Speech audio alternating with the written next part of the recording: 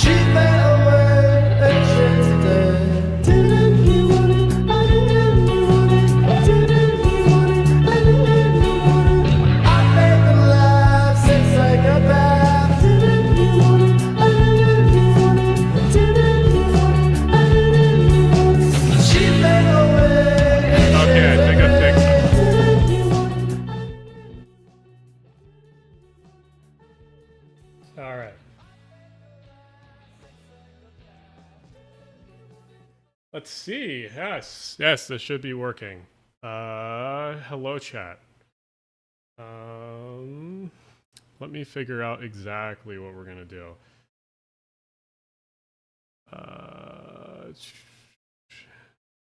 Need to also put this in a different monitor. Yes, we are trying out this horrid drink. Because I saw it sitting in the liquor store, and I was like, I can't not pick that up because it's gonna either be like terrible or really good. So we're gonna try it. Oh no, why did my move this to the other monitor? Oop. See, streaming is the only time.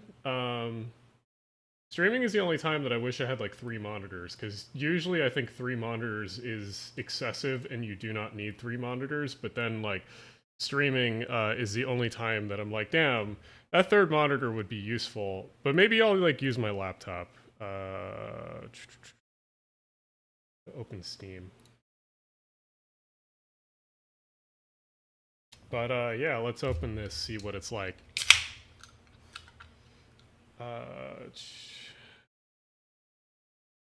I will probably get some friends on later if they want to join me. I need to actually message them. Hello, Cup of Coffee Productions. This is not bad. It's weird. It's weird. It's like twisted tea, but there's a hint of coffee. Wrote a PCC today. Pretty based. Yes, PCCs are good. They are friend-shaped. They are the most friend-shaped machines, or one of the most friend-shaped machines.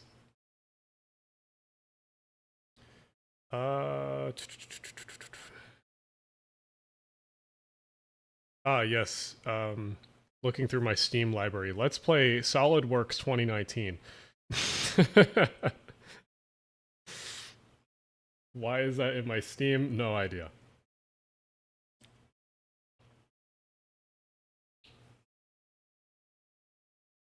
Let's see. Alan is the most Southie man in Philly tonight. Yes. I do have some. Actually, I think I have some other Boston related brewery stuff actually in the fridge that I'll get later. So yeah. Top of UP North for any Chicagoans. Was I on the North or Northwest line last time I visited? Whatever the one is that goes to the town that's closest to IRM. Rode a K car. Yeah, K cars are cool. SEPTA drivers are wild, and they make the Boston Green Line look like a bitch.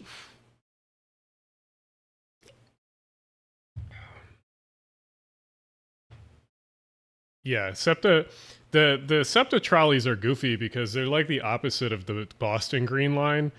Like, they will tailgate cars with a trolley. Like, it's impressive.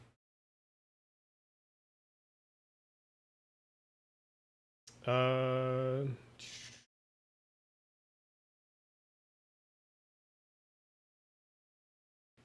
to catch up with let's see. Dane, chill. San Diego, whatever. It's like, unless you're actively on a planning board, people send me like stuff all the time. I can't respond to it all. Like, I'd love to, but like, I can't actively talk about everything. I would wish that I could talk about everything.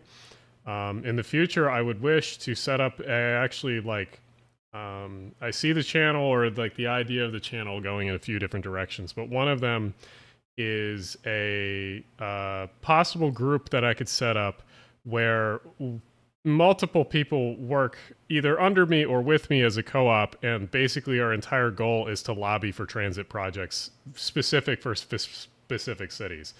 But what was it? Yeah, no, I get tons of things like, hey, can you talk about this? Or hey, can you mention this project? Or hey, can you blah, blah, blah. And I just can't do that. I don't have enough time. I get, I wish I could catch up on things. Yes, the NJT Pride flag and the new SEPTA. Those are the new SEPTA things that are being worked on. But yeah, no, in the future, I would like to. I don't know. I see the channel going in a few directions, but one of those is definitely I open up some sort of collective or of some sort, or some kind of like, at least a physical in-person thing, where say it's like I don't know exactly what I would call it, but it would be like the armchair urbanist or like the urbanist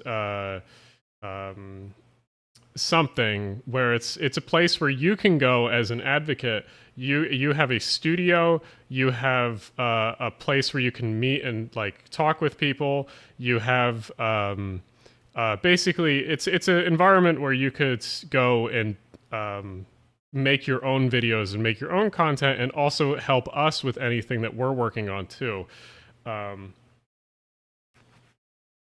It would also have a model train club, of course. That's part of it. You have to. Greetings from Orlando, Florida. I miss NJT and SEPTA when I lived in New Jersey. Even Patco is nicer than anything we have down here. The only things that like is good with Florida is Miami. Miami actually has some pretty half-decent stuff.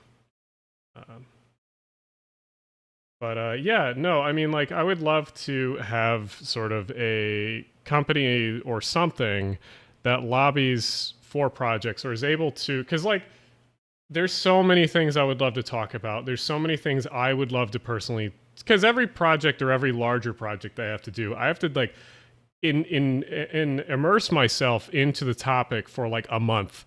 And then, like, in that month, film and do all the things related. So it's like, that's part of the reason why the videos take a while or take longer than they should to come out, is because, like, I like to, the hard part about urbanist stuff is that to get people to pay attention to this stuff, because most of it is pretty boring, at least to the average person, you have to make it entertaining, and that's, like, not easy.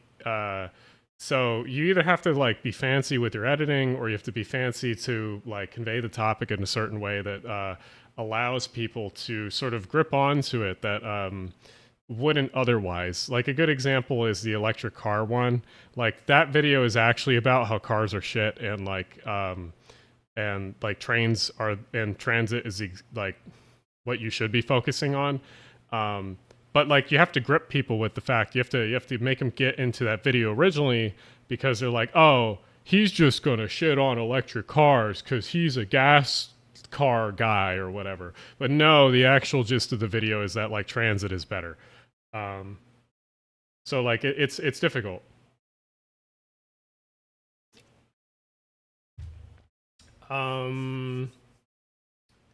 Yeah, once Brightline starts doing their Orlando extension, or when they re-announce when it's going to start, I will probably plan a trip to Florida.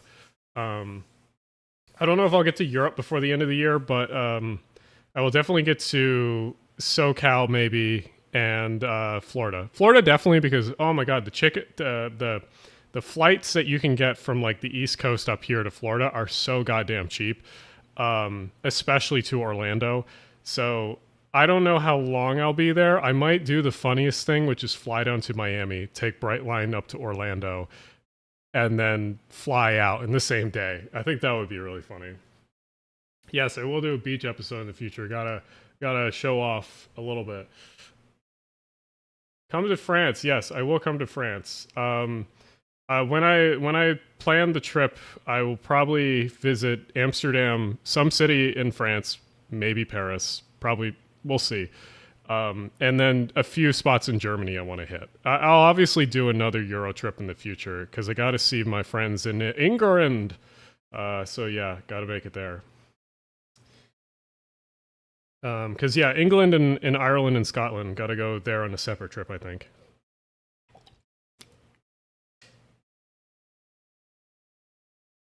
Yeah, are you aware the PNBR event in Philly today? I assume that's the furry festival. Because the only things I was aware of was the nude bike ride. Have you seen the recent the Urbanity video? Yes, we could actually watch it on the stream because I think it's very good. I also think it's a little controversial, and it obviously is poking at someone. If you haven't seen it, yeah, the Philly naked bike ride. Yep, that I was going to the gym and I saw them all go by.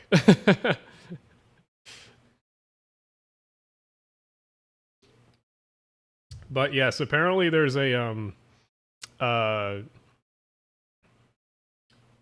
yes, Dunkin'. This is what I found at the liquor store, so I had to try it. It's so far so good. It's definitely not the twisted. I would choose like a different. There's like a sea aisle one that I would choose. It's like Jersey Shore something something twisted tea, which is funny because it's Jersey Shore, Pennsylvania, not Jersey Shore, Jersey Shore.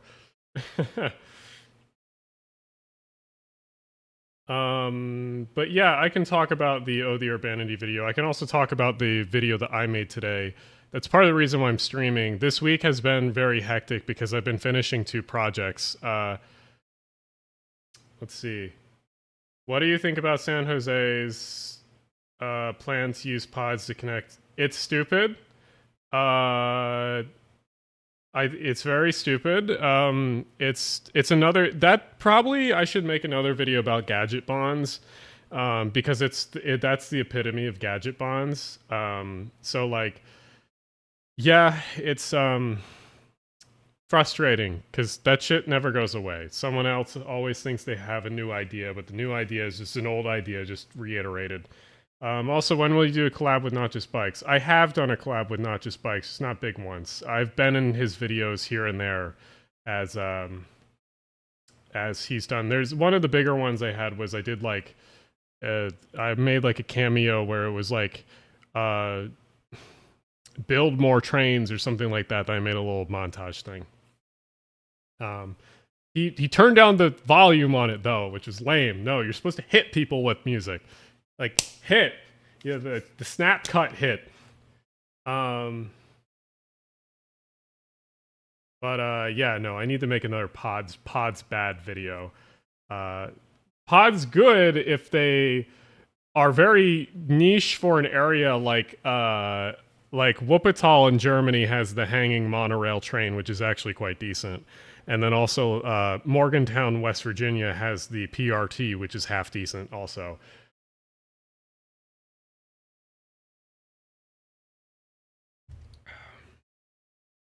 Let's see. Any update on the GCL? Yeah, every time I go home to visit my parents, I film some more stuff around there, and I actually know some of the council members for Glassboro, and I need to do an interview with them, and I need to do an interview with a few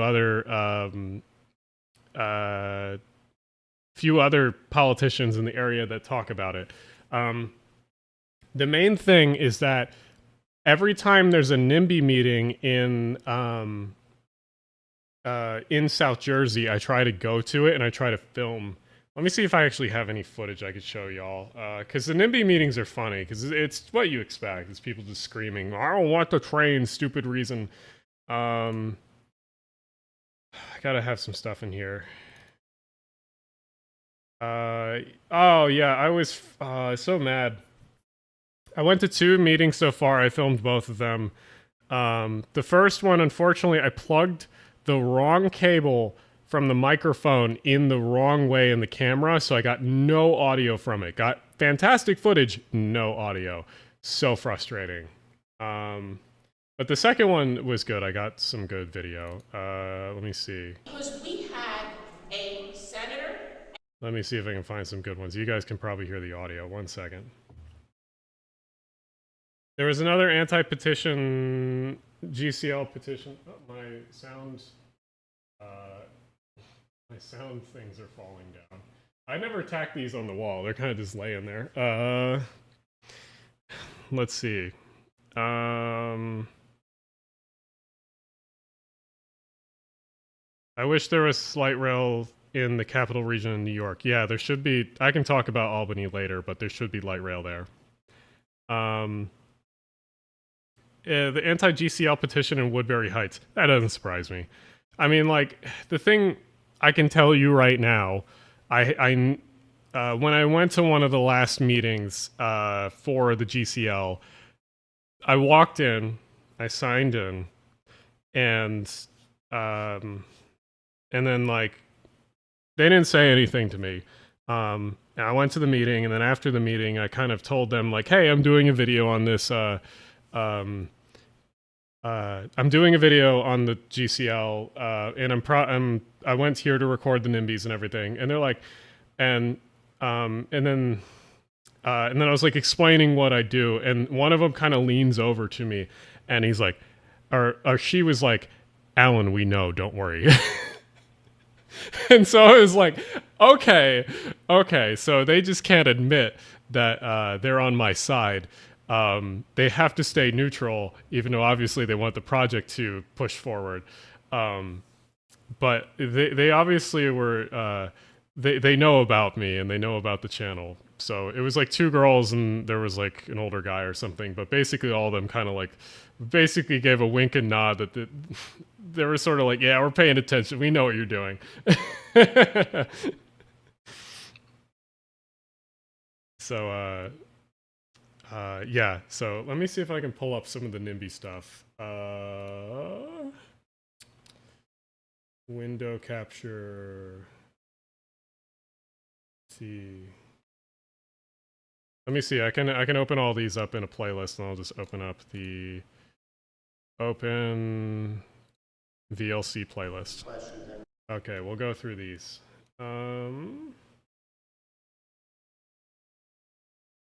Let's see. Can I wait? Cancel VLC. There we go. Okay. Auto enthusiasts, yes.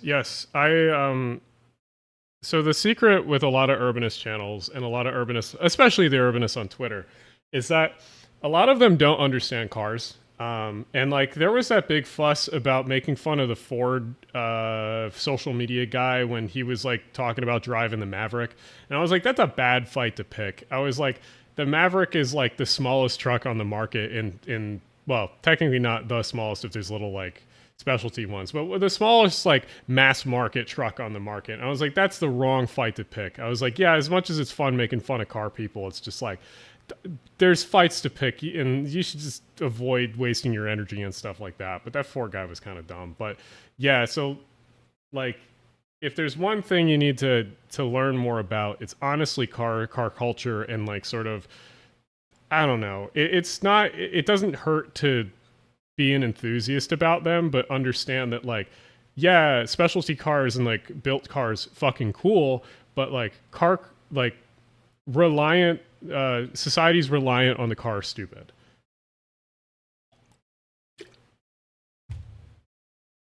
Let's see, can y'all? No, y'all cannot see that. All right, let me switch to monitor capture. Get rid of that. Remove. Okay, add. Monitor capture. Display capture. There we go. Okay. All right. Let's see. Local meeting. Someone asked about surfliner electrification. Oop. Let's see. Planner said we aren't allowed to talk about that. There's a weird thing going on in California right now. Something weird is going on in California because I think the rail industry in California, or at least Caltrans or something, is being astroturfed by hydrogen people because like they seemingly don't want to do electrification and will like resort to talking about hydrogen. And that has happened with multiple projects in California so far, and I don't know what the fuck's up with that, but I think someone is lobbying or astroturfing the rail industry, or at least the passenger rail or Caltrans or something in California, because there's been multiple projects that have sort of poo-pooed electrification for hydrogen stuff. Frustrating.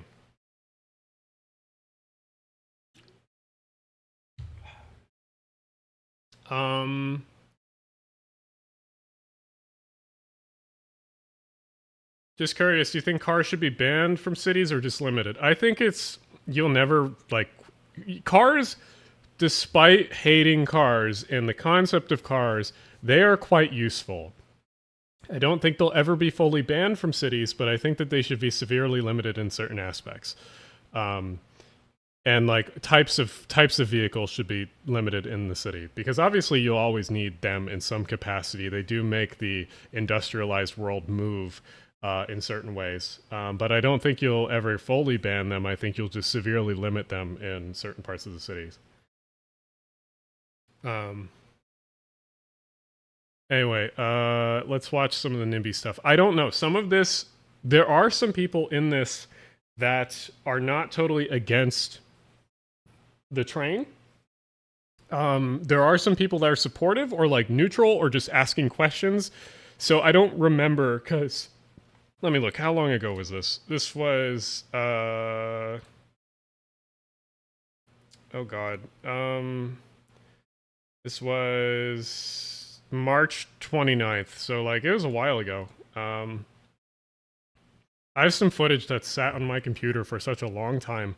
And has not seen the light of day for a long time. Also, Alex Davis, Jeremy Zorek, and someone else were with me when we went to this meeting. But yeah, this is in like a elementary school or something.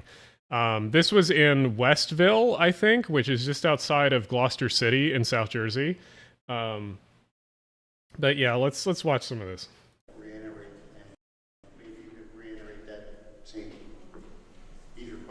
I'm trying to turn it up. So, since the release of the environmental impact study in 2021, has anything changed as it relates to Westville specifically? And more specifically, the location of the station and parking lot at Crown Point? Okay, I'm starting to remember. This guy talking here is actually the mayor of Westville. He actually... I talked to him after the meeting. He was not against the train, but he had to act like he was like a stern mayor, like for his citizens that like were probably bitching and annoying about it. So like he got some kudos from like the people that were bitching and annoyed about it, but he personally does not mind the train, nor does he think it's a bad idea. He's just up there acting like, I'm here to ask questions. We need to get to the bottom of this. But actually, he was fine with it. Because, like, you'll see. So this guy was fine. I mean, that's politics. You have to play both sides. You have to look like you're doing things for certain people while you have a certain agenda, obviously. It's politics. I would rather him be sort of skirting the NIMBY and like NIMBYs and making them sort of happy while actually doing the right thing. So I don't mind that. Let's go to the next one. It's still him. Again, I'm not 100% because I wasn't reading your PowerPoint, but do you have known contaminated sites that you have to investigate? There are 3 sites identified. And Okay. So this woman, she is talking about railroad ties and sort of the right of way that the train's going to use is the old Pennsylvania Reading Seashore line that runs from Camden to Vineland, but it's only going to use the Camden to Glassboro section of that, which is about half of the way.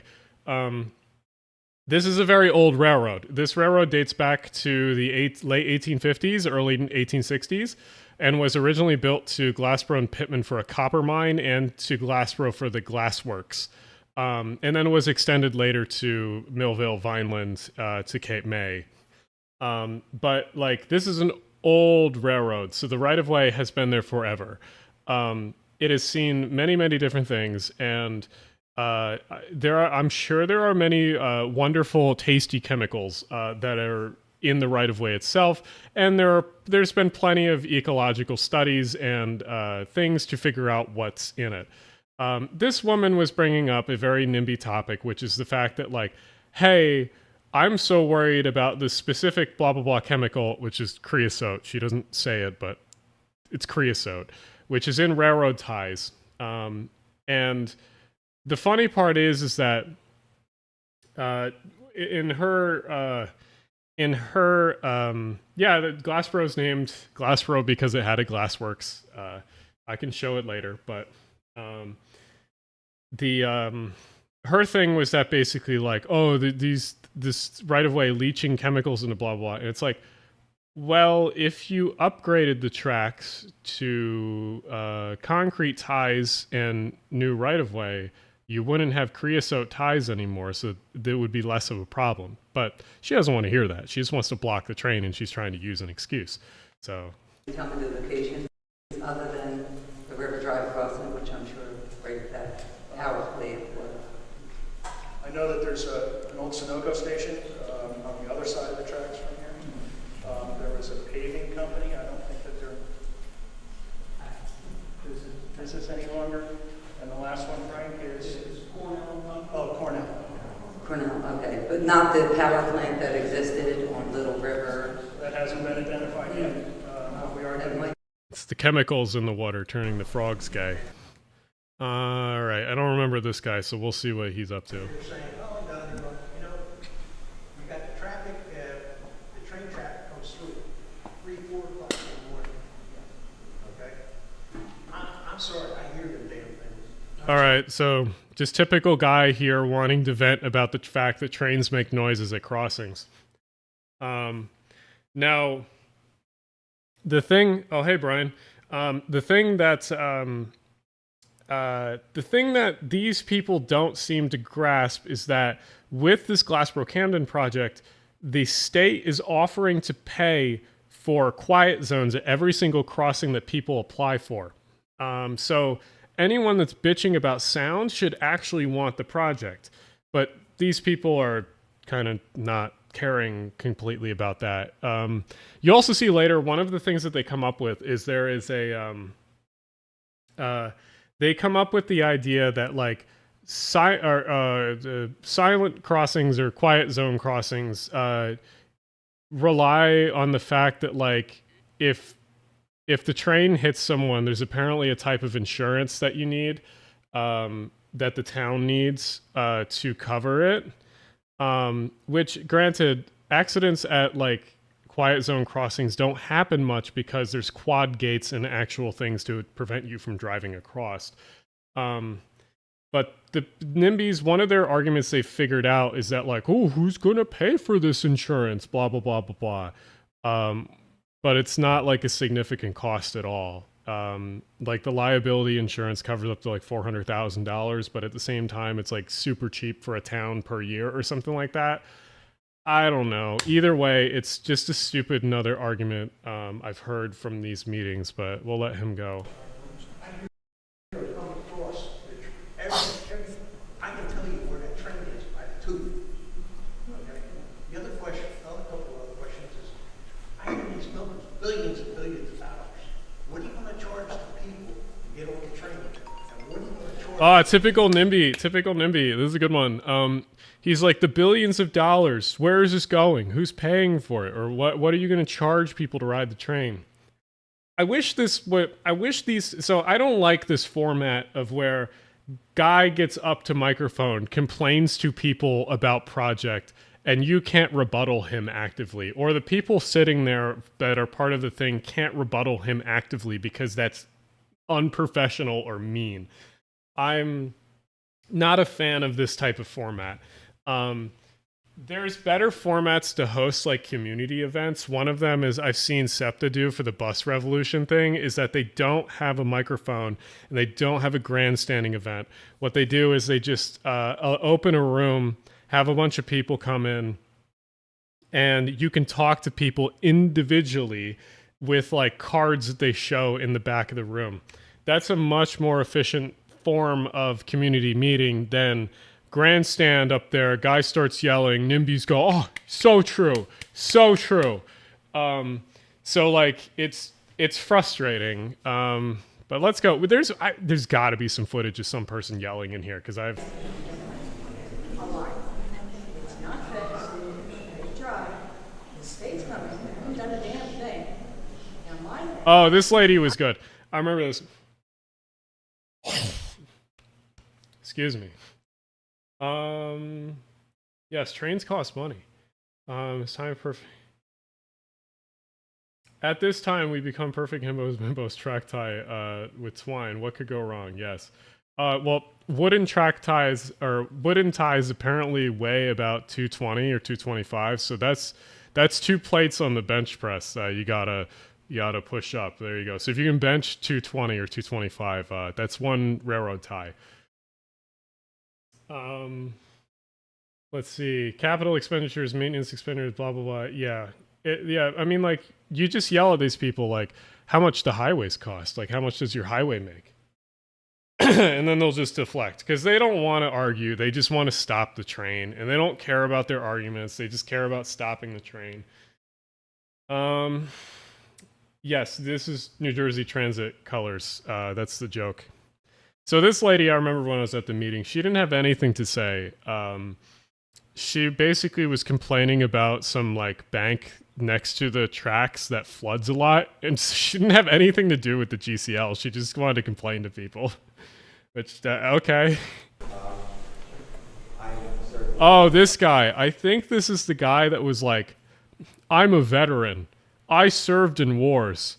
You should respect us. Don't build the train. Or that's essentially what he was saying, which is the most bizarre fucking thing.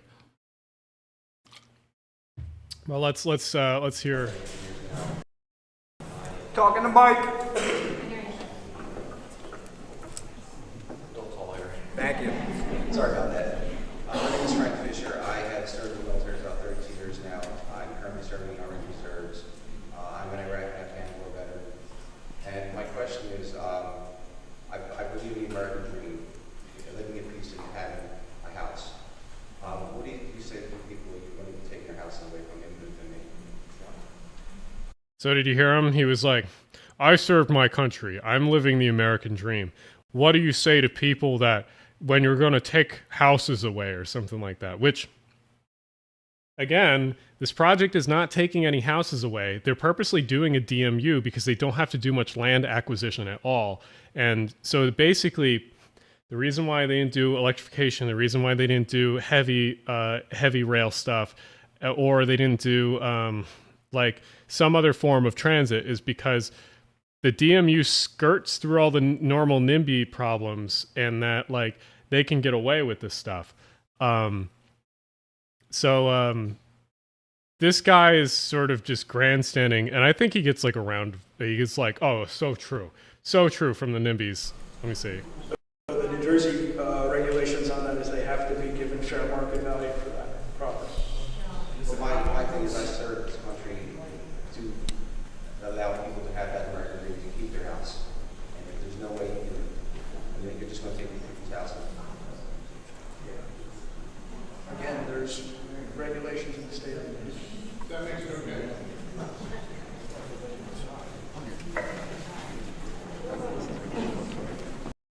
I guess I didn't get. Or wait, maybe I yeah, this is the second clip of him, but he was basically like, yeah, I served my country. How can you do this to us, or something like that? So he's just like stupid guilt shit. Like, come on. We're looking at a number of options, so that is correct. Airlines subsidize during their operation. So we're looking at every opportunity we can at this point to get federal funding, grant funding for the actual construction of that project.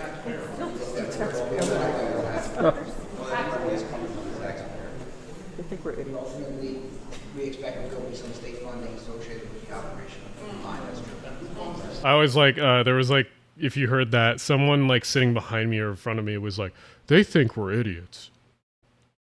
I do, but like, let's see. Chat, I'll catch up. Latch on stories about creosote ties from plants and use them to make pre-EPA era. Yeah, I eat, no, if you eat creosote, by the time you die, you will live forever because you will be preserved.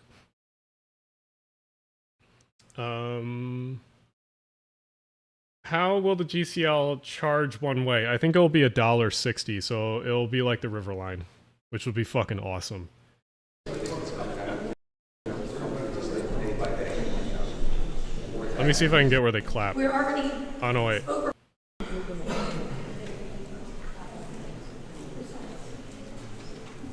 They did clap for him. I don't know where the fuck it is, but they did. All right. I'm Cheryl. I work for Gloucester County EMS.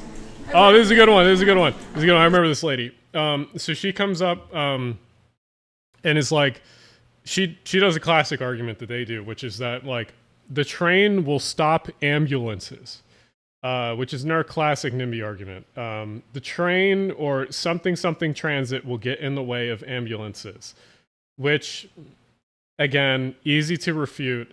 If more people are on the train, less people are driving, meaning the ambulance can actually go faster usually. And these are like short DMU trains. They're going to take up a crossing for like 30 seconds. Yeah, so. I know the impact on just a Conrail system going. Now you're saying So again, another thing you heard there. So this line is owned by Conrail Shared Assets. So she just said, I know how the Conrail trains. Again, a lot of the NIMBYs don't understand that these are really short DMU, like 80-foot long DMU trains. They don't understand that like it's not a long freight train. And even then, the freight trains that use this line are only like 20 or 30 cars long. Like they're not that long. They have like two GP38s and then they're going to be like 25, 30 cars long. Like they're not that long. So like, yeah, I get waiting a train crossing, boo-hoo, but like... 15 minutes. That's every 15 minutes per train. So that means every 7.5 minutes, those things are going to go down. That is going to make an impact on our EMS service. My favorite thing with like the NIMBYs is like they're always going to be like, there's going to be a train every 15 minutes. That's fucking terrible or something like that. It's like, no, I would love a train every 15 minutes. You know how much that fucking rocks? Like they always say like it's a terrible thing. I'm like, no, that's fantastic. We're overburdened with people coming on buses with drug overdoses and everything, and for layman's term, wackadoodles who come into our areas, and then our EMS system has to deal with it. Oh, here you go. Here you go. Those people are going to come into our neighborhood. Yes, it's classic. Hospital systems have to do it. Now, you're saying every 7.5 minutes those things are going to go down, which means we only have maybe 10 minutes at the most to get through these. Time is brain. Time is hard. You know. So let me show you some real quick. Let me show you some real quick. Let me pull up Google Maps. So part of my frustration, which the NIMBYs are kind of right about, is that like this line used to be more grade separated than it is now. It used to be, hold on. This used to be a lot more grade separated than it currently is. Hold on. Let's see, where's the browser? There we go. Okay. So this right of way. Let's see. Ambulances get stuck at a different real issue, but proper freight train line, especially a single track. Yes. No, it's definitely not like a non-issue, but it's definitely not like a massive issue. Like a lot of them overblow it. So anyway, what we're talking about is in Camden here, which is outside of Philadelphia. Here's Philly over here. In Camden, you have the River Line, which let's turn on transit. Okay, it's not going to show the River Line. Very cool. Show Patco though. So the River Line is this surface one that kind of street runs / goes next to street right of ways. It's kind of like a light rail mixed. It's an interurban. The best way to describe it, it's an interurban, but it uses DMUs. So what they want to do is they want to make the terminus here probably, and they want to run a line out in this direction, and then basically parallel Patco for a bit. Because if you look at Patco, there's your 2 Patco tracks here, and then there's a 3rd track that's the Conrail shared assets. So it would join up here. I heard that it would probably run down Haddon Ave here and have an elevated section, and have like a station for the hospital here. It would run out of here and it would follow this line, which for the most part is grade separated going out of Camden. Like you can see, pretty typical American grade separation. But if you go this way, you start hitting more grade crossings.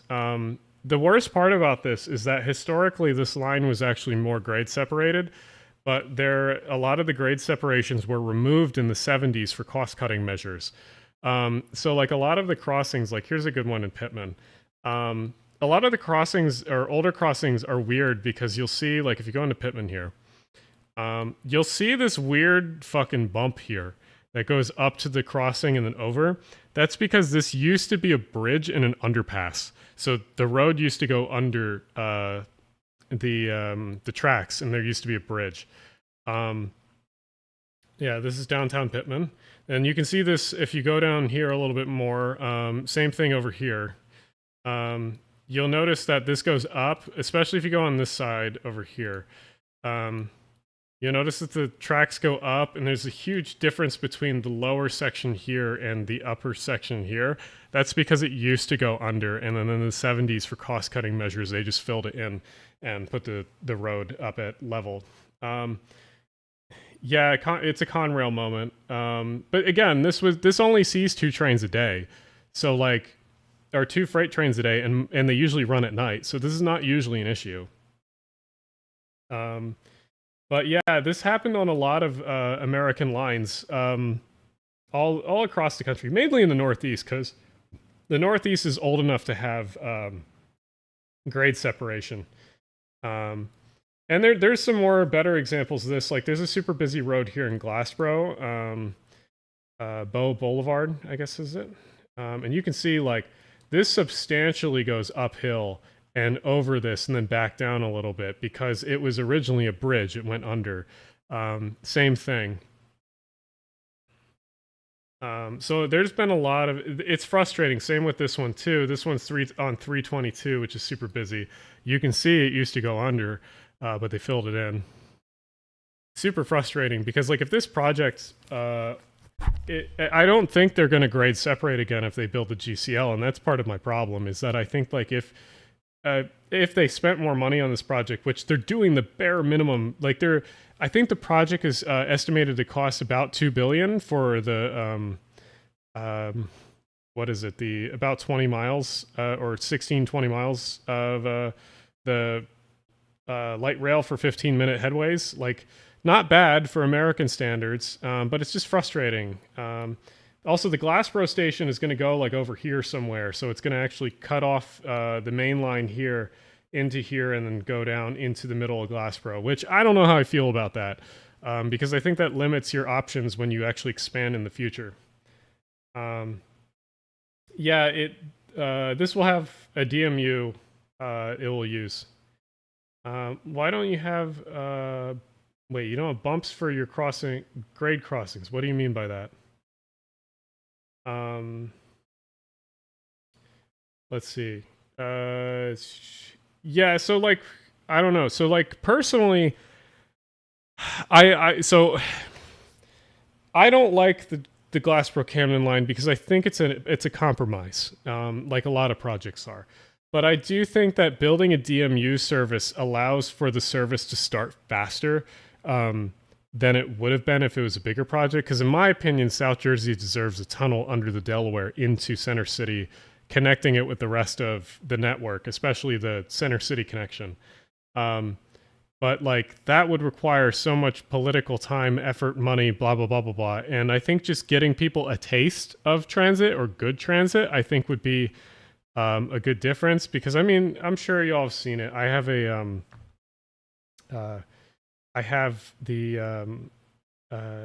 old picture of Patco, and the old picture. Let me pull it up.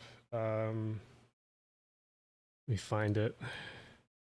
It was in the Patco video. Excuse me. Let's see. Historic photos. Here it is.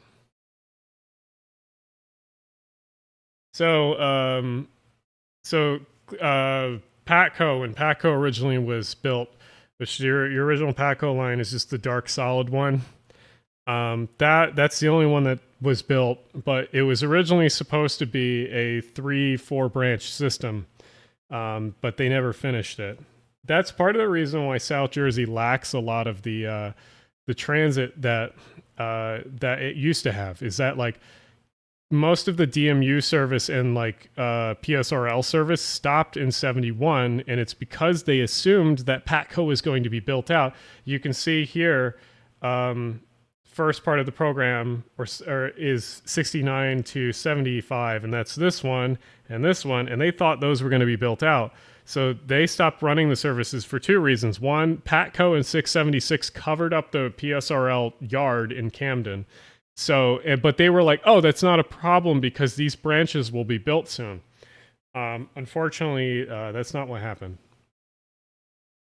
But I mean, like, if we really wanted a better project, we'd run Patco down these right-of-ways where the Glassboro-Camden line's supposed to go. But that would make NIMBYs turbo mad because you have big-ass viaducts and big-ass, like, construction equipment, and it's not just a quiet, small, timid DMU.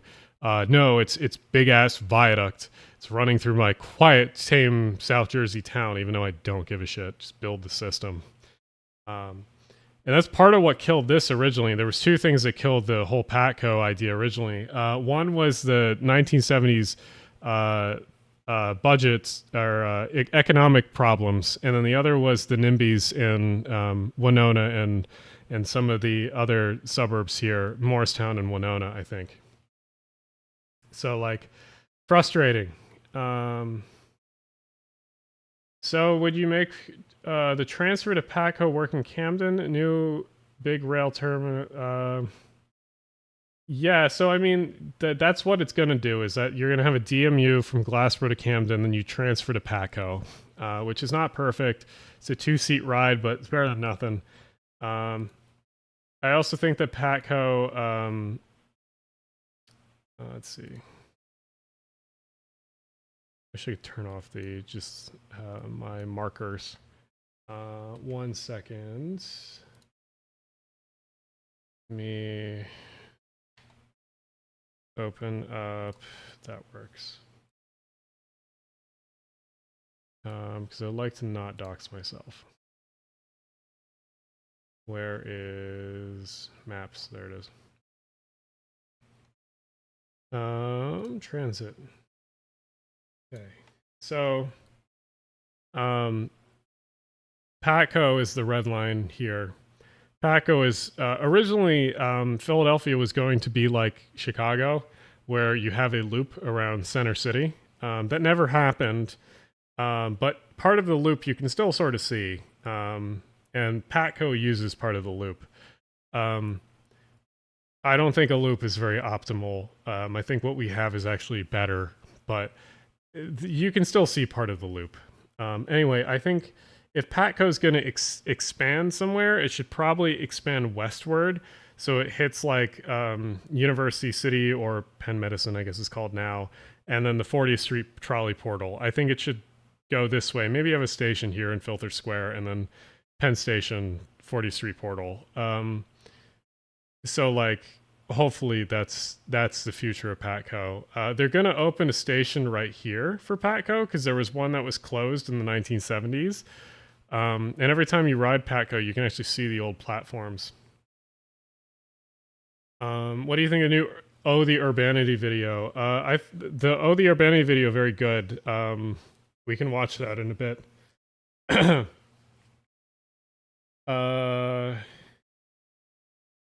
Did you know you can add old maps to raster on Google Earth? I mean, you can also go to Open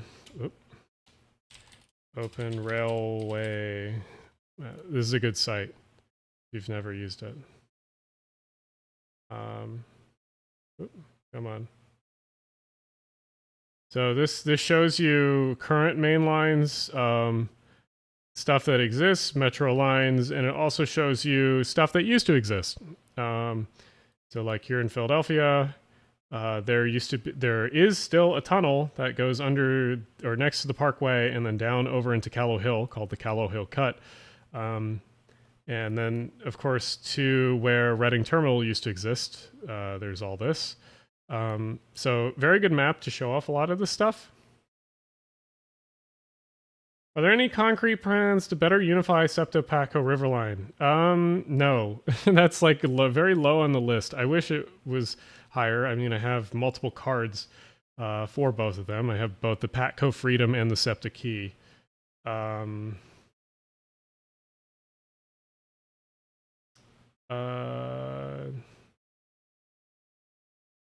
I mean, I think Patco should just go west. It's so the reason why. Let's go back.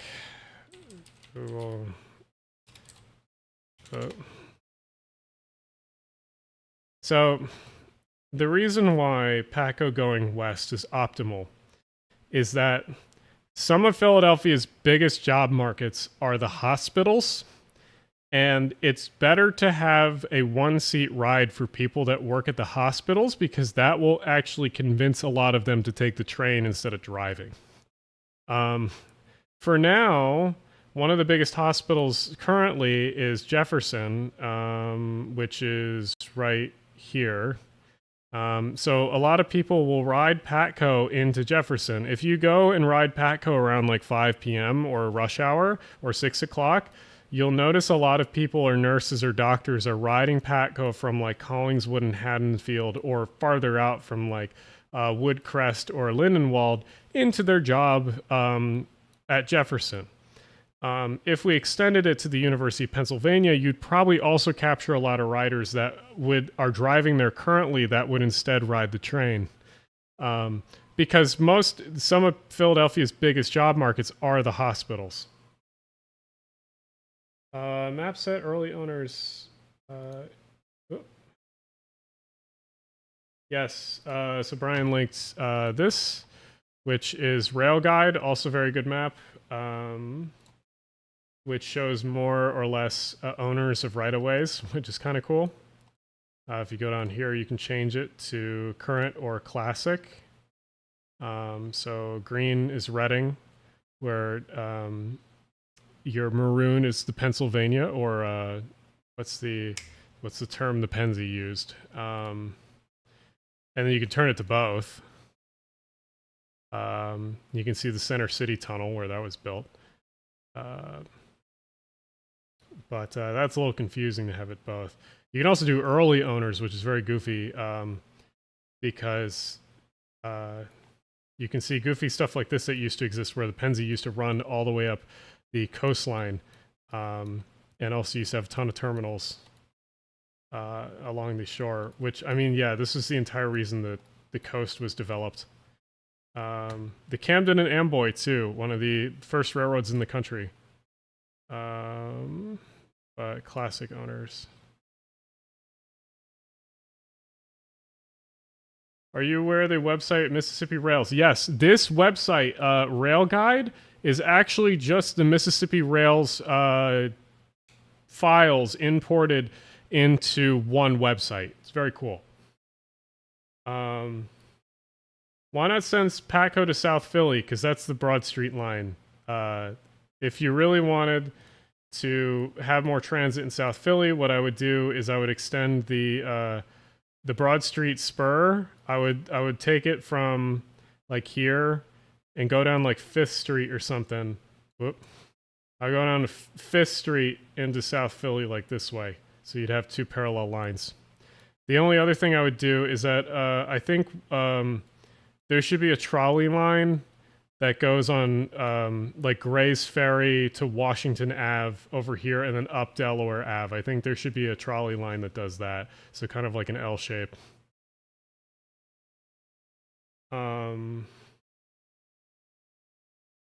I was on the Mattapan line today. Operator yelled at me for filming out the back. Yeah, I mean, it all depends on the operator. Some operators are really happy that people actually give a shit about like what they do, and then others are like, others are like, I don't want to give a fuck about these people. It all depends. I am, let's see. I'm gonna run to the bathroom real quick and get another drink, so I will be right back. Otherwise, sit tight. Yes, I will. Let's see. I'll be right back. All right, be right back.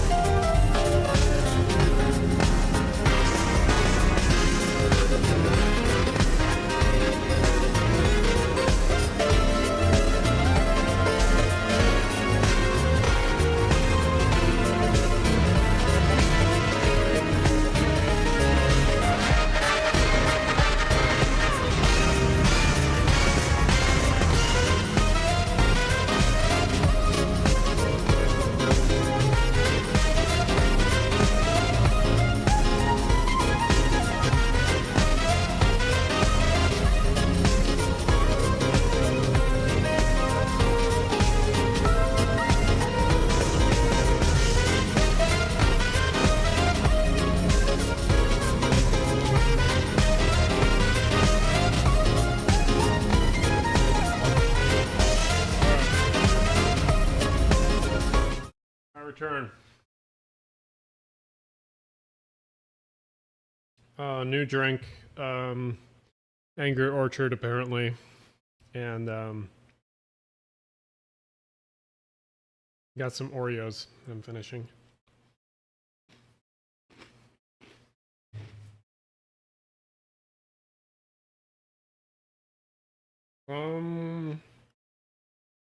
Let's see.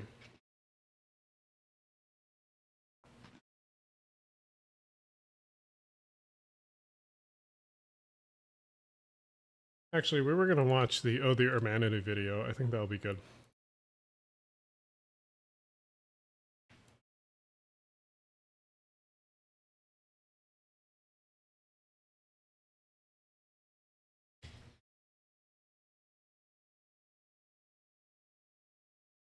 Yes, Oreos with a Hangry Orchard. I didn't see the RM Transit video, but I can watch that.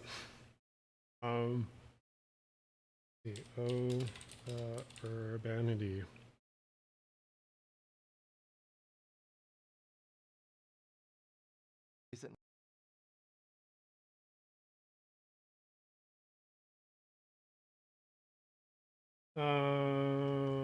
Let's see. Hold on, I gotta sneeze real quick. Where's the...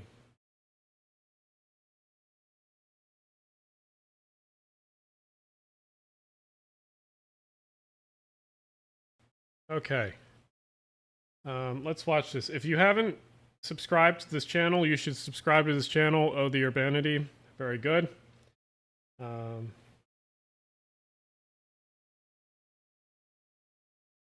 Someone's sending me a beer garden that opened up. I will have to bookmark that. Excuse me. Oh my god. Okay. Yeah, let's watch this. We visited the Netherlands recently and had a lot of fun. It's a cool country that lines up well with our interests in cycling and urbanism. And if you regularly watch our channel, you'd probably enjoy visiting too. But while we took home some lessons and inspiration, we did not return home completely depressed about where we live and desperate to uproot and move to the Netherlands. Normally, this is not surprising. People don't usually come back from vacation and plan a move. But there's an increasing sentiment within the urbanist space that North America is doomed or beyond repair. It's not doomed, don't worry, it's not doomed, you're fine. It's getting better. There are certain places that do suck, but it's getting better. It's getting better everywhere, surprisingly. This video talks a little bit about that, which I do like. And the only way to live a happy life is to abandon this crumbling continent and move to Europe. Ideally somewhere like so true. Amsterdam with better cycling infrastructure. This perspective ignores the real progress happening in our cities. I fucking love Go Transit. They will run a fucking 20-car long consist with like one MP36 or whatever the fuck, and just like pushing this shit, and it'll be like 3 trains a day, but 20-car consist. Go Transit is insane. I'm glad it's changing, but it's so fucking funny to watch. This perspective ignores the real progress happening in our cities, as well as the complex realities of what makes people happy, and how they choose where to live. In this video, we're going to explain why we're happily staying in North America instead of moving to Europe. First of all, we just like where we live. Yes, I like where I live too. Go Birds. Despite being in North America, we live in a walkable neighborhood where all of our daily needs are close by. We have lots of nice, quiet streets that are a joy to walk down. We have access to a reliable rapid transit network. Not gonna lie, not a fan of Oh the Urbanity. Look, they're definitely not for everyone. They're more structured and proper and thought out and can be difficult to listen to. But in my opinion, they're one of the best resources for urban planning content, like on YouTube, on the internet. They do so much research, they put so much effort into these videos, and they take a very neutral approach to how they do things. They don't just outright make fun of things. They don't outright say that like, hey, this shit sucks. Netherlands. No, they say like, hey, here's the good and bad. Things are nuanced. Like, they do something which is more difficult than just saying like, wow, think bad. Which I agree, many things are bad, and I like shitting on things, Metra. But like, there's more nuance to things usually. So like, their channel is very good at that. Work with good coverage of the central city, with a new regional metro system that's bringing modern, automated trains deep into the suburbs, too. We have vibrant pedestrian streets that are packed with streetscaping, shades, seats, activities, art, and public performances, which makes them great destinations to hang out or spend time with friends, on top of just taking a stroll or grabbing some food and sitting out on a terrace. We get to... So like, you're talking about City Nerd. City Nerd is not for everyone. He has very dry humor. I like the dry humor. Once you figure it out, he's pretty good. But yeah, it takes a little bit to get into his humor. it's definitely not as I like to make my videos a bit more faster paced. His videos are a bit slower paced. But I have ADHD. Most people don't. So I think that, like, yeah, he has content not for everyone. I have content not for everyone. Kind of goes how it goes. But I like both Oh the Urbanity and City Nerd. To enjoy a good variety and concentration of parks, whether we want to have a picnic, bike around, or get away from everyone in the woods. We have a good community of friends and like-minded people here. Oh, wait. So this is the this was one of the meetups. Unfortunately, I couldn't go to this. I wanted to go to this. My passport was being renewed, so unfortunately I couldn't be there. But somewhere in this shot is City Nerd, Urban Caffeine, if you know who she is. She's great. Go. We'll watch one of her videos in a bit. And then this is an urbanist group. They're kind of cool. And About Here, or the Vancouver guy, I'm forgetting his channel name. Very good videos. So yeah, but I couldn't go here because my passport was getting renewed because it took a while. Family isn't too far away. We're well located to... City Nerds cadence takes a little bit. Yeah, About Here, very good channel. We can watch one of his later if we want. City Nerd good, but just takes a little bit to get used to, he takes a little bit to get used to. Wow, that looks like Place South Philly. You could, good Volvo too. What is that, a Volvo 245? Very good Volvo. To visit other cities and for people we know to visit us. The bike infrastructure here definitely has its gaps, but it's good enough at this point that it meets probably 85% of our needs. Yeah, like this bike lane here, fantastic for North American standards. Yeah, it's not the circle jerk red bike lanes you see in the Netherlands, but like for the most part, you're fine. This is fine. Like you're not going to get the anal atacity that's like attained by Amsterdam. Like you don't need that. Like a lot of people are like, oh, it needs to be perfect, blah blah blah. I was like, no. Like I like doing stupid shit on my bike. Like the bike lanes don't need to be perfect. And yeah, there's plenty of people riding here too. It's just, I don't know. This video is We good. often take trains to other cities, and while we wish they were faster and more reliable, they work well enough to 40 and LRCs. beat renting a car much of the time.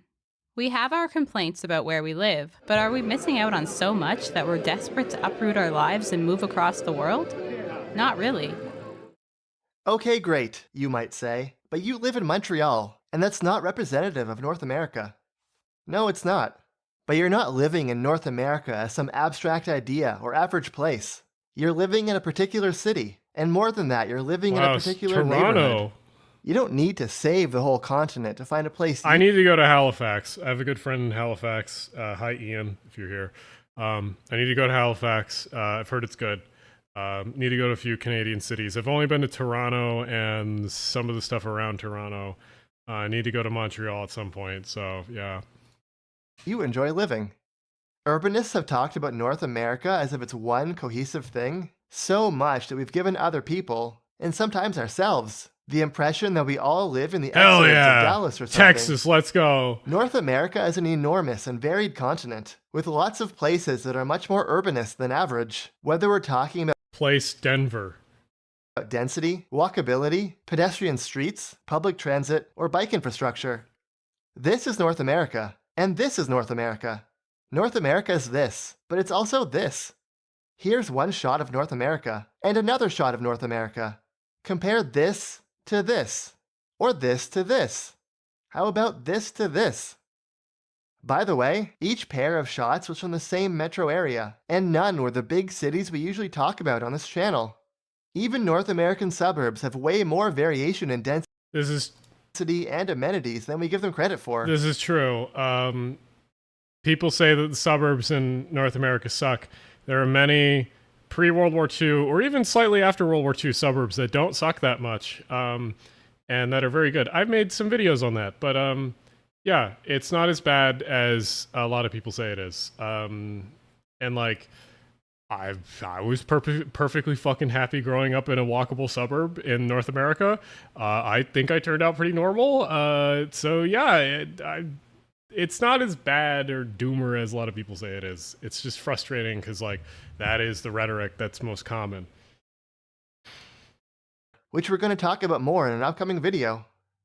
One great illustration of differences between cities is a study of car speeds as a metric. Have you seen some videos on Carmel, Indiana? Excuse me. Yeah, it's fine. Outside of the very small patch that's been redeveloped, it's pretty much your standard American suburb. It's just only the downtown area that's kind of been redone. I think it can get better, but like it's definitely not. It's not the thing. It's not the thing I would use for a good suburb.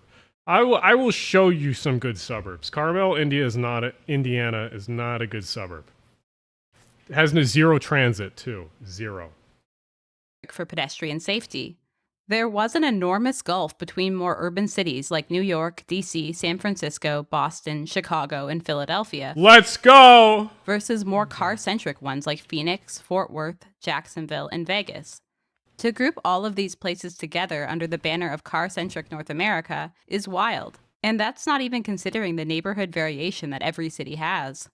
Overall, if you look at all the metrics urbanists care about, what's hardest to find in North America isn't density, transit, or walkability, it's urban cycling culture and infrastructure. Debatable. It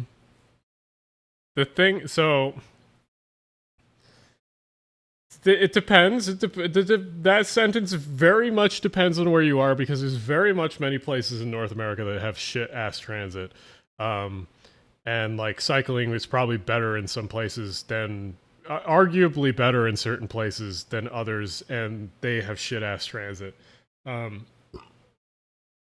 I think there's many southern Sunbelt cities that have better cycling than they do transit. Charleston, Most cities, even small ones, have inherited at least a few fundamentally walkable neighborhoods, and public transit in larger centers is often nothing to scoff at. Vancouver was an early adopter of high-frequency driverless trains. Goofy trains. I will never get off the fact that they are linear induction motors. Just build normal fucking trains. Whatever. Like, I guess, sure.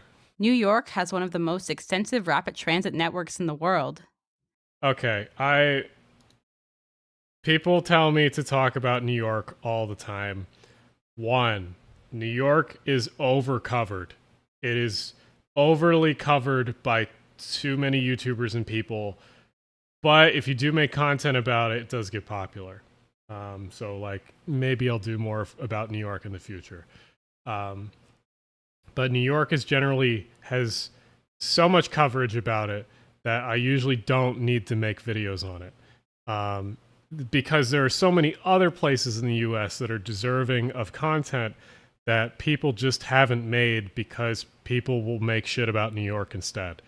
And they'll make a video about the Hudson River tunnels, but use the Grand Central tunnels as stock footage because cheddar. Have you heard of cul-de-sac in Tempe, Arizona? First car-free walkable community in Arizona. Yes. I have heard of it. I do need to... Yes, at least the Vancouver train works, unlike the Scarborough train in Toronto, which kaboomed itself and is being replaced, apparently. Networks in the world. But cycling for transportation? That's something most cities have only recently started to almost take seriously, and the results have been uneven.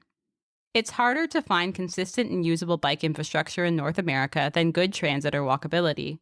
For example, transit service in Toronto's suburban neighborhoods is way so wild that these trains were built in like 2000.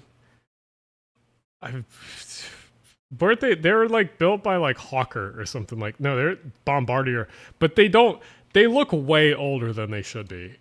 Way better than the bike infrastructure. For whatever reason, online urbanism, and we obviously include ourselves in this, is very focused on cycling. That's going to give a more negative picture of North America and a bigger gap with the Netherlands. If you're looking for transit or walkability... Yeah, these trains were built... Hold up. I love Toronto. I think it's a decent place. I think it has a lot of problems, but like, these trains were built in 2001 to 2003. That, I would have guessed like fucking like 1970s. Bombardier, what are you doing? Like, if you're looking for transit or walkability, you're going to have an easier time.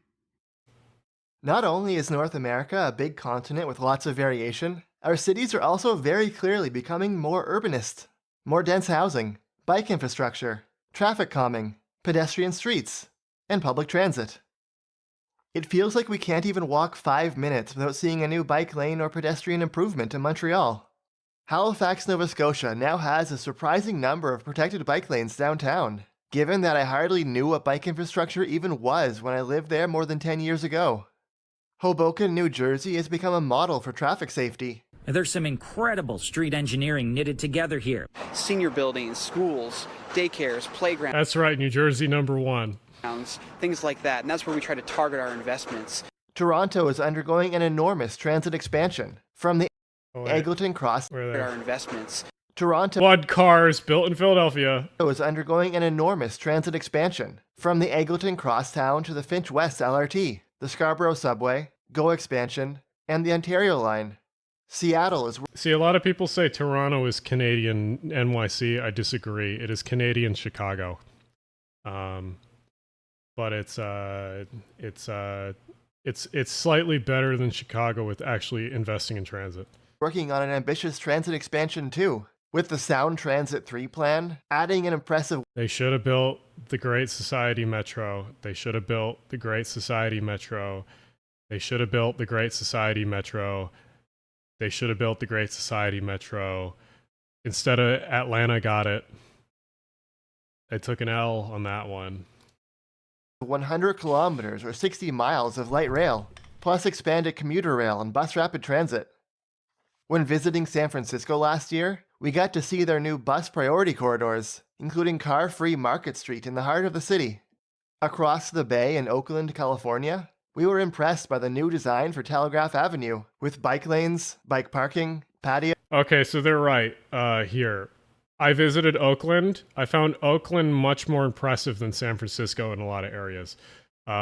Oakland and a lot of the stuff on the other side of the Bay Area are much more interesting than the San Francisco side or the Silicon Valley side. Yeah, I found Oakland and what's the swole mayor city? Emeryville. Emeryville, very cool. There's a lot going on over there. Yeah, definitely. I don't know. If San Francisco didn't have the amount of transit it has, that side of the bay would be more interesting to me. Better bus stops, better visibility at intersections, and fewer car lanes. These changes are quick build, using plastic bollards instead of pouring concrete, so they're not perfect. But if you compare the before and after shots, or just walk around the street, it's obviously a massive improvement. We need to emphasize that so much of this stuff just wasn't on most people's radars 20 years ago, 10 years ago, even 5 years ago in a lot of cases. But these... This is very true. If you... if you think 5 years ago, so 5 years ago was 2018, that's roughly when I started doing these videos. There was like 2 people online that were talking about this stuff.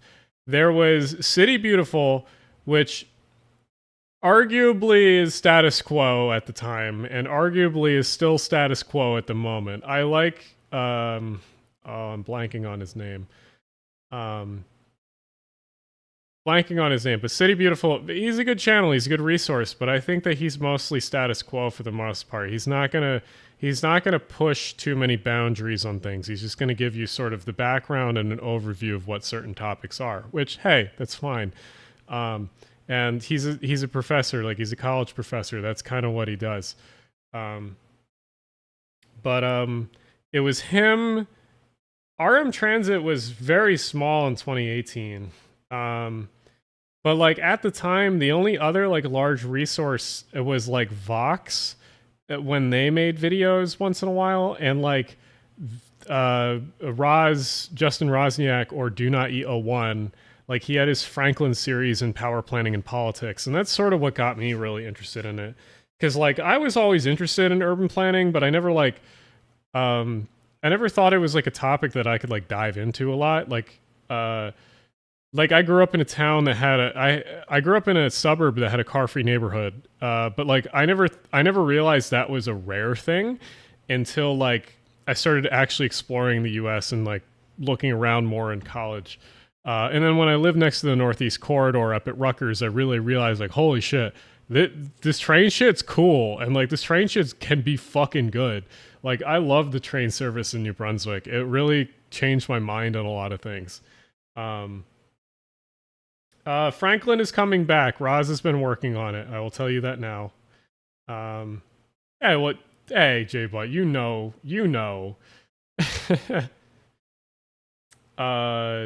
No, I like San Francisco. I just hate the NIMBYs. I like San Francisco a lot. I'm going to make the BART video eventually. Like, where is it? The BART, that's a piece of BART right there. I like BART.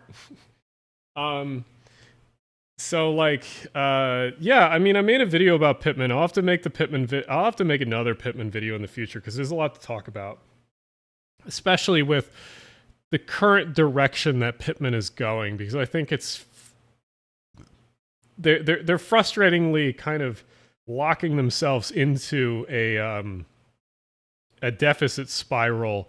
It's a very slow spiral, but I think they're not building more. They're not building more houses, and I think that's the problem. Let's see. Yeah, no, Oakland's definitely gotten a lot better. What do you think kids should learn more about the importance of? They should just learn history. Like, just teach kids history and teach them, like, hey, this shit has not been the same for forever. Like, your freeways were only built in the 60s and 70s. Like, before that, these cities were way different. Just show them before and after, like, satellite footage stuff. Just show them, like, hey, what's the government programs that got this shit built? Like, that's the annoying part about American history in, like, high school, is, like, they teach, like, Revolutionary War, they teach, like, Civil War, they teach some of the stuff in between, like, Civil War and World War I and World War II-ish. But, like, after World War II, the only thing that usually gets talked about is the social rights or civil rights movement, and maybe some of the feminist issues and stuff like that. But like that, you never get like a history of like, hey, this is like the Great Society Act that LBJ did. Like, you have to take some of the more advanced courses to actually talk about that kind of stuff. Or this is what Eisenhower wanted because he learned from World War II that he wanted highways or something like that. Like, they never talk about this stuff. Or they never talk about the GI Bill, or if they do, it's just a footnote in like a chapter, which so incredibly important stuff that like shapes everyone's lives every single day. Those things don't get talked about much, but the Civil War and like the Revolutionary War, both very important, but like, come on, talk about shit that's actually like relevant to someone every day, especially stuff that's like, say you grew up in like,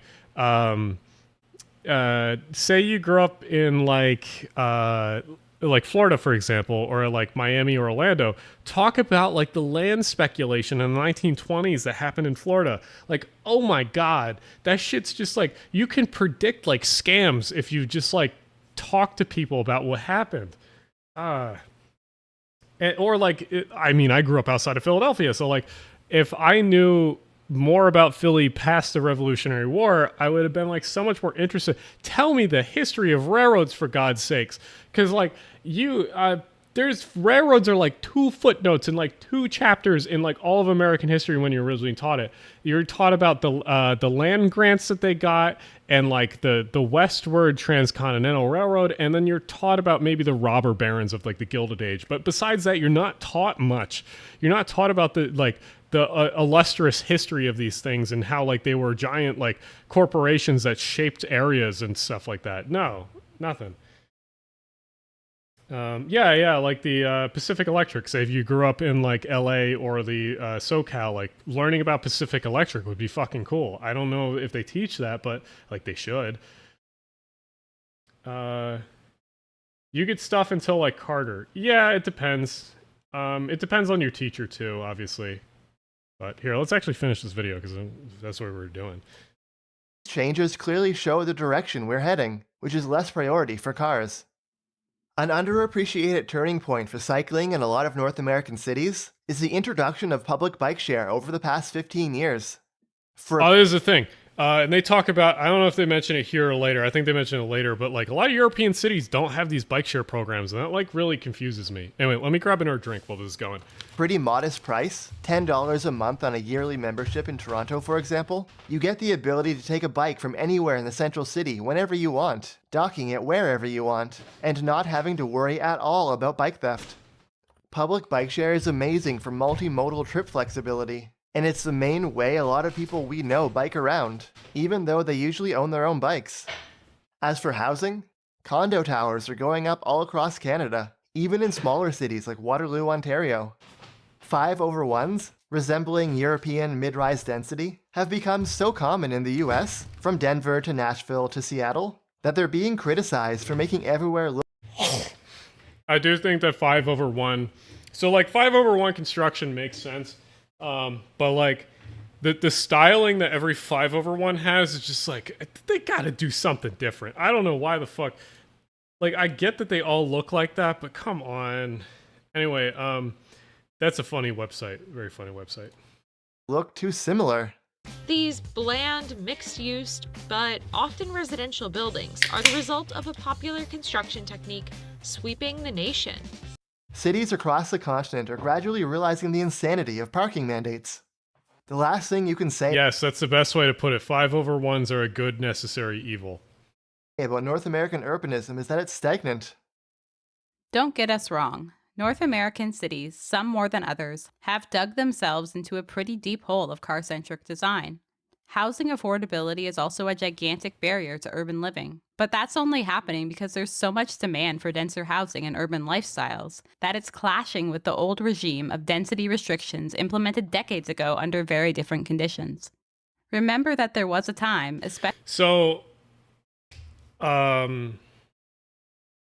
this is something that I don't think is brought up enough, and like, I don't think anyone's really talked about this. It like, not all zoning stuff or not all like building requirements are made to specifically like be a bad thing. Like, I think there's a decent amount of zoning stuff and a decent amount of building and blah blah blah blah blah that's made the suburbs that was not all made in malice. A lot of it was just incompetence, or just like no one thought it would be a problem.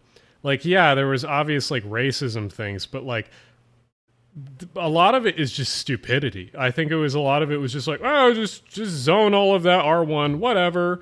I don't think that it was like purposely on malice. I think that a lot of it was laziness. And I don't think that's talked about enough. Because a lot of people are like, oh, they only do this because like they want to exclude businesses from this neighborhood because no one wants it. No, I think they're just lazy. Like, a lot of times I think they're just like, a lot of times there's no planner available or hasn't been a planner available for forever. And like, they just are like, we just colored that all R1. We put some stuff here at this intersection. That's fine. Like, I truly think a lot of it is just like people have not given a shit for a long time. And I think they're now just starting to realize like, oh shit, I could color the whole thing green in R1.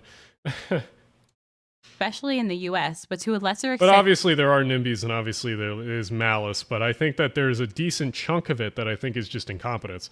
In Canada too, when cities were considered undesirable and the future was in the suburbs.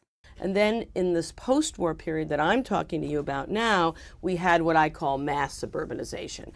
New York in the 70s was a pretty rough place. According to FBI sources, the power play for control of New York's 5 families has just begun. And a lot of older people still associate cities with crime and overcrowding. Younger people see cities... This is true. I need to talk about this a lot more in the future. I want to do a video on it. Is that like, there is a reason why boomers hate cities or think cities are shit. is because like in the 70s and 80s, cities were shit. And this is like not a US thing. This is a worldwide thing. Like cities were fucking shit. And like if you had the money to escape the city, you would escape the city. You would go to a suburb. You would go to somewhere else because like EPA hadn't kicked in yet. So a lot of pollution. Shit was noisy. You didn't have like you didn't have a lot of advanced technology like you have nowadays with like the internet. So like if you were stuck in the city, you were stuck in the city. Like there was no way to see if the grass was greener somewhere else, you would physically have to go there. So like, and then like there was just a lot of corruption and stuff in the 70s and 80s in like every country. So it was like, yeah, cities fucking sucked. And like, I don't blame people for wanting to move out of cities in like the 70s and 80s. And I don't think that enough like millennials and Gen Z people that are in urbanist movement, or even like urbanists in general, like acknowledge this. Like, yeah, a lot of people in like older Gen X and like boomer generation are going to fucking hate cities because they remember the times when they actually were garbage. So, yeah. Cities differently. They're much more likely to say they'd spend extra to live in a walkable neighborhood, or that higher density housing is better for the environment. They're less likely to get it was worldwide. I mean, like, not every country was exactly the same, but like, you talk to like British people that like older British people that lived in like the 70s and 80s, they will tell you that the cities were shit. You talk to some of the older Germans, they'll say the same thing. They'll say like, yeah, the cities were dirty and they were like, they were crime ridden during that time, or they were civil unrest during that time. I don't want to live in the city. You talk to like, what would be another good country related to this? Like Korea, like a lot of the people and older people in Korea that had money wanted to move out of the cities because they equated the cities with civil unrest, at least until the 90s. Like there's an older group of people that just do not like cities, and it's just because during the time when they grew up, moving to the suburbs was an escape. And a lot of American cities are that way too, especially if you lived in the Rust Belt. Oh my God, the Rust Belt cities? Yeah, no, if you lived in fucking Cleveland or Pittsburgh during the 70s and 80s, of fucking course you wanted to run away from those cities. They were just smog hell, like pollution hell. Yeah. Japan, depending on where you were, depending on the city. Yeah, Japan, there are some outliers, obviously, like Japan and some European cities, obviously. But like, yeah, for the most part, like until like even up to the 70s and 80s, like the 50s, 60s, 70s, like cities were not clean places to live. And like, if you had the money to escape to the suburbs, yeah, that's the reason why the suburbs were so like illustrious, is that like, if you had money to afford a lawn and like a backyard and like your own house instead of living in a city, that was cool. And that's why, like, again, I think a lot of people chalk this up to malice, but I don't think a lot of it's just incompetent planning or just visions of a it's a good word, visions of a future that never was. Like, people really thought, like, you were in the 50s. In the 50s, I got my GI Bill, going to get my own scrap of land. Jets are a new thing. Like, the airplanes are advancing super quickly. Rockets are a new thing. Like, you have new forms of communication. You have TV you can have in your house now. Like, it's like things were rapidly and like really positively advancing. And a lot of people believe this in like the 50s and 60s. And like, yeah, of course the future is the car. And like the America was in that like situation where it had enough money where people could afford these things. It could afford the suburbs, it could afford the car. And it was pretty much the only country during that time, the 50s and 60s, that had enough money to do these things, where they could move everyone else in the suburbs. They could get everyone a car. Like, we had the production capability and the income for most people to be able to do these things. So like, yeah, it definitely is. There's a lot of malice. Obviously, there's redlining. Obviously, there's that stuff. But I do truly think that a lot of this shit was just driven by the fact that a lot of people were like, yeah, of course the car is the future. This shit's awesome. So, like, I don't think that's talked enough about in urbanist circles. Yeah, I think a lot of the malice happened and a lot of the terrible shit like redlining happened. But I also think that there was a legitimate, like, hey, these trains suck. They haven't updated their rolling stock since the 1930s. Why the fuck would I ride the train from the 1930s when I can buy my big ass Cadillac and drive to work? Like, yeah, I don't think that's talked enough about. Driver's license, then All right, I'll read chat.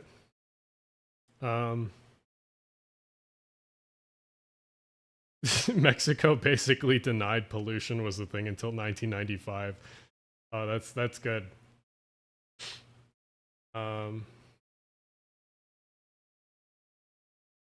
Didn't they think back then cars would be huge? Thought people would never walk in.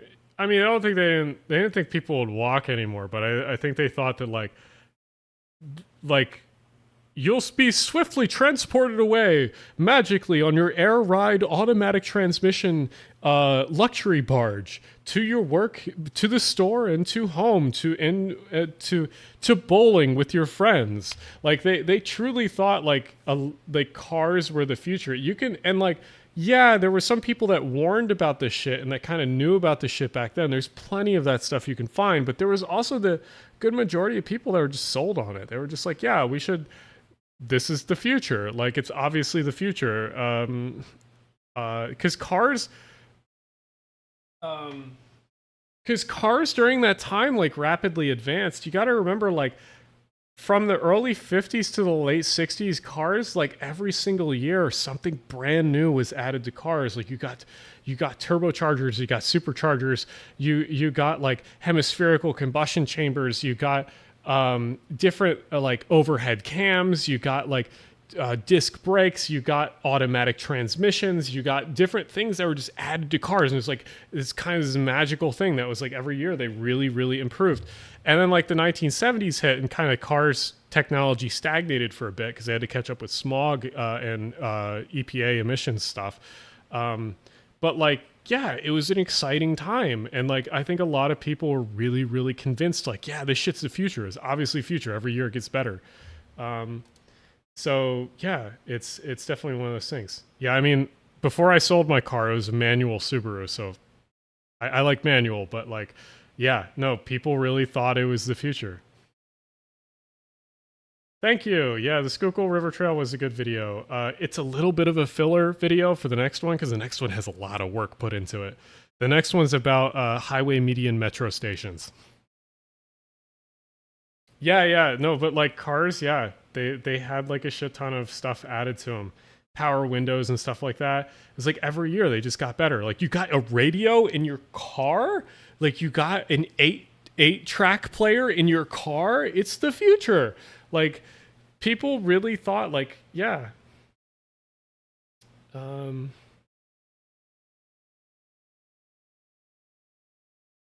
But yeah, it's one of those things that I don't think, like, yeah, I think there was obviously malice. Yeah, I think they ran freeways through like largely minority neighborhoods when they could. But I don't think it was like. There was a lot that they did that was not just malice. It was just that people thought it was the future, and people rode that high for a long time. They're still riding it. TxDOT's still, FDOT's still riding it. Anyway, let's go back to watching this. Young people in the past, they're more likely to say they like taking transit. These are the preferences and priorities of future voters and homebuyers in North America. We're not saying car-centric suburbs are dead by any stretch of the imagination. Many people still prefer them, and many more will be forced to move there if cities don't fix housing. But a growing number of people are souring on the suburbs. Maybe they grew up there and saw houses inflate in size as families got smaller. Oh, this shit's so funny. It's so funny that, like... It's so funny that this is, like, equivalent to wealth to me. I will never understand that. Because, like, wealth to me is being able to afford... like a really nice like stone masonry building in like a city in like a good property close to something. This shit's so weird to me. The concept of like a McMansion that is in the middle of a neighborhood where majority of the McMansions look similar architecturally, and they're all made of like wood framing and drywall and siding and like asphalt shingle. Like, that's so weird that that's considered wealth to me. I will never understand that. It's definitely, we've sold people on the idea that square footage and more rooms are equal to wealth. And that's so goofy to me. Because like, you talk to like any like considerable rich person that has like substantial wealth, but they were never like the ones to build up the wealth originally. They'll have the most gaudy shit that just gets put into these houses. And that's like the lamest type of wealth to me. I don't know. It's, yeah. I'm sure like there's some kids that grew up in these neighborhoods that turn out fine, but it's just like seeing this shit is like, I don't get it. I don't get it at all. Or they saw the promise of fast and convenient driving lose its allure once everyone got a car.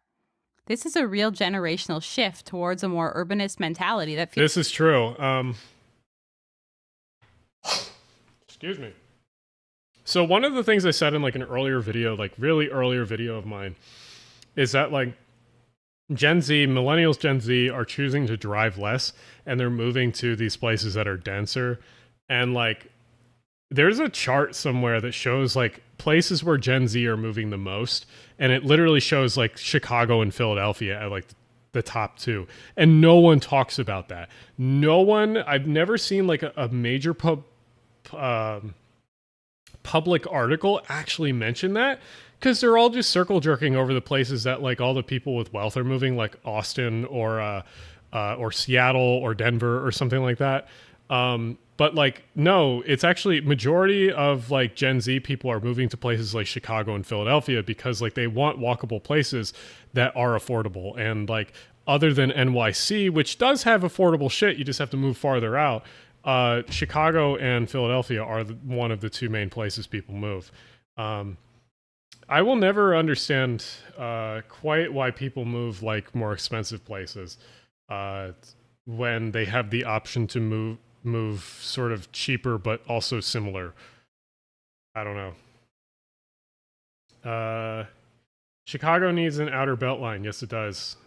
I'm not talking about Long Island. I'm just talking about Queens. Like outer Queens, I've seen a lot of people move to, or a lot of the Jersey suburbs, or the cheaper places in Jersey, like Jersey City. Denver is ski bump Houston. Yeah, that's sort of accurate.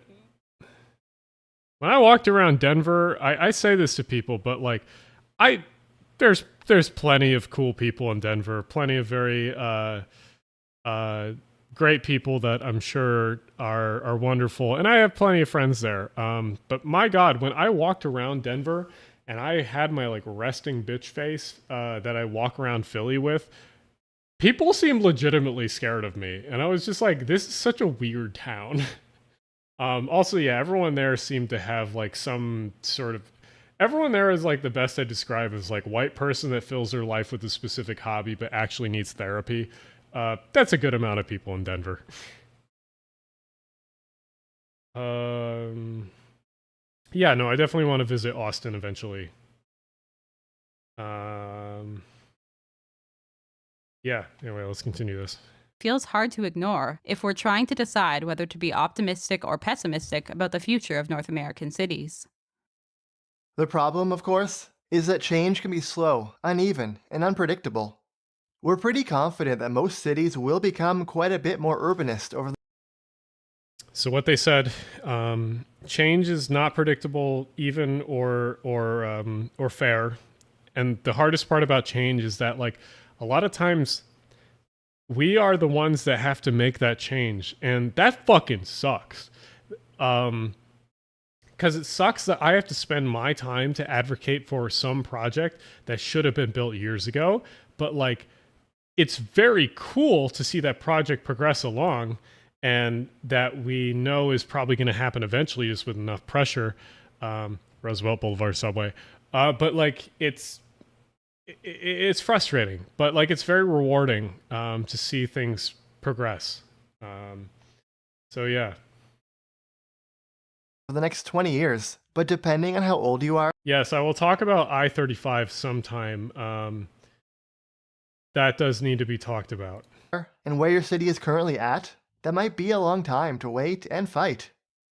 We don't think anyone has an obligation to stick around and fix their city when they know. No, this video, if you haven't figured out, is directly directed at Not Just Bikes. So this part specifically is also directed at Not Just Bikes. Because they're saying, like, we're not saying that you have to stick around and fix things. You can go off and move to fuck land or whatever. So, like, yeah, it's... Given their life circumstances, that they'd be happier somewhere else. But being at a time and place where urbanist improvements are clearly happening, it's genuinely exciting and rewarding to be able to contribute. Much of what we like about Montreal today was built and fought for over the past few decades by people like Bicycle Bob Silverman and Claire Morissette of the activist group Le Monde de Bicyclette that existed between 1975 and 2000. Things were probably pretty difficult in those days, fighting for small wins like bike parking and seasonal bike lanes. And honestly, we wouldn't have blamed them if they decided to leave for somewhere else that was further along. But we're happy they didn't, because today we get to enjoy and... So let's talk about this briefly. Yes, I see in the comments. Yes, this video is kind of directed at him, and I am disappointed. Hey, Jason, if you're watching the VOD for this, or if you're watching now, you're probably going to watch the VOD because you're probably asleep at the moment. But I'm kind of disappointed that you've doubled down on your stuff. I know that you're a better person than this. I know you don't like North America. I know that you're very jaded with North America. But I think that it's kind of stupid to say that you're writing it off or don't want to visit ever. I've voiced this to you before, and even though I know that you may not watch this VOD, I'm saying this just in case. Because, like, you are, unfortunately or fortunately, one of the faces of this movement, and it's frustrating for me that you are not more optimistic or at least positive about some of these things. Yeah, I'm not asking you to say that, like, North America's perfect. It's definitely not. It's definitely a lot of fucking problems. But, like, come on. You gotta be more positive about some of these things. And the fact that, like, hey, things are moving in the right direction. You might not feel like it because you're a little bit older and have been jaded by this stuff forever. But as someone that's, like, dealing with a lot of these things, I'm telling you right now, things are moving in the right direction. We're probably doing a live show in January. I would love for you to be there. So if you do get this message, yeah, don't feel... hit me up like you do sometimes. Because it's frustrating that you have kind of written off a certain part of the world in a certain way, when I think that you're a better person than that. I think you're a better person because you care about these topics. So it's frustrating that someone like the Urbanity has to make a video like this, because, like, yeah, shit sucks, but it shouldn't be like this. I'm disappointed, and that's the main thing. I think a lot of people in the urbanist community are disappointed. I think the Strong Towns people were very disappointed you couldn't visit their national convention when they held it originally. They definitely sounded like it when they were talking to me and Ray about, like, the whole thing, because they were like, they were very happy me and Ray were there, but they were also very disappointed that they couldn't get you in the first place when you have touted a lot of their stuff in the first place. Yeah, I don't think, even though your persona a lot of times is grumpy man online gets mad at North American infrastructure, it's not, it's okay to admit that, like, hey, yeah, grumpy man can be mad at things, but, like, cities are more than infrastructure. They are the people that exist in them. And, like, it's oftentimes just cool to go and see those people. So, but that's enough of a rant for me. Yeah.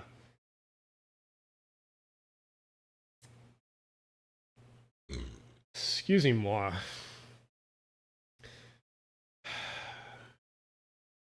Catching up on comments.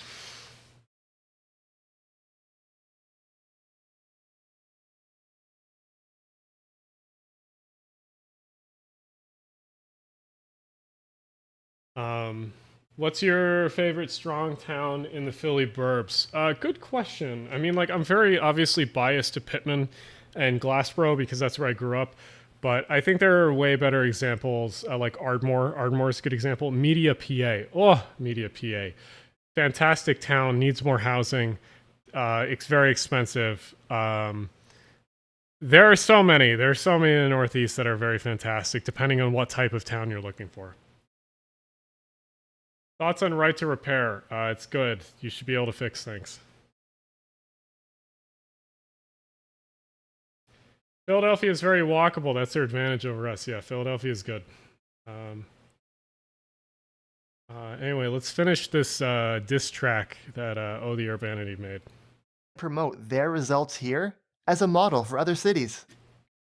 We think people are right to... Are you a Flyers fan? I grew up as one. Unfortunately, the Flyers suck ass. But I guess if they get good, they get good. My ex, or my last partner, is a very big Flyers fan, and they'll talk about the Flyers forever. They'll talk about hockey forever. They're a big part of hockey Twitter.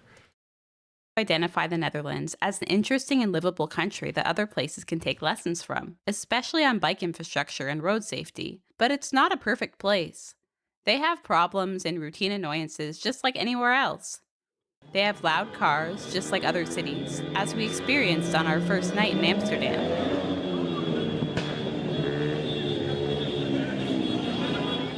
They have urban highways. Their intercity trains were amazing, but public transit within cities was surprisingly expensive. This is something people need to shit on more. The Netherlands does not have a good metro system, especially for Amsterdam. It's not talked about enough. Also, why are the fares so expensive? The fares in Philly, you can take the Broad Street line to the L to a trolley and you pay $2 or $2.50, I guess. But like, you can take 3 forms of transit and transfer 2 times and only pay $2.50. What are they doing over there? And not as frequent as you might expect. We liked the car-free public plazas, but if we're being honest, some of them felt kind of underutilized, and they made us appreciate our... This is what I don't like about European shit. This, very cool, very cool. Put some fucking trees here. Like, any North American place that would have a plaza like that, there would be trees. I don't want to walk across this, like, 2 football field long, like, plaza with no cover at all. No, that's stupid.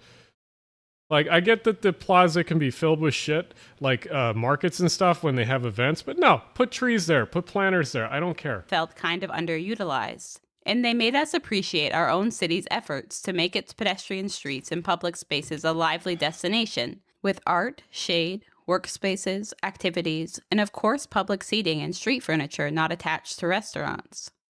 Public bike share is something we've come to appreciate but missed in the Netherlands. Very true. Here in Philadelphia, I've been subscribed to the Philly bike share system for like, I don't know, almost 2 years now, and like fucking love it. I will be like at a bar like really late, like it'll be like 1 a.m. and like I'll be at some weird spot in the city where it's hard to get from the part in the city to back at my place without a transfer on a bus. And like, I'll be like, fuck it. We'll take one of the bike share bikes, or like, say I'm at like a friend's house very late and like the bus is not running in the certain direction because it's super late at night. Like, I'll just be like, yeah, I'll take the bike share bike. Or like during the day, if I need to rush somewhere to someone's house and I don't want to transfer buses or on a subway and then a bus, like bike share. I don't get why European cities are not more popular. Feats isn't the same and isn't available to foreigners like us anyway.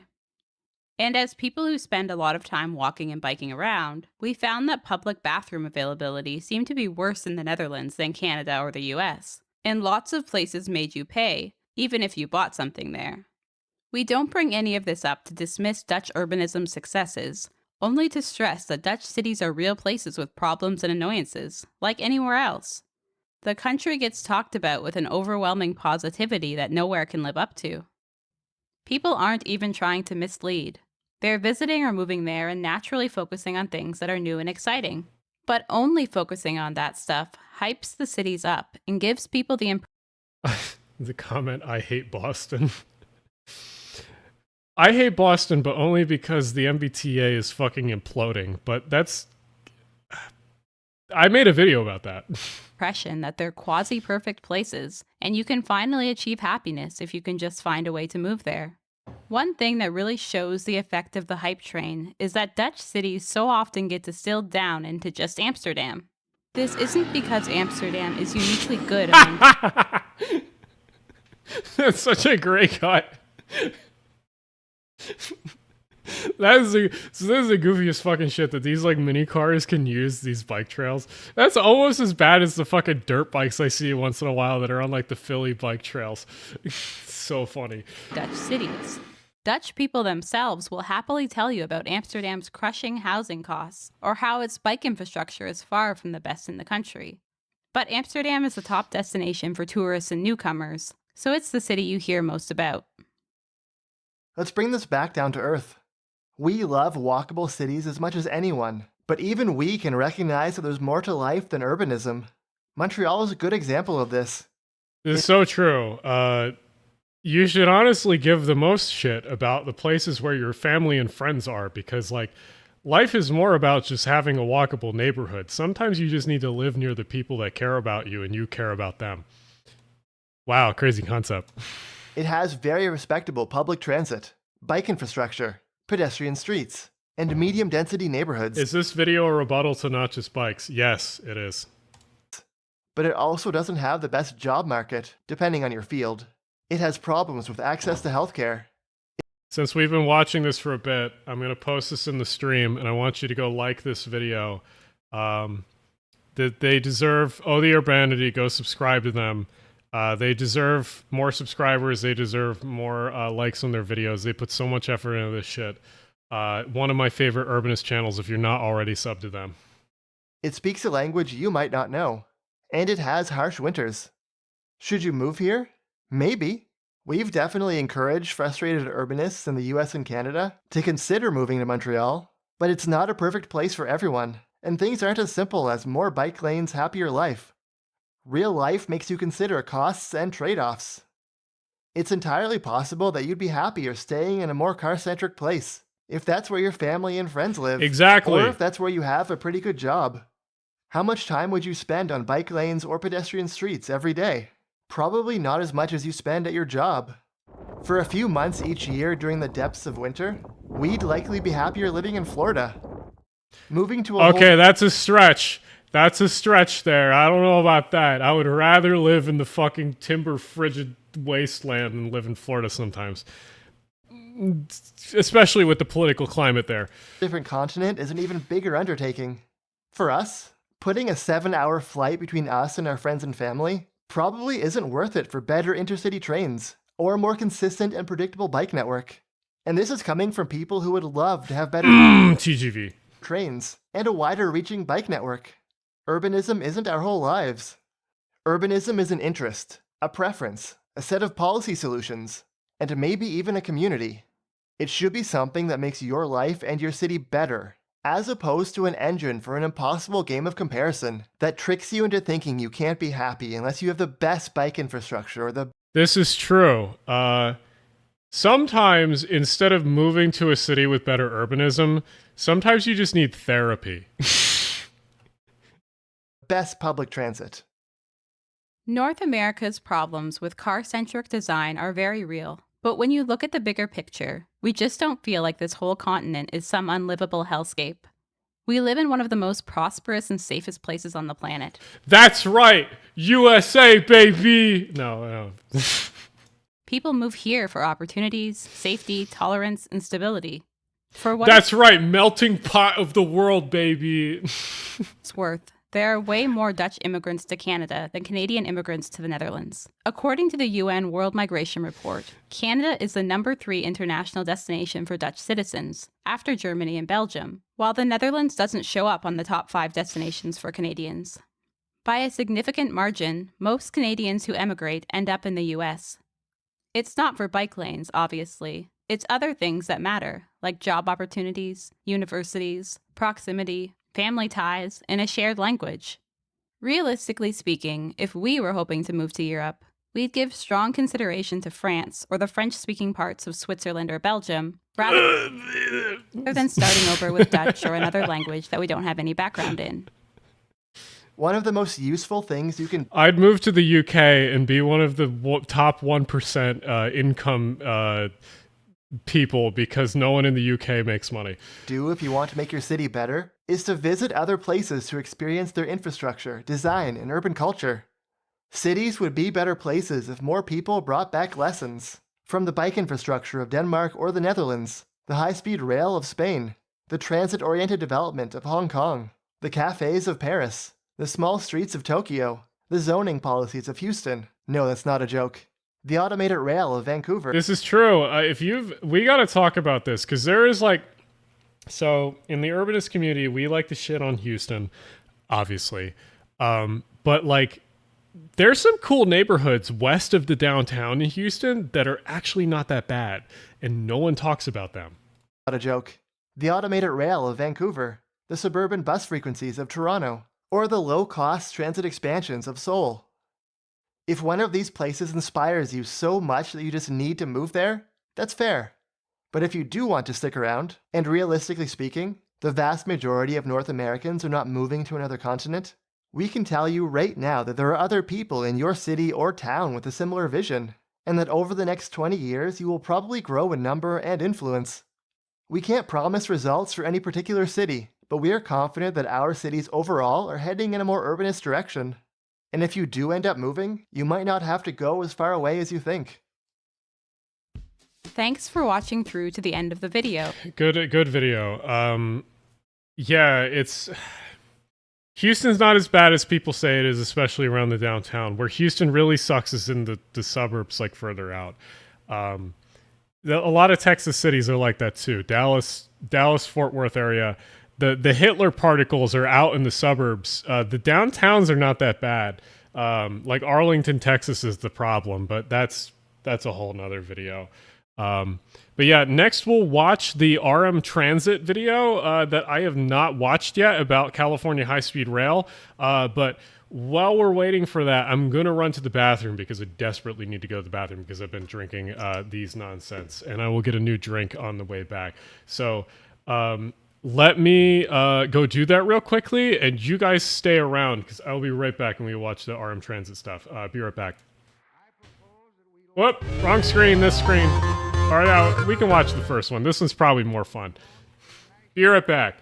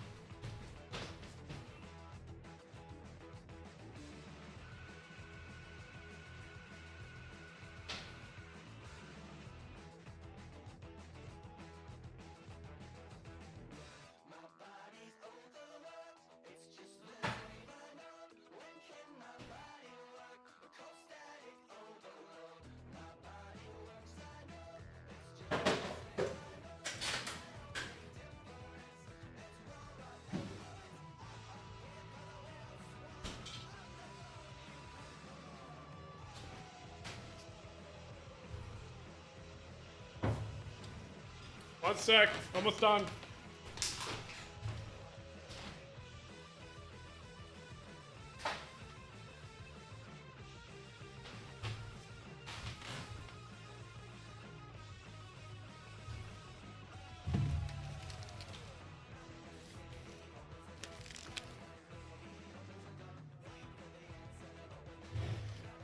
All right.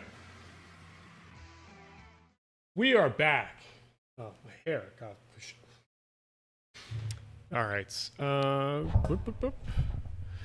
Okay. Philadelphia needs an air train to connect to Eastwick and the 36. It needs an air train to connect Eastwick to 36. No, they just need to connect the trolleys to the airport. Talked about this before. All right, RM Transits. This video is brought. All right, this is the first time I've watched this video. I haven't watched this before. I'm gonna show my toilet. Yeah, you need a toilet review.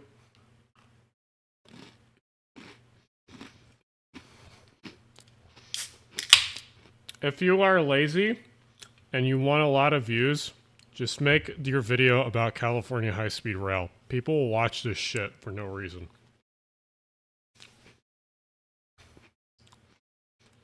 I've learned this. Miles in Transit is good. You should watch him.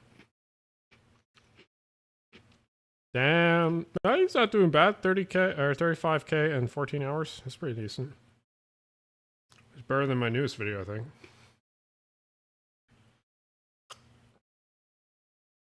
No, if you go back to one of my earlier videos, if you go back to the Vertical Farms video, Miles is in that video. I've known him for a while now. Yeah, true fans will know that he is in my older stuff. Who's messaging me? Oh. Getting messaged about the Dunkin' Donuts brewery thing. Yeah, Miles is good. I wish I had the energy Miles had. Unfortunately, I have a immune disease that would make it difficult to do some of the trips that he does. So I'm very jealous that him and Jeremy especially can have the energy to go on these trips. Unfortunately, I can't. But I love their content. They're great. I don't know if you guys know, but I have ulcerative colitis, or kind of have ulcerative colitis because I got surgery for it. But I still have a lot of the symptoms for it, even though I'm doing a lot better nowadays, which includes a lot of just fatigue. So I'm tired a lot of times. Woo! Goddamn. I'm drinking this motherfucker. Wild fucking drink. It's like, tastes like a slushie. It does.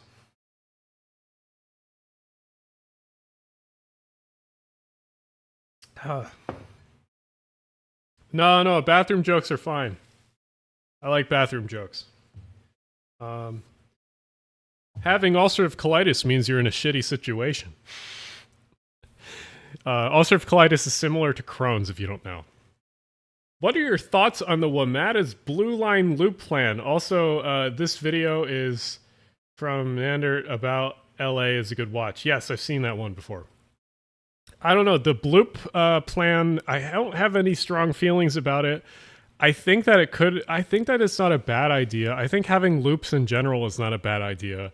But I think that possibly WMATA could be putting their energy into something else that's more worthwhile. Like they need a subway through Georgetown. There needs to be a metro line through Georgetown.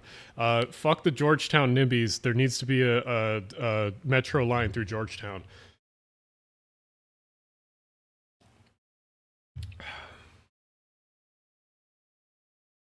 Let us swear in chat, Alan. I'll put some of the swears into the whitelist, but I'll do that before next stream.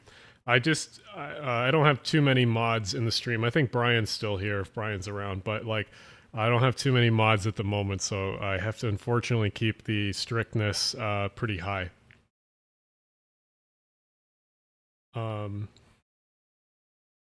We can use F-word substitutes like fart or frig or F40PH. Brought to you by NordVPN. Anyway, let's watch this video. VPN, the best online VPN service for speed and security. Check out the link in the description or stick around to learn more. California high-speed rail is an incredibly controversial topic, but it shouldn't be.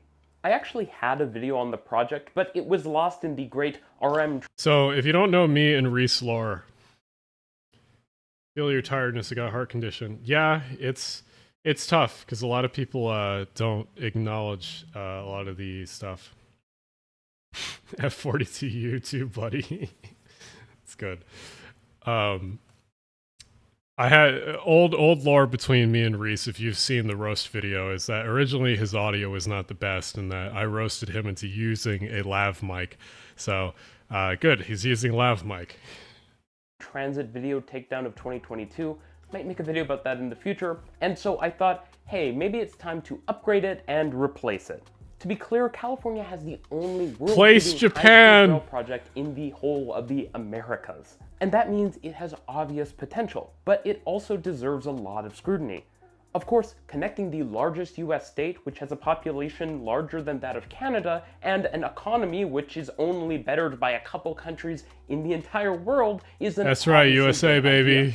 And even though I am Canadian, I have a stake in this too. I have family in California, but probably more importantly, anytime high-speed rail projects come up anywhere else high speed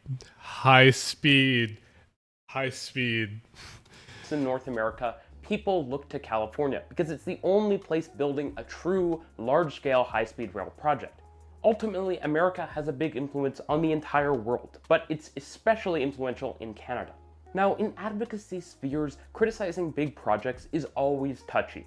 At the same time, it's really important to separate criticisms about the way the project has been undertaken with criticisms of the project itself. I don't like the way that California high-speed rail has been undertaken. Fast I've made spaghetti. literally hundreds of videos about public transportation and high-speed rail all around the world. I'm on board with the project. And I'm going to touch on this a bit later, but you can be on board with California high-speed rail without being on board with the project that's delivering it. People have suggested to me that the project is reforming and getting better with time. And I think that if that's true, that would be great. But we need to wait and see if policy improvements bear fruit. Public projects obviously need to be accountable to the public. But in large part, this video isn't really about the project California high-speed rail. Rather, it's about the discourse on the internet and in advocacy spheres about it. Oh boy. I've talked a lot about the challenge of being passionate about projects, but still needing to find the space to criticize them. This is I totally have not caused any of this discourse at all before. I have not caused any of these arguments before. No, I'm not an issue. Ha really important. Not criticizing projects which are going badly is the wrong kind of balance. It might be winning the battle, but it's losing the war. If transit is slow and expensive to build, well, even if the political stars align, it's going to be challenging to get it done. This video is meant to not be 3 hours long, and so I'm going to mostly focus on what I see as high-level issues, pointing you off to different resources where you can learn more. Obviously, there are tons of technical discussions you can get into about what mountain passes to take or how fast trains should actually go. And I've gotten into lots of discussions over the years about those exact topics with people. But at some point, these micro discussions come together into something larger. And if that greater whole has problems, well then the individual issues stop mattering as much. High-speed rail in Spain and Japan and Italy face tons of technical hurdles, the same sorts of technical hurdles that California faces. And a lot of the high-speed rail lines in those countries were built before the internet existed, and before I saw that before it was deleted. Tens of thousands of miles of high-speed rail already existed that you could study and learn from. I'm just not confident that micro-level technical issues are the main things behind macro-level cost blowouts and long timelines. At the same time, this is not a criticism of a particular government or government agency. The California high-speed rail project is owned by the public, and as a human being who is... Obviously, the problem with California high-speed rail is it's run by liberals. Proud of a lot of what humanity has created and who wants more public transit built, I want to see the project successful as well. Ultimately, failures are collective failures, and successes are collective successes. It's certainly bad if one level of government doesn't transfer enough funds to another level of government so that that level of government can staff up and start planning and designing things. But spending too much time trying to distribute blame feels like a waste of time, because ultimately it's the project that owns those problems. It's the project that's ending up costing a lot of money, and it's the project that's taking longer than it needs to. And that's even as it was planned to start by traversing what should be a relatively low cost and simple environment to build in. At the end of the day, I assume basically everybody who's watching this video, at least the intended audience, is mostly on board with California high-speed rail. But I find it very hard to believe that there aren't a lot of alternative worlds. Do not show the UK if you want good high-speed rail. Approaches where this project got done more quickly and for less money. Okay, that was a lot of preamble. Let's roll the intro.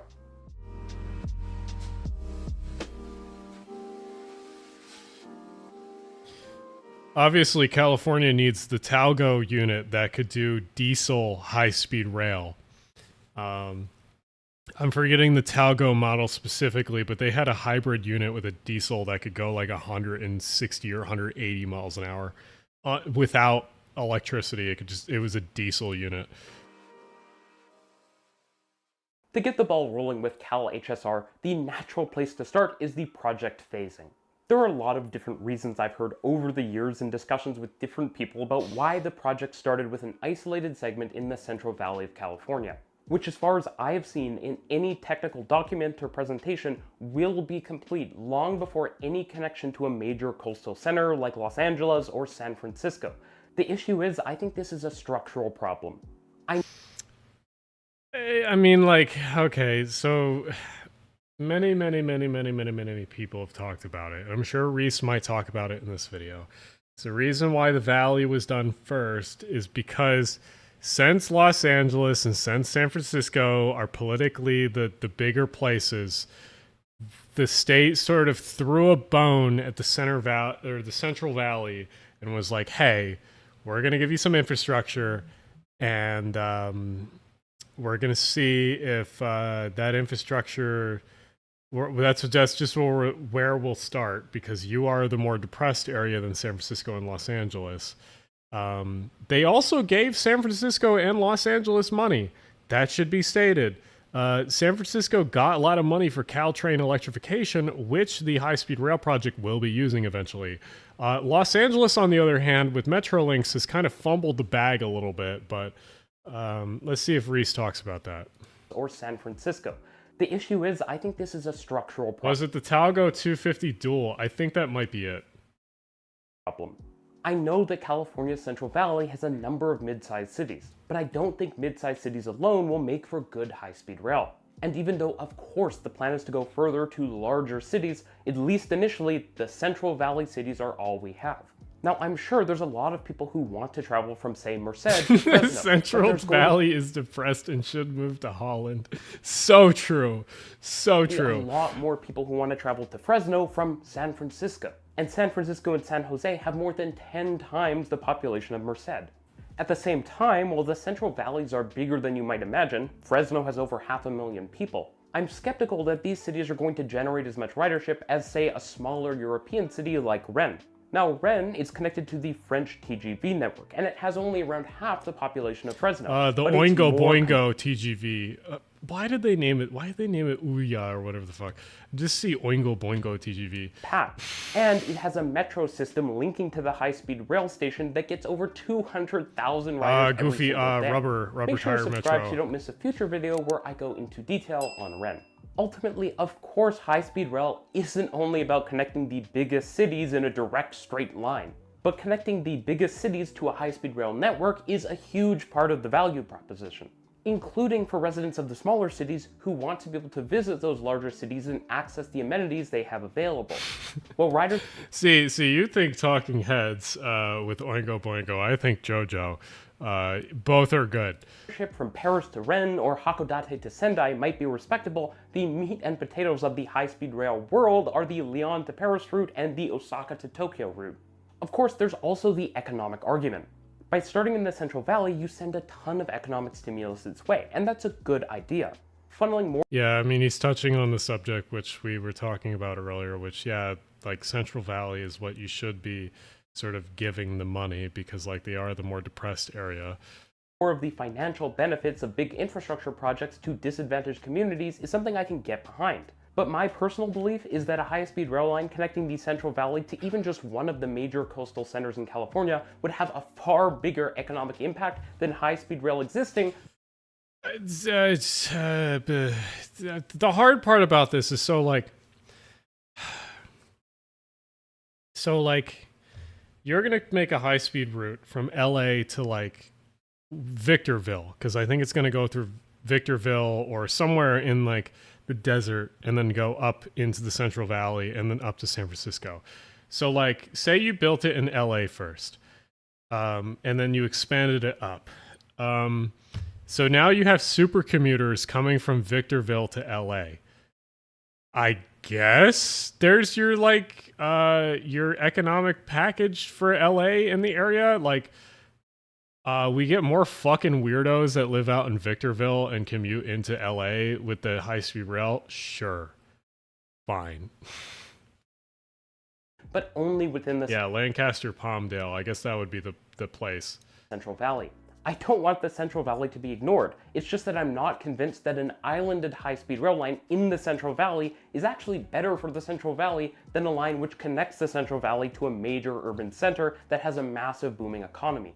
Now, there will definitely be comments saying funding was insufficient to get to the coast, but see, so like the whole the Palmdale Lancaster to LA portion, if that was built first, I think you're still ignoring a lot of the issues, which is that LA just needs to build more dense housing. Instead, you're just moving the problem out there, which I think, which historically, even though a lot of people don't want to admit it, trains do enable sprawl. When BART was built, a lot of the people, a lot of the white flight that happened moved to places at the end of BART and would commute into San Francisco instead of staying closer to San Francisco and just taking BART in via there. So like the train does allow people to move farther out, and like that shouldn't be totally like they shouldn't be that's kind of a policy failure in a way, because like LA should be building more dense housing everywhere instead of pushing people out to like Palmdale, Lancaster area. So, yeah. Lancaster, PA, better than Lancaster, California. Very true. Lancaster, PA, and Harrisburg, PA, underrated. Very underrated. But I'll address the issue of cost a bit later on in the video. Ultimately, my meta-commentary on this whole issue is that just because a commentator doesn't agree with the justifications or the outcomes they've led to, doesn't mean that they don't understand that those justifications. The Keystone Corridor, for the most part, is fucking goated. Anything along there is so fucking cool. Some of my favorite towns and cities are along the Keystone. Justifications exist. I find with California high-speed rail, there's this air of inevitability with a lot of the decisions that have been made. There is nothing more Americana than zooming at 110 miles an hour under electrification, seeing a horse and buggy go by through a cornfield. As much as I think the Amish are goofy, that shit fucks. To some extent, that makes sense. It's hard to look back on the past and imagine different ways things could have gone. Path dependency and all. But I think that misses the point. One topic that gets thrown around a lot are the plans drafted up by SNCF, the French National Railway, which has built a lot of high-speed rail lines over the last several decades. These plans would have supposedly cost a lot less, but would have taken a different route between San Francisco and Los Angeles. On one side, people who have a bone to pick with California high-speed rail say these plans are as good as gold. And on the other side, people claim that SNCF's plans wouldn't meet the government's legal stipulations and mandates, and thus weren't even relevant in the first place. Okay, two things. One, SNCF's plans were along the I-5 corridor, which would have missed a lot of the Central Valley stuff. So, mixed feelings about that. Two, I don't like the French. I'm sure they would have been fine. But the problem is the French, when they develop their own projects in their own country or territories, so like Morocco, debatably French-related territory, they're fine. But when the French have to export a lot of their stuff, there's some kind of issues. Like if you look up a lot of the South Korea stuff, when the French helped with a lot of the South Korean railways when they originally built, there was actually a lot of issues with them. They eventually got them working. They worked fine. But like, there's a lot more to it. But instead of just talking past each other, the discussion that probably should have happened is, hey, SNCF's plan has some good elements to it, doesn't it? Maybe we could change the government. What's wrong with the French? They're mostly fine, except they're like the most annoying society in Europe. Government's mandates, but still meet the objectives behind those mandates so that we could use a less expensive plan while still getting out of the project what we want to get out of it. One such topic is how the Central Valley cities are served. If all trains need to run through the Central Valley cities, the main line needs to be in one location. But if you serve them on branches or with shuttles in some cases... That's stupid. I'm just saying that now. No train line that's super efficient in the world looks like that. What, do you need a fucking TGV dinky that goes to every city? No. No. Then the main line could be in a different location. And this is not an uncommon way to serve cities on rail transportation systems. California is not Japan. The United States is not Japan. Reese, I love you. That's a bad comparison. Look at the Mini Shinkansen or the Hokuriku Shinkansen for... Yes, but this main line in Japan still hits majority of the cities. These only go to secondary cities. Like, sure. For example, some people took issue with how in my Texas Central video, which I'll link up here, I talked about how I prefer the way that project is serving major urban centers on the first phase, as opposed to California high-speed rail. Okay, but like Texas is a lot simpler than like California. Texas, you have 3 big cities, and you just have to figure out, you can either serve the big cities in like a Y shape or a triangle. Like that's the only 2 options you have. California is a straight line. You just have to hit all the shit in between.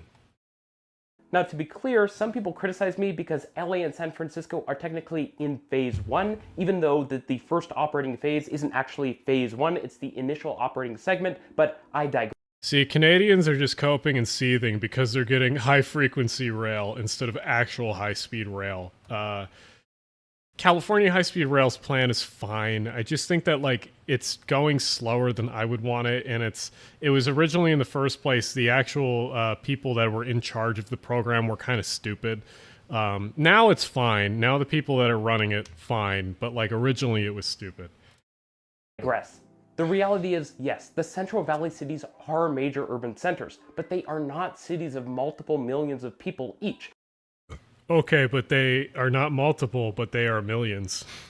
Like Dallas and Houston, or San Francisco and Los Angeles, not to mention San Jose. And the reality is, Dallas to Houston is the entire Texas Central. There are more people in the Central Valley than all Canadian cities except for Toronto and Vancouver. Project. There's only 3 stations, and while at least one of the station locations is not great, it still serves the Houston metropolitan area. Basically, Texas Central, if it loses the connections to the major cities, is just one station. It's not a rail line. But California high-speed rail, if it never constructs the connections to San Francisco and Los Angeles, well, it is still an operating high-speed rail line, just one between a lot of cities which aren't all that large, even by international standards. I've heard the argument before that this was a strategic decision. If the Central Valley segment got built first, future politicians would have to complete the project, lest they have a California high-speed rail albatross lying around their necks. This is true. Honestly, that's really fucking good blackmail. It's like, if you don't finish this project, you're fucking stupid. I agree. But looking around the world, there are a lot of major infrastructure projects which got started but never got finished. I'm just not confident that this is a... Wait. What did he list? Looking around the world, there are a lot of major infrastructure projects which got started but never... Okay, hold up. Hold up.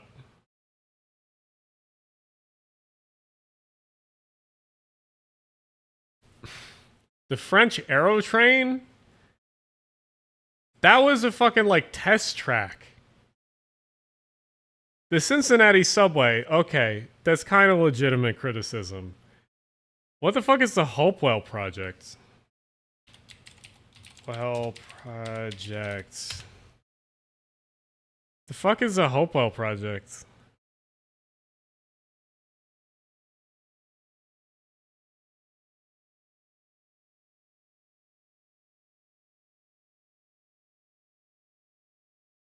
The fuck is this? Failed project to build an elevated highway and rail line from central Bangkok to the airport. Construction started in 1990 and was suspended by the first government. Okay.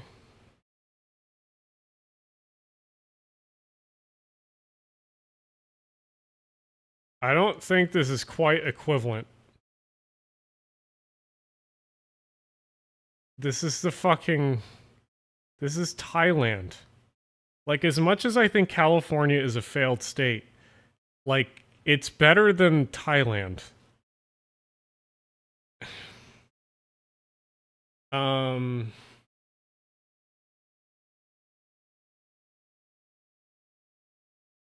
Deep. Okay, what else do we got here? Shoreham Power Plant. Where the fuck is that? Is that a Canadian project?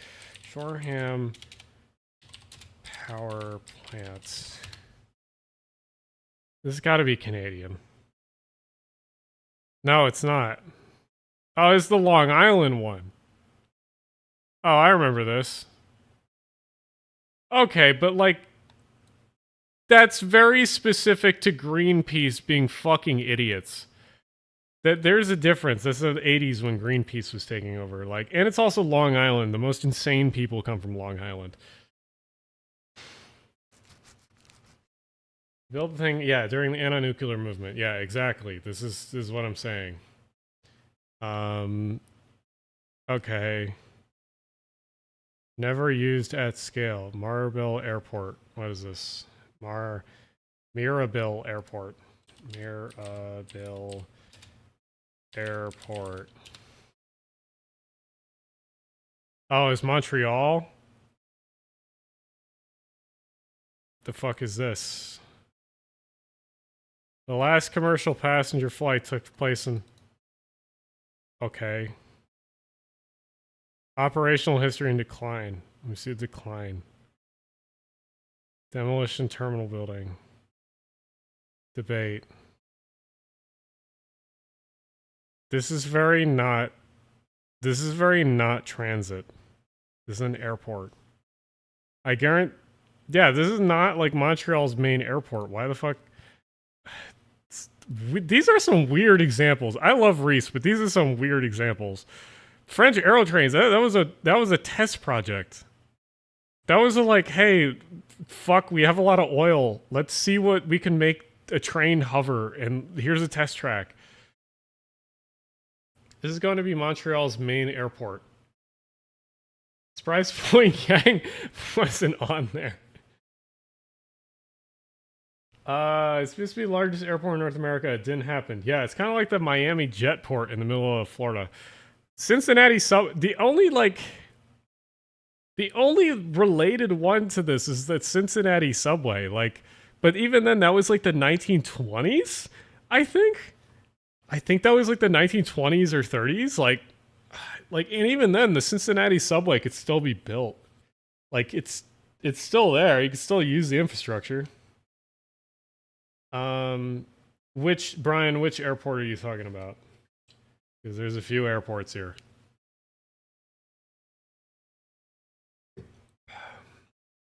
I don't know. Some of these are more stretches than others.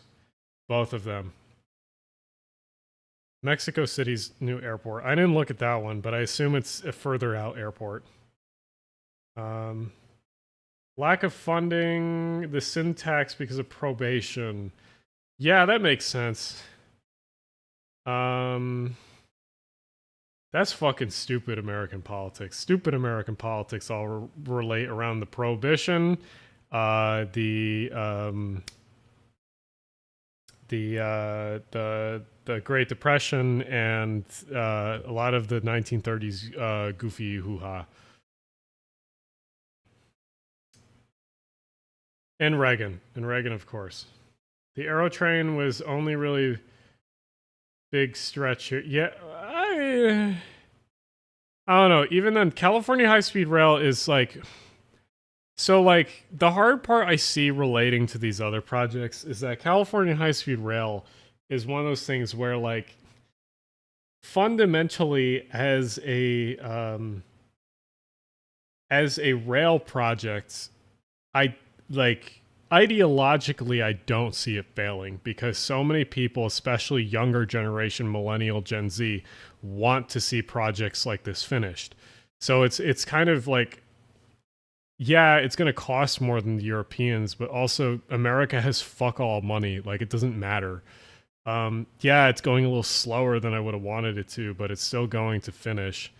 And it honestly just takes enough people pushing at the right people to just get it done. Like, as much as I hate advocating or talking about California, like, me talking about California high-speed rail positively does actually help the project. Any advocate online that talks about it positively does help the project, especially if your video gets 1 million views like I have before. Like, it's one of those things that, like, the more good press that it gets, unlike the boomer that just writes in the LA Times that, like, oh, train bad, like, you gotta fight that shit. And, like, I hope that's, like, it gets finished. The problem is that you'll get, like, austerity politics that will be like, I don't know if we can afford the train. We have to cut budgets and make it a diesel 110 mile an hour like route or something like that. Like, it's no. We're fucking building this thing. I don't care the amount of money we're spending on it. I don't care. We're spending stupid goofy hoo-ha money on, like, fucking highways all the time.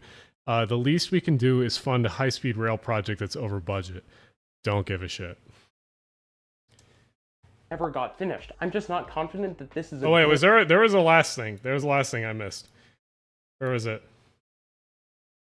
A lot of cities which aren't all that large. Wait, there was even one more by thing. International standards. I've heard the argument before that this was a strategic decision. If the Central Valley segment got built first, future politicians would have to complete the project, lest they have a California high-speed rail albatross lying around their necks. But looking around the world, there are a lot of major infrastructure projects which got started but never got finished. And many, many more. Okay. I'm just not confident that this is a good approach. All of this means that I think the approach taken with the Central Valley is extremely risky. Because if things don't go well, and a lot of... No, I don't agree. Austerity politics, bad. Austerity politics, bad. Bad. People, including infrastructure experts, have argued they aren't. Look at chat. I'm looking at chat. CBC video by Paige Saunders about VIA and why train experience bad. Yeah, no. Canada just needs to invest in its infrastructure with rail. It also needs to renationalize CN. Why are angry? They suggest... What are austerity politics? Austerity politics is when you, what's the best way to explain this? Like Reagan or like, what is the British lady no one likes? Forgetting her name. But basically austerity politics are when you money crunch, you stipulate. Yeah, Thatcher. Yeah, Margaret Thatcher. Reagan and Thatcher are great examples of where, like, you, instead of investing in your infrastructure, like, say you make a bill like the Build Back Better bill that, like, Biden did, or you did the Great Societies Act like LBJ did, where the government just gives out shit tons of money for infrastructure projects, and that you reinvest in your communities and you reinvest in your infrastructure. Austerity politics is doing sort of the opposite, where you say, like, hey, I don't know if we can do this. We should stop spending big government money, and we should instead be cutting taxes for businesses because they're the true backbone of America, or whatever country you're in. Austerity politics are basically cutting of spending, like in short. So, like, they're basically when you believe that you shouldn't spend money. And that causes a lot of issues, mainly the fact that like most infrastructure and most things, like most countries, most successful countries, are constantly spending money to reinvest in themselves to make themselves a better place. And that includes infrastructure, that includes social security, that includes government-run healthcare programs, that includes different things where the government can spend money where it wants to reinvest in itself and its citizens. And infrastructure is a huge part of that. And yeah, when you haven't built infrastructure in a long time and you have a lot of systems that are privatized that make it frustrating to build infrastructure, it can cost a little bit more than usual.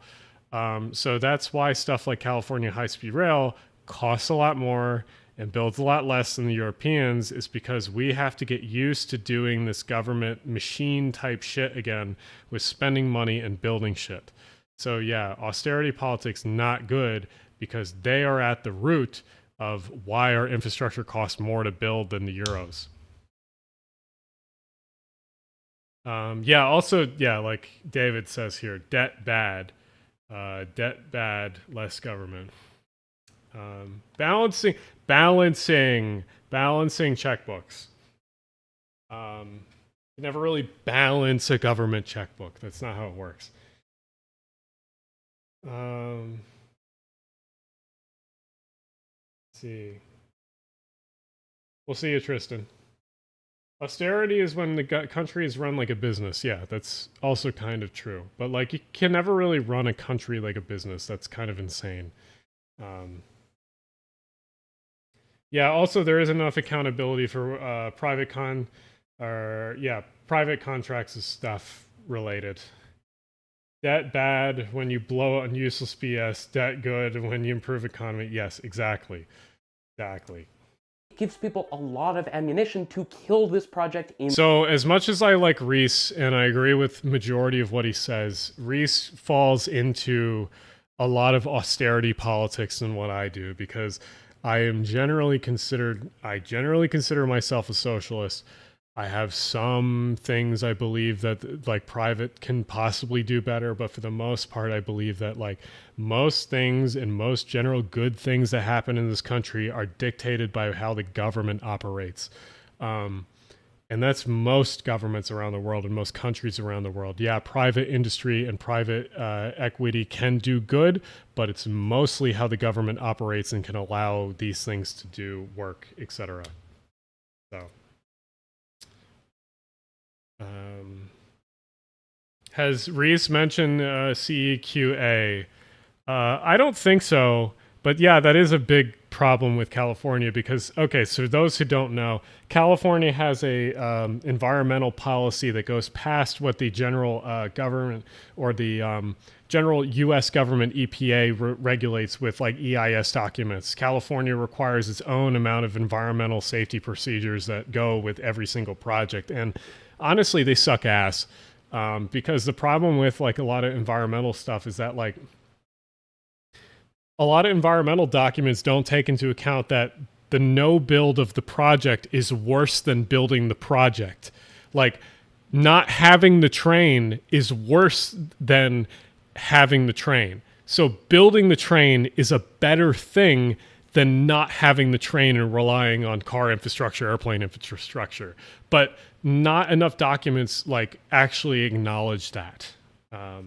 So yeah. In the cradle.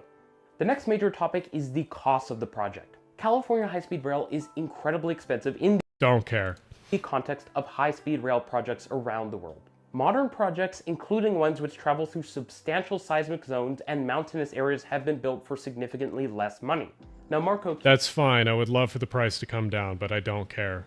He has made the very cogent point that the US is so rich that it can afford to build California high-speed rail, even with its extremely high costs. But of course, that doesn't mean he doesn't believe getting the cost down is a good thing, because lower costs mean more high-speed rail for the same budget, and that budget has not come easy. At the same time, saying the cost of budget is all a perspective of the political power that gives it money. It doesn't matter if California high-speed rail was $1 billion cheaper. the political power and machine that's in power just gives it money because it's my team versus your team. The conservatives versus the liberals. Doesn't fucking matter. Without California high-speed rail, I-5 would be widened for over 200 miles to 8 lanes, now shelved, and there would be some people that would there's some people that want that out there. Yes, no. Widening I-5 would be fucking stupid. Widening most highways for long distances is fucking dumb. So, like, well, when people say, like, California high-speed rail costs a lot of money, and if it was cheaper, then more could get built, no, I don't agree. Most of the problems with California high-speed rail and high-speed rail in America is that, like, you have one party that likes high-speed rail, the Democrats, and then you have the Republicans that do not like rail at all. It doesn't matter how much the thing costs, the Democrats will give it money, and the Republicans will not give it money. So, like, if California high-speed rail was 20% or 30% cheaper, okay, fine. Whatever. But, like, the Democrats will give it money no matter what, and the Republicans won't. So, like, I don't see the argument for making it cheaper that would allow more high-speed rail to get built. No, I disagree with that. I think it's entirely a political machine-driven thing, and it has nothing to do with cost. Yeah, you could maybe convince some people it would be more manageable if you had the price down. And, like, I do agree getting the price down is a good thing. But, like, political machine-wise, it doesn't matter. A major infrastructure project doesn't matter is bad. It's an incentive for further cost creep. And further cost creep tends to lead to delays as projects desperately try to shave down the cost. Even if the price of California high-speed rail doesn't concern you, the long timeline, which has in part been caused because of budgetary issues, should. It's pretty common when you look at high-speed rail projects. We do truly live in a society around the world, which I have, that they take 5 or 10 years to complete. But California high-speed rail has... No, I agree. Like, it should come down in price, but I also don't think that, like, the price of the project is not the main, like, problem. We've spent $1 trillion on one airplane, the F-35. We'll just throw more money at it, like, if it needs more money. Like, DOD just gets more money. But, like, these transit projects, yeah, it's a train from LA to San Francisco, and, like, it doesn't affect everyone in the country. But, like, if it's politically motivated, it doesn't matter. It'll just get more money. Taken longer, and that's just for the section in the Central Valley.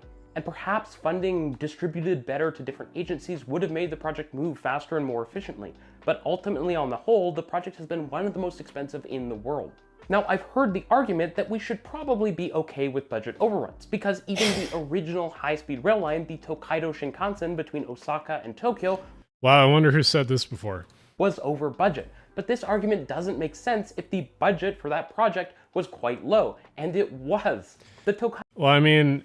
Regarding inflation, it wasn't too low. I mean, it was definitely manageable, but it's regarding inflation, it was more expensive than, like, obviously what it was back then.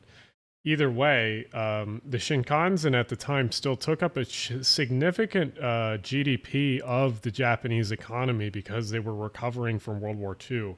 So, like, even if it was cheaper, it was still very expensive for a singular country to invest in.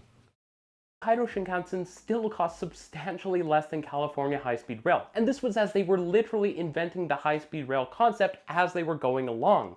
At the same time, the project was finished in just... Yeah, the Shinkansen was considered pretty wild when it was built in the first place, and, like, it was... It was something that people didn't believe in. And, like, literally just to get infrastructure funded, you just have to believe in it, and the political will has to be there. It doesn't matter what country you're in. That's just universal. $1 trillion thing for the F-35 lifetime cost, much, not how much we spent on it. Yeah, well, I mean, like, you could view the infrastructure the same way. $1 trillion for a train line is not that much when the train line is going to make that back, like, societal wise and like via running cost and also taking cars off the road. Like the train will cost a fuck ton of money, but societal wise, it's going to be worth so much more. Have you seen Give Yourself the Red Light? Yes. Very, very good. Very good older documentary on highways. Just about 5 years for the Tokyo 1964 Olympic Games. It wasn't a long project, and it wasn't all that expensive. What makes more sense is arguments... You're good. I mean, I like super chats. I appreciate them. If you support me on the channel, it helps very, very much. So I always appreciate it. Especially with the bigger projects I'm going to be doing in the future and the bigger projects that will be coming out very, very soon with the highway median projects I was talking about. It's about how since the US doesn't build a lot of high-speed rail, it doesn't have the institutional capacity and thus isn't very effective at it. And that is a real problem, but high costs aren't coming from a single source, like the consultants needed to staff up agencies that don't have the in-house capabilities. Yeah, that's actually where majority, or not majority, it's a good amount of the price is coming from. Since you don't have institutional knowledge and you haven't employed the people in your agency, you got to contract out. That contract out, you got a contractor has all the gives you all the plans for the project. You transfer all those plans to a builder. Builder starts building it. Builder encounters a problem. Builder encounters a problem. You got to go back to the original contractor, ask him to make some changes to it. The original contractor is like, well, we got to charge you because like now we got to make some changes to the original project. Okay, we got to charge you more. Original contract goes back to the builder. Builder says, oh, well, these alterations will cost you a bit more money now. So now we need to charge you a bit more. So like majority of the cost inflation comes from private equity. It does not come from the government. Yes, the government can run agencies like inefficiently, like originally how California high-speed rail was run, but it was still like majority of your cost inefficiencies will come from the private contractors that are working with the government to build these things. Yeah, no, like Brian says, a lot of California high-speed rail's issues are due to how it was funded originally, because like California high-speed rail was funded in packages, which is fucking dumb. You should fund the whole thing in one big thing. You should not fund it in packages. Funding in packages is like starting and stopping constantly. You should not do that. You should just fund the whole thing in one go, and then the whole thing gets built. And as you're building it, you get more efficient at building it. And you can actually decrease the price if you actually build it all in one go instead of starting, stopping. So yeah. Detroit video when? I will definitely make a Detroit video at some point. Probably the metro system that could have been in Detroit, or the people mover. The transit cost project at NYU has some great research into... No, not the Alon article. No. Some of the various factors that cause infrastructure projects to cost as much as they do in the US. And the reality is that technical design, litigation... that article's fine, but like it relies way too heavily on blaming the agencies instead of blaming contractors. Land acquisition costs, and other factors play just as much of a role as consultants. All of this should make us want to dive deep, learn from other countries, and progressively build high-speed rail construction knowledge in the United States. The brute force, just spend more money until the project gets done approach isn't what made countries like Korea and Italy so effective at building high-speed rail. Yeah, Alon has written some decent articles about like cost overruns, but besides that, their whole austerity politics mindset is kind of cancerous to like actual projects like California high-speed rail. You actually often see projects go over the low budgets, and at the side, these countries canceled, pause, creating expectations, overrun, won't be accepted, and money will not be flowing. Projects frequently restart late. Yeah, do not start and stop projects. It was learning and thoughtful development of a capable public sector. Didn't Italy take 20 years to build their first true high-speed line? Kind of. Italy had sort of a piecemeal network of high-speed rail throughout the 70s and 80s, and then sort of finally built real stuff in the 90s and 2000s.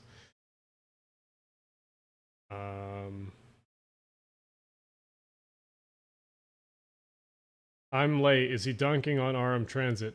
I agree with Reese on a lot of things. I just like haven't seen this video yet, so I'm watching it. But like, I think Reese is really good on a lot of topics, but I think he has too much austerity politics for some topics. Sector that was able to coordinate and develop projects. At the same time, appeals to the fact that tons of money is spent on the military or highways are reasonable in context. But the truth is that those branches of government have also become far less effective at building large projects cost effectively. And so the idea that we can just transfer our like, a lot of people would probably disagree with him there about military stuff because, yeah, you're going to spend a shit ton of R&D in the first place, but yeah, the F-35 will turn out to be cheaper than a lot of other projects of similar sorts. Highway building focus into a rail building focus isn't quite so simple, especially because we need to build a lot of rail and we need to do it quickly. What's funny about all of this is that you don't have to look far to find a cost-effective transit project in the US that we could be learning from. Amtrak's electrification of the northernmost part of the Northeast Corridor back in the 1990s was actually done incredibly cost-effectively. It was less than $1 billion. Ultimately, and broadly speaking, high costs are a big problem for... Do you know why it was done so cheap? Does Reese know why it was done so cheap? It's because it was done mostly in-house, the design project, and it was led by someone that knew what they were doing. David L. Gunn. If you want to see why a lot of Amtrak projects succeeded in the late 90s and early 2000s is because they were led by David L. Gunn. That's why they named a fucking locomotive after him, is because that guy was able to get a lot of this stuff done. For any infrastructure project. But they're an especially big problem for California high-speed rail because the project started with what should have been the lowest cost segment through the mostly low density and mostly flat Central Valley. Even if all things are held equal, lower costs are just better. To round my major points off, we have the fact that... The weirdest part about David L. Gunn is that he's actually like a conservative. He's like an old neocon, sort of. But he understands how trains and government works to get some of this stuff done. So, like, as much as we hate conservatives nowadays because they're against transit, conservatives have not always been against transit. They've just been against certain type of government with transit. Because if you read about David L. Gunn, he calls himself a conservative or at least a Republican, and as much as that title might have changed nowadays, that's sort of what his ideology was like for a long time. But he just believed in the fact that if you do things in-house and if you do enough construction and related things within the agency itself, you're not going to have issues. The Northeast Corridor electrification project from New Haven to Boston was done with other companies helping Amtrak to electrify it, but it was vastly oversaw by Amtrak themselves for that project. The companies did help and do a lot of the installations, but Amtrak largely oversaw what was happening. California high-speed rail isn't just funding the Central Valley segment of high-speed rail, but also connecting projects in the major urban centers on the coast. These projects don't get enough attention because they mostly don't include building gigantic viaducts and high-speed right-of-ways that work their way across the Central Valley. Probably the biggest other project funded with California high-speed rail funding has been the electrification and modernization of Caltrain with the very creatively named CalMod project. This will electrify the Caltrain line from San Jose to San Francisco and modernize it with better, higher capacity signaling, allowing California high-speed rail to piggyback on the line. And again, as with high-speed rail, this is a good project on its fundamentals, and the trains that are going to be used on it are honestly better than anything currently operating in Canada or the US, or frankly the Western Hemisphere. But it really has not all gone well. Electrification has been over budget, and the initial budget was high, and it's coming in late. At the same time, the unique signaling system, which was used instead of, say, the European train control system. This is where I disagree with Reese.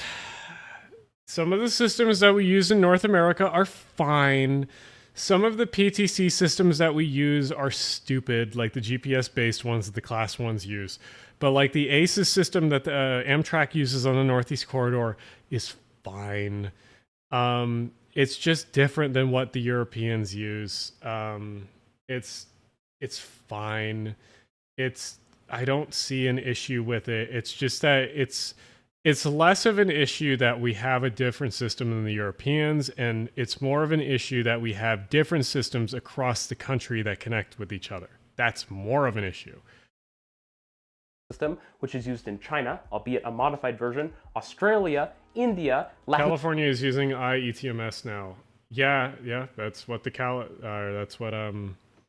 Euros are using. So, that's news to me. I didn't even know they announced that they're going to use that. Also, I really need to use the bathroom. I'll be back in like a minute or two, but I will finish this Reese video, so stick around because I'm still finishing this. So be right back. All right, let me use this one.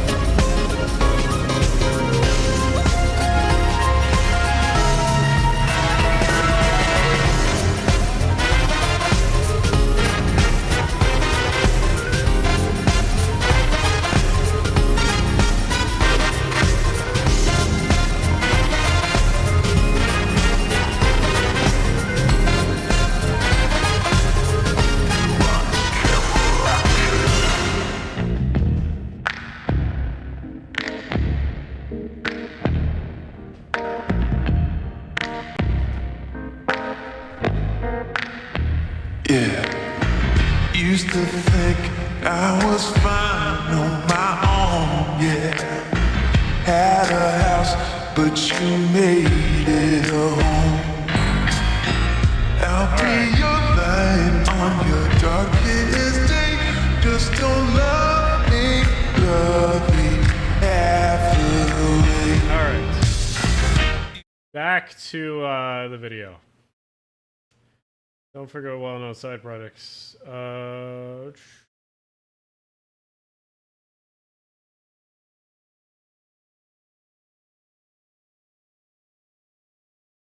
So like, I'll take a project close to my heart, for example, which is the Glassboro Camden line, which is the DMU service that's supposed to go from Camden to Glassboro. It's not the project I want. It's not the project that I envision. It's not the project that I wish the money was being spent on.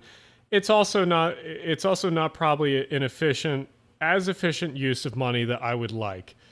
But like the California high-speed rail, since that is the politically motivated project at the time, I would rather the Glassboro Camden line get built than fighting it to get things changed into a system that is probably not going to get built. I would rather the project that's imperfect to get built than to fight for a project or change the project that's probably not going to get built. California high-speed rail has a lot of problems, but it's the project that's getting built. That's how I feel about these things. So, as much as I think that criticism to the project is happening, it's getting built. You know what's not getting built? The Toronto to fucking Montreal high-speed system. The high-frequency system's getting built, but I wouldn't fight against that if I was Canadian. I would want that because at least that's getting built and nothing else is. So, like, yeah, sometimes you just gotta take the fucking sour apples that you have and make with the best with them. That's kind of how just North American infrastructure is a lot of times, and you just have to deal with it. Yeah, you can make it better in the future after it's built, but like, fuck it, it's getting built. That's the best we can do at the moment. Sure, go with it. Yes, I talked about in-house versus private company. But yeah, no, I mean, that's sort of how I feel about these things, is like, yeah, it sucks that it's not a better project, but at least it's getting built. At least we're building infrastructure that's going to be useful in the future. So yeah. In America and Europe has also had a ton of major issues. At the same time, there are some serious question marks over a lot of the major components of the Caltrain modernization project, including stations and... I honestly have a hard time arguing for HFR.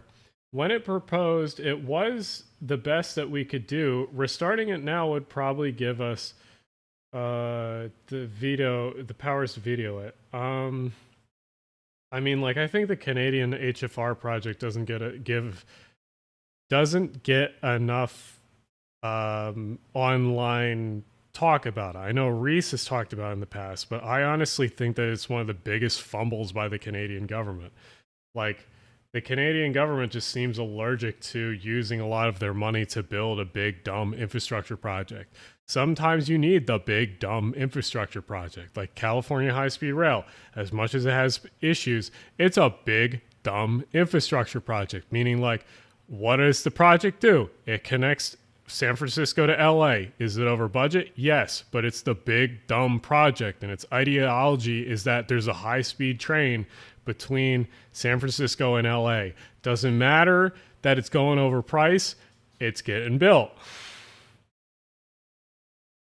We need to remind conservatives that trains are older than planes. LO, if only if it was that easy. Yeah, I mean, it's frustrating, to say the least. You can convince conservatives trains are good if you're like, if you can if you can convince a neocon that trains are good, if you make the economic argument that trains are more efficient at using money than highways, but that's a very hard argument to make, because conservatives are generally not this smart. People against California high-speed rail were silent when the new freeway was cut through Bakersfield in the same state in 2023. Yeah, no, there's definitely a double standard when it comes to this stuff, and it's like so fucking frustrated that like it's even like it's even debated upon, because like the train, like I said, those environmental studies, like a no build of the train is objectively worse than building a inadequate train, where building a highway is objectively worse than not building the highway. Like, it's stupid that our environmental documents don't take these things into account. And it's stupid that California will allow stuff like this to get through. Austerity killed the Avro Aero. Well, you know what killed the Canadian aerospace industry? The United States, baby! No. But like, yeah, it's frustrating. Sometimes you just gotta go with what's being built, what's politically capable of your area. But yeah, let's listen to the rest of what Reese is saying. Grade separations. The fantastic Caltrain high-speed rail compatibility blog, which I've been following for years and years, is a great resource to learn more about the incredible complexity of connecting Caltrain with high-speed rail. And as I hope will be obvious, despite these problems not being of California high-speed rail's making, they are problems which California high-speed rail will need to deal with. And I think it's worth stepping back and asking how other countries dealt with similar problems, because other countries also had to get their high-speed trains through dense city centers without modern signaling technologies like ETCS. Now, before I close the video out with my conclusions, I'm thinking about traveling a lot in the next year so I can see more high-speed rail in the steel, as well as traveling to other cities around the world to bring you on-the-ground coverage of cool metro, bus, and tram projects, with a very special trip coming in just over a month's time. This is where today's sponsor, NordVPN, comes in. I always like to travel with a VPN abroad, without the hassle. VPNs are fine. Going on. Taking things to first principles, here are some general things we need to take back. First, just because the law requires something does not mean we should accept it. Laws and regulations are made by human beings, generally with good intentions. But people also generally acknowledge that a lot of them are deeply broken and lead to things like transit projects needing to go through thousands of pages of environmental impact studies. Clearly something is off when laws meant to protect the environment are slowing down projects like electric trains and clean energy. Sometimes you need to be open to the idea that changing the law is the best way to make a big project possible or more practical. And sometimes it might even be the easiest and least expensive approach, because remember, we're talking about tens of billions of dollars here. Many countries, including the US, have made laws and repealed laws to make building major infrastructure simpler and faster, and to avoid litigation slowing everything down. At the same time, there are clearly structural issues at play. The entire time I was making this video, I was reminded in the back of my mind about discussions currently going on in California about how overhead wire electrification for railways was technically and financially infeasible. This is okay, but like I said before, I think a lot of the electrification stuff is being astroturfed by hydrogen people. I don't know why, but that seems to be the case in California. I don't know if Reese will talk about this, but like overhead wire shit, I think it's being astroturfed by hydrogen people. I need to figure this shit out, but I think that's the case.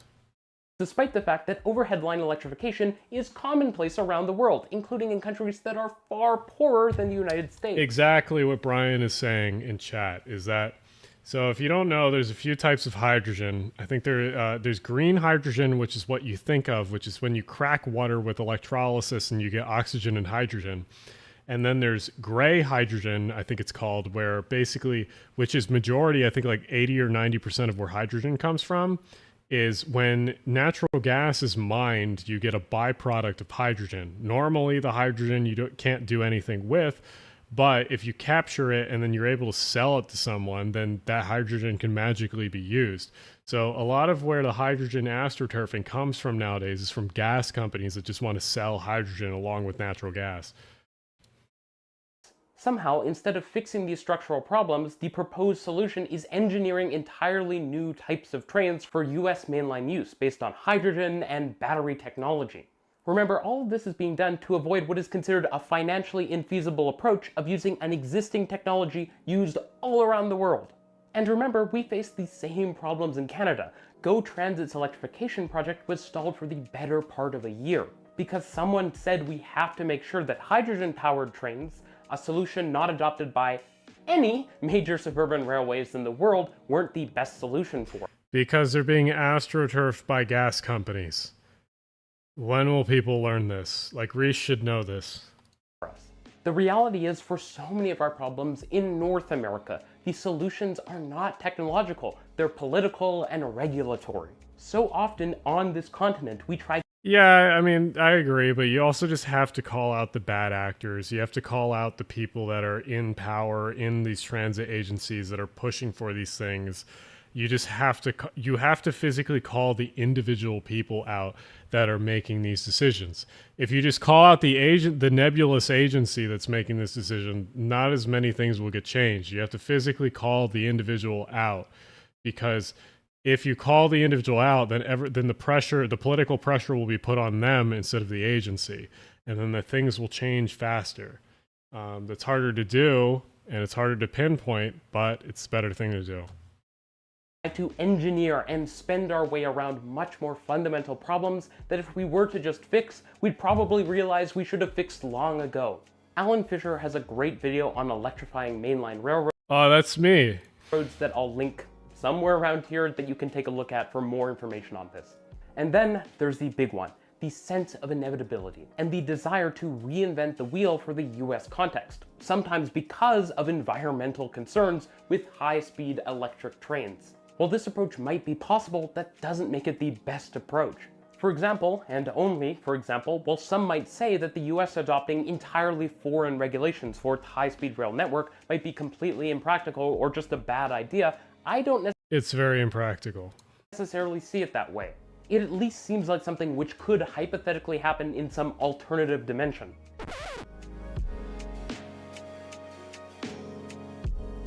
And if it was done and it got high-speed rail built, would it really not be worth it?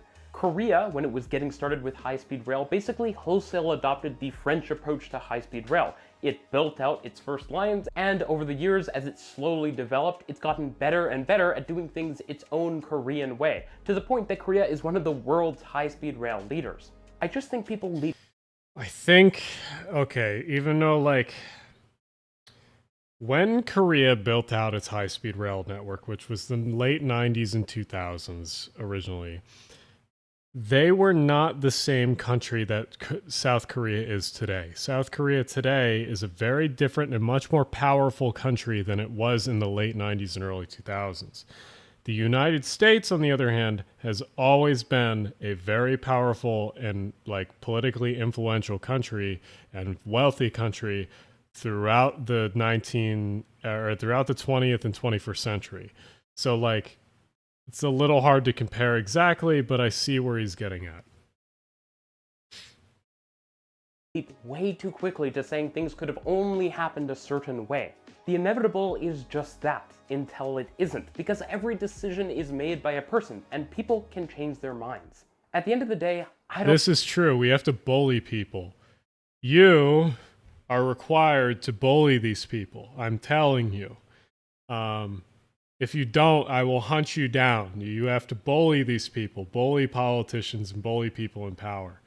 No pussy ass shit. Call people out on their shit. I don't live in California, but I'm also not unfamiliar with it, and I'm not unimpacted by the decisions that go on there. As I said earlier, do not bully Reese. Reese is fine. I have family in Bully politicians, much more effective. California, and I've spent a ton of time all across the state, including in the Central Valley, albeit mostly near Sacramento and Bakersfield, so not really the middle. I also did grow up on the west coast of Canada, which culturally often feels like it looks more to the west coast of the US than to the rest of Canada. And since back when I was a kid, I remember watching local news talking about California's bold high-speed rail plans, I was very excited. I was a kid who had a TGV poster in my bedroom. I think that it's good that things are happening, and California should obviously have high-speed rail. But I'm also very supportive of California having the best high-speed rail possible. And every improvement to how things are happening, every cost reduction, every better alignment only serves to make that project and all of the projects that follow, from high-speed rail to Vancouver, to high-speed rail to Atlanta, to new high-speed rail to New York, better. Cheerleading a project I already think should happen when I see clear issues that need to be resolved with it just feels like me doing a disservice to the project and to the great. This is true. This is true. Reese is Canadian. Who is he going to bully?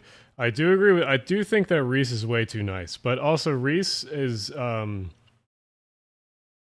Reese wants to save face a little bit more than I do. I'm willing to call some people out. Reese, on the other hand, I think wants to save face with some politicians, and especially rolling stock and transit companies.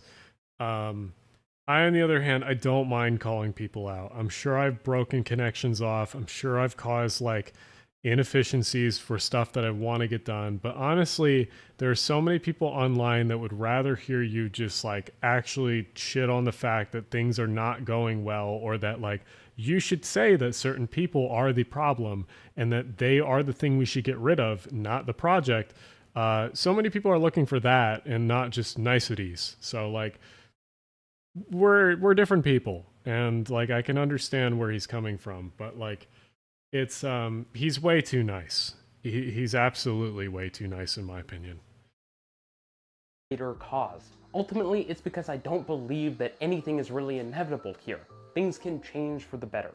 Thanks for watching.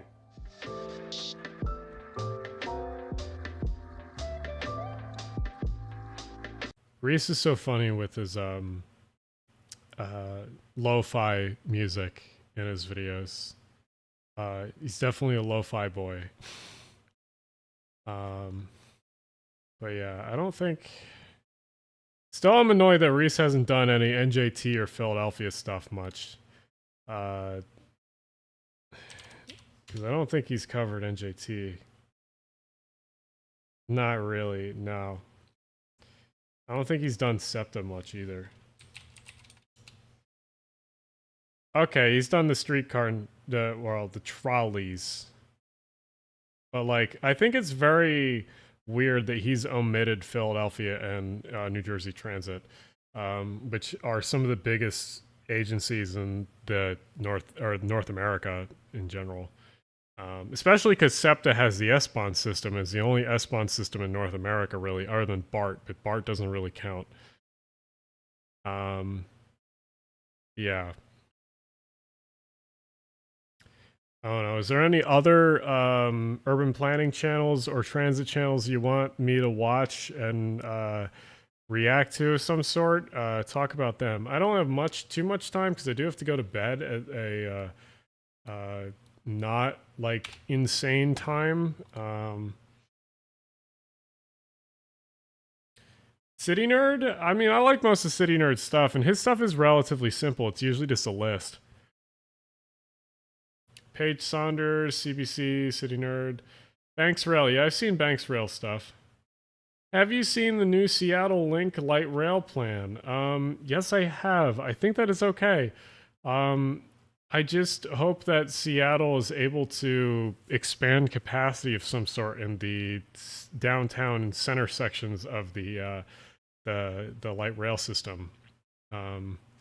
Otherwise, I think that Seattle, as much as a lot of the Twitter Seattle Urbanist shit on stuff, I think that it's one of the better systems in North America. And I think that people should praise it more than it gets shit on. Peter Dribble, I love Peter Dribble's stuff. Paige Saunders, yeah, Paige Saunders is good. Yeah, go watch some Not Just Bikes. I might do that. Oh, the Urbanity. I could watch some of the Oh, the Urbanity. I watched that the other time. Yet Another Urbanist. I've seen some of their stuff.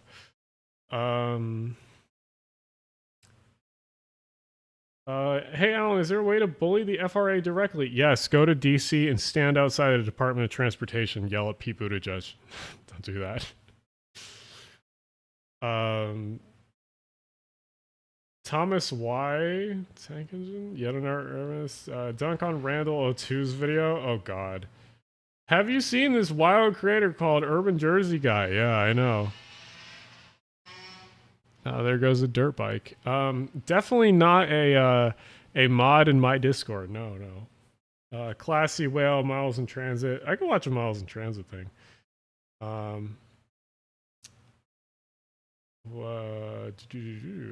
Yeah, I might watch some Not Just Bike stuff. Do you guys have let's go to Not Just Bikes, or excuse me, NJB. No, not live. Where's his normal? Why did his normal channel not come up first? Weird. Any videos in particular? Because I don't think much of his stuff is that controversial. I think it's pretty. I think it's pretty reasonable for the most part. It's pretty status. I mean, it's pretty like most of the reason why Not Just Bikes is popular is because he's outlining a lot of just like general concepts that we need to follow. And like a lot of his stuff originally was the Strong Town stuff. His video on Costco sucks.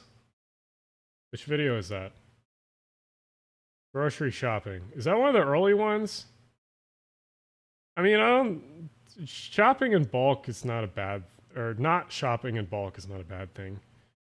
Cities are loud because blah blah is loud. I mean, I agree with most of his. See, that's the thing is like, even though I think he's a little too harsh on stuff, I don't disagree with a lot of his stuff. That's the thing I think most people can like, can agree with. I think that most of his stuff is fine.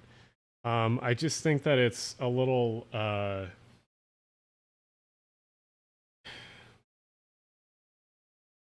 let's see,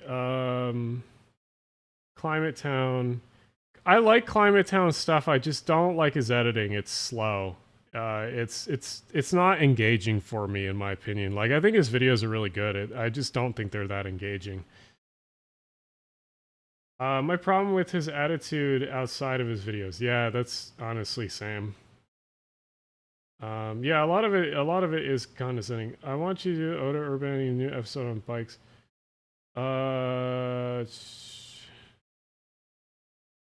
So like, I think actually this one I probably have the most disagreements with. By Curiosity Stream and Nebula is pretty bad in North America.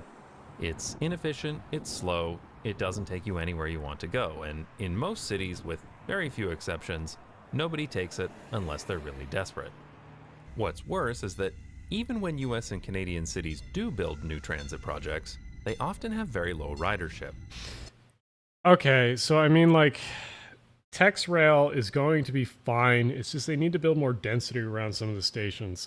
Like, I think that's the issue with most of Not Just Bikes criticisms, is that I think, like, a lot of these newer systems, yeah, they're new, but they're also, like, they need time to flourish with TOD. But if you look at many other cities in the world, public transit actually works pretty well. It's clean and efficient, and many people happily use it for all kinds of trips, providing low-cost transportation options, reducing car travel, and generally making the city better for everyone. So what's the difference? We can't build rapid transit here. Our population is too small. If you've ever lived in a small to mid-sized... In that video, I mentioned that the city of Innsbruck in Austria, with a population of less than 150,000 people...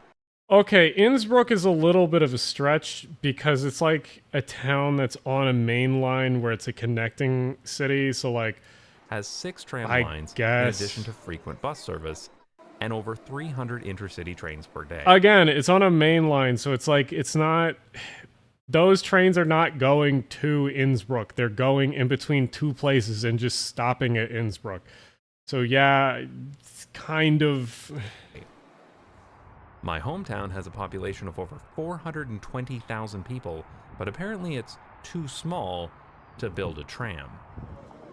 Lots of small towns in Germany have tram lines too. In fact, there are 40 cities in Germany with a population of less than my hometown that have tram lines. Oh, sorry, wait a second. Bielefeld doesn't exist, so it's only 39, but that's still a lot. And what's even more ridiculous is that my hometown did have a streetcar. Like, I think that, like, yeah, if 150K is inaccurate because metro area has 300K. Yeah, I mean, like, that's the hard part about comparing a lot of U.S. cities versus European cities, is that oftentimes the metro areas are very different. I don't know. I don't know. That doesn't go against what he's saying, that, like, these places can't have trams or better transit. I agree, but I do think that's stretching a bit for the Euros a bit. In the late 1800s, but it was torn out in the 1940s. So somehow, when the population was less than 1/10 of what it is today, it could support a tram, but now it can't. Why? The answer to this question is the true reason why public transit sucks so much in North America. It's because we don't build our cities for transit anymore. Today, cities in the US, Canada, and other places like them are built for... Well, I mean, like...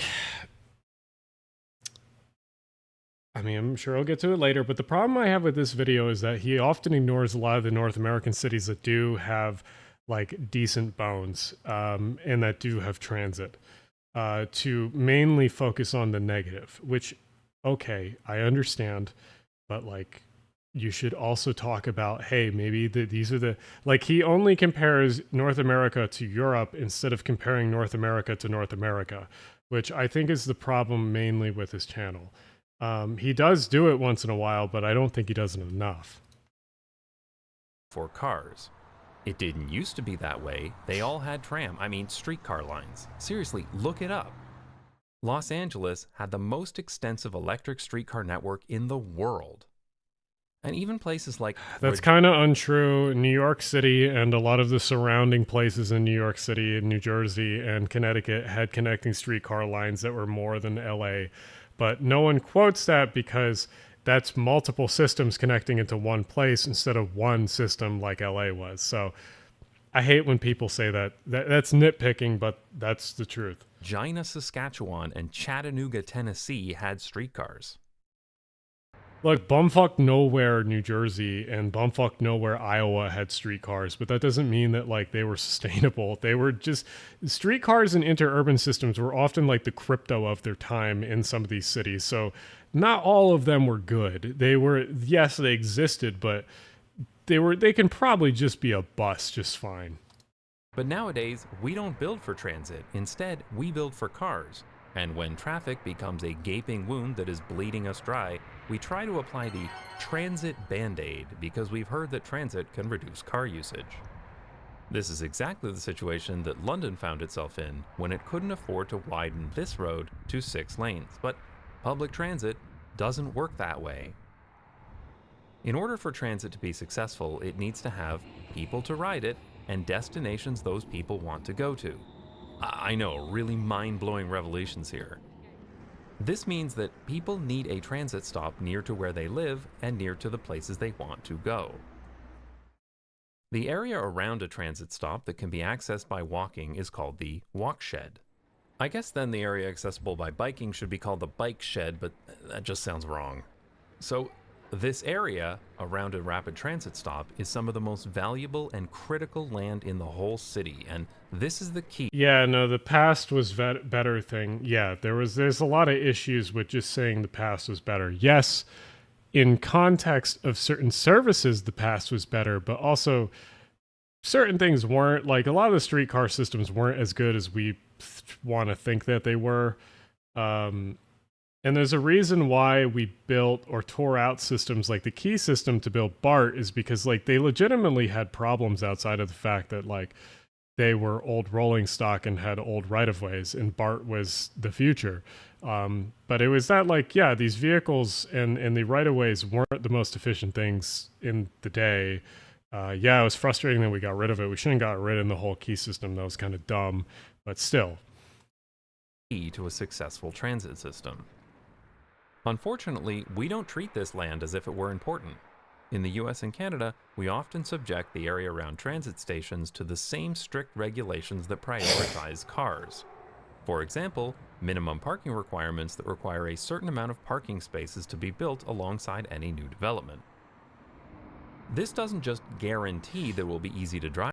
Okay, so like part of my problem with this video, and we'll get to it when we go through it, is that his criticisms of the Go system and Toronto in general are like a little too harsh in my opinion.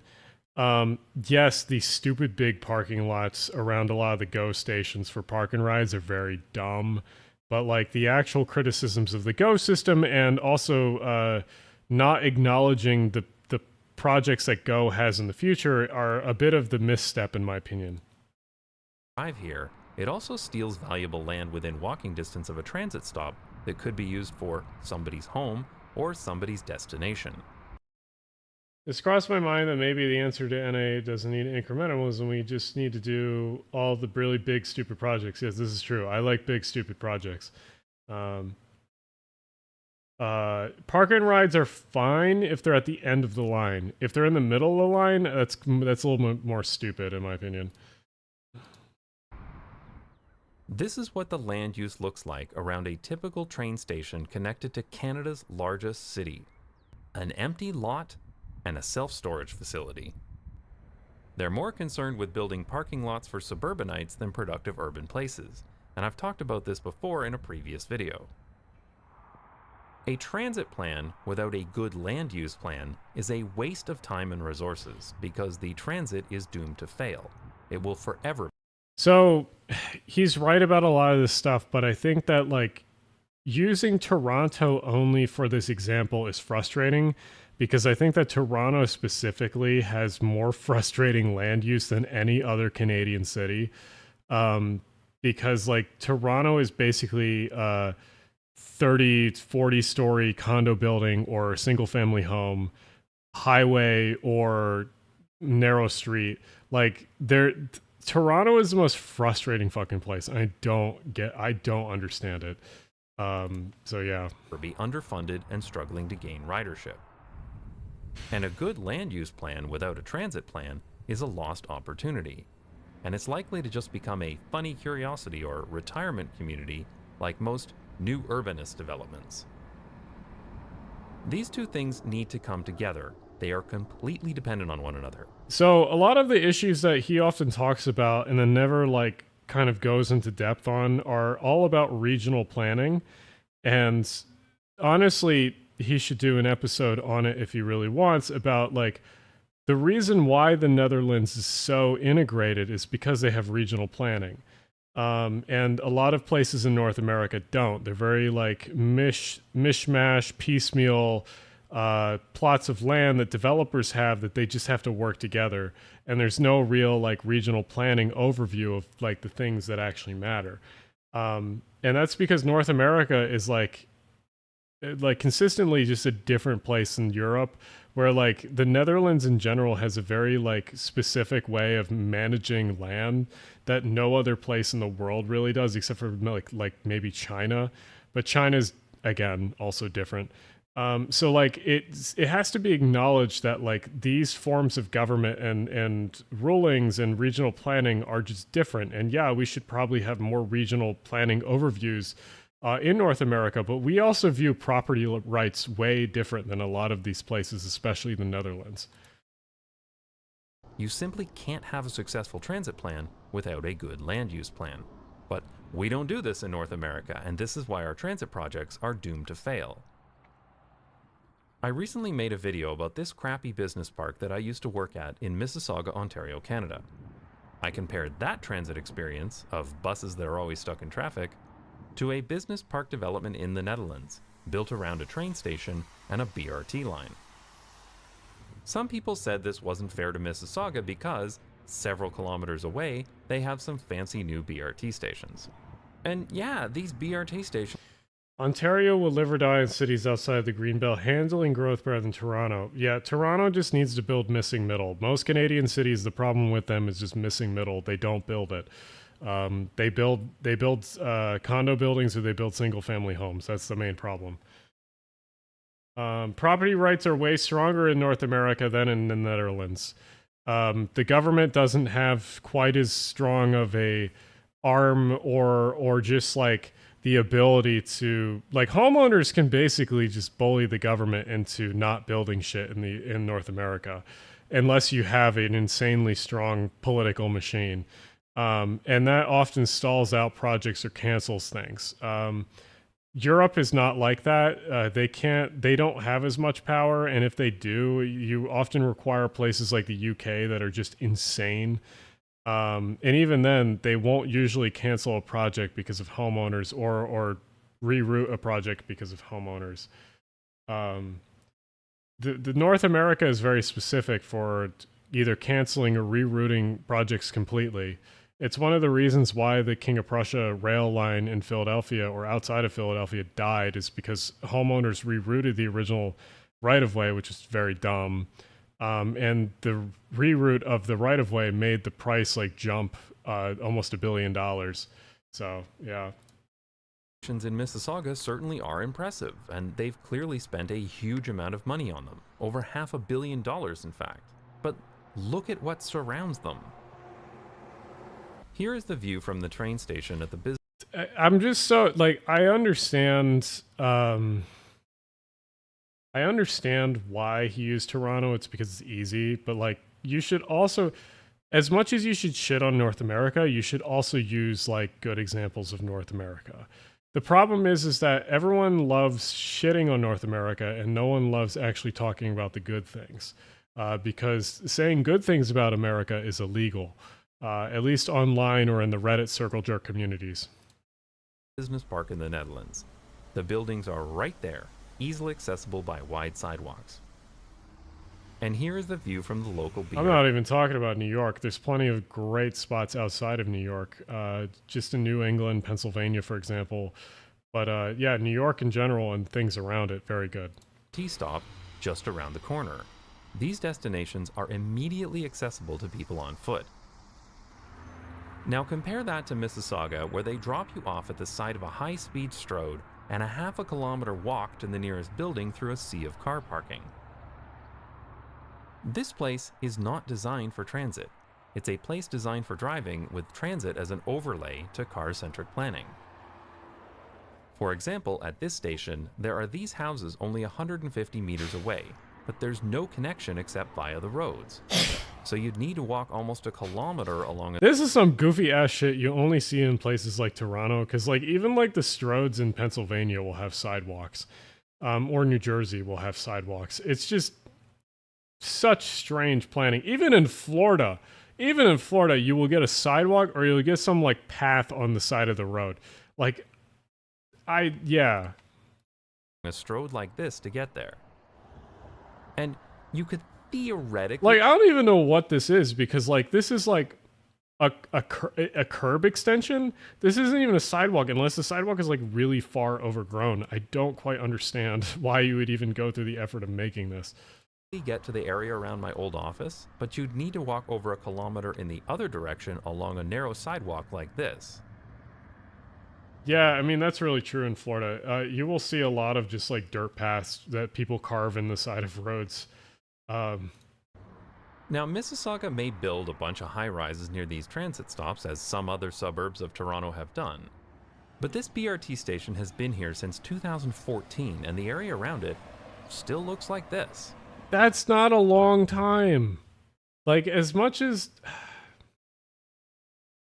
I agree it's disappointing that like there hasn't been more housing built in 8 years, it's also that like a lot of American developers and planners just don't see the potential of these things, and they don't like push for them to be developed. So like, it's, as much as that is frustrating, 8 years is not that long of a time in American planning. So it's, yeah. So like, I see his point, but like, it's also frustrating that it does take longer than 8 years usually.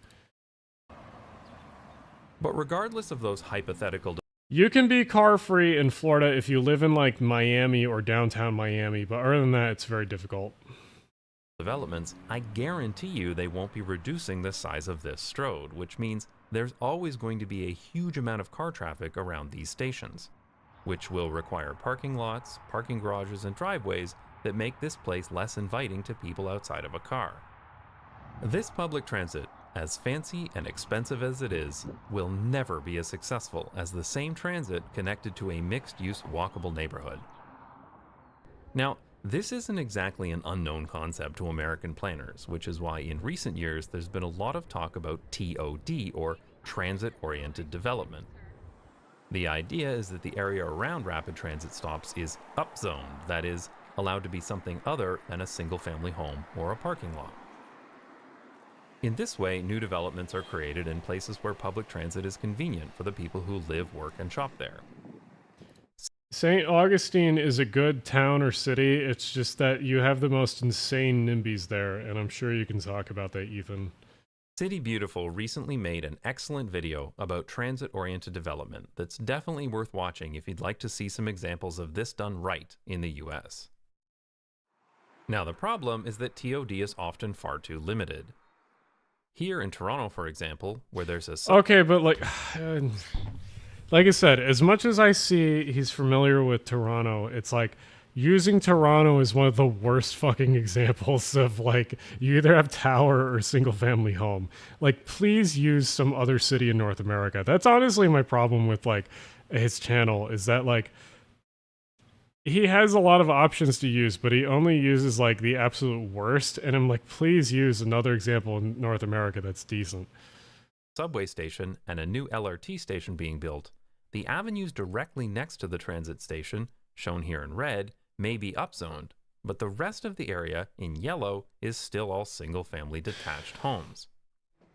This creates such intense pressure to build on the small amount of upzoned land that developers cram in as many units as possible. So you get huge condo towers right next to single-family homes within a 5-minute walk of a transit station. Oh wait, let me make you a mod. Hold up. Add as moderator. Alright, added you, Mike. Yeah, no.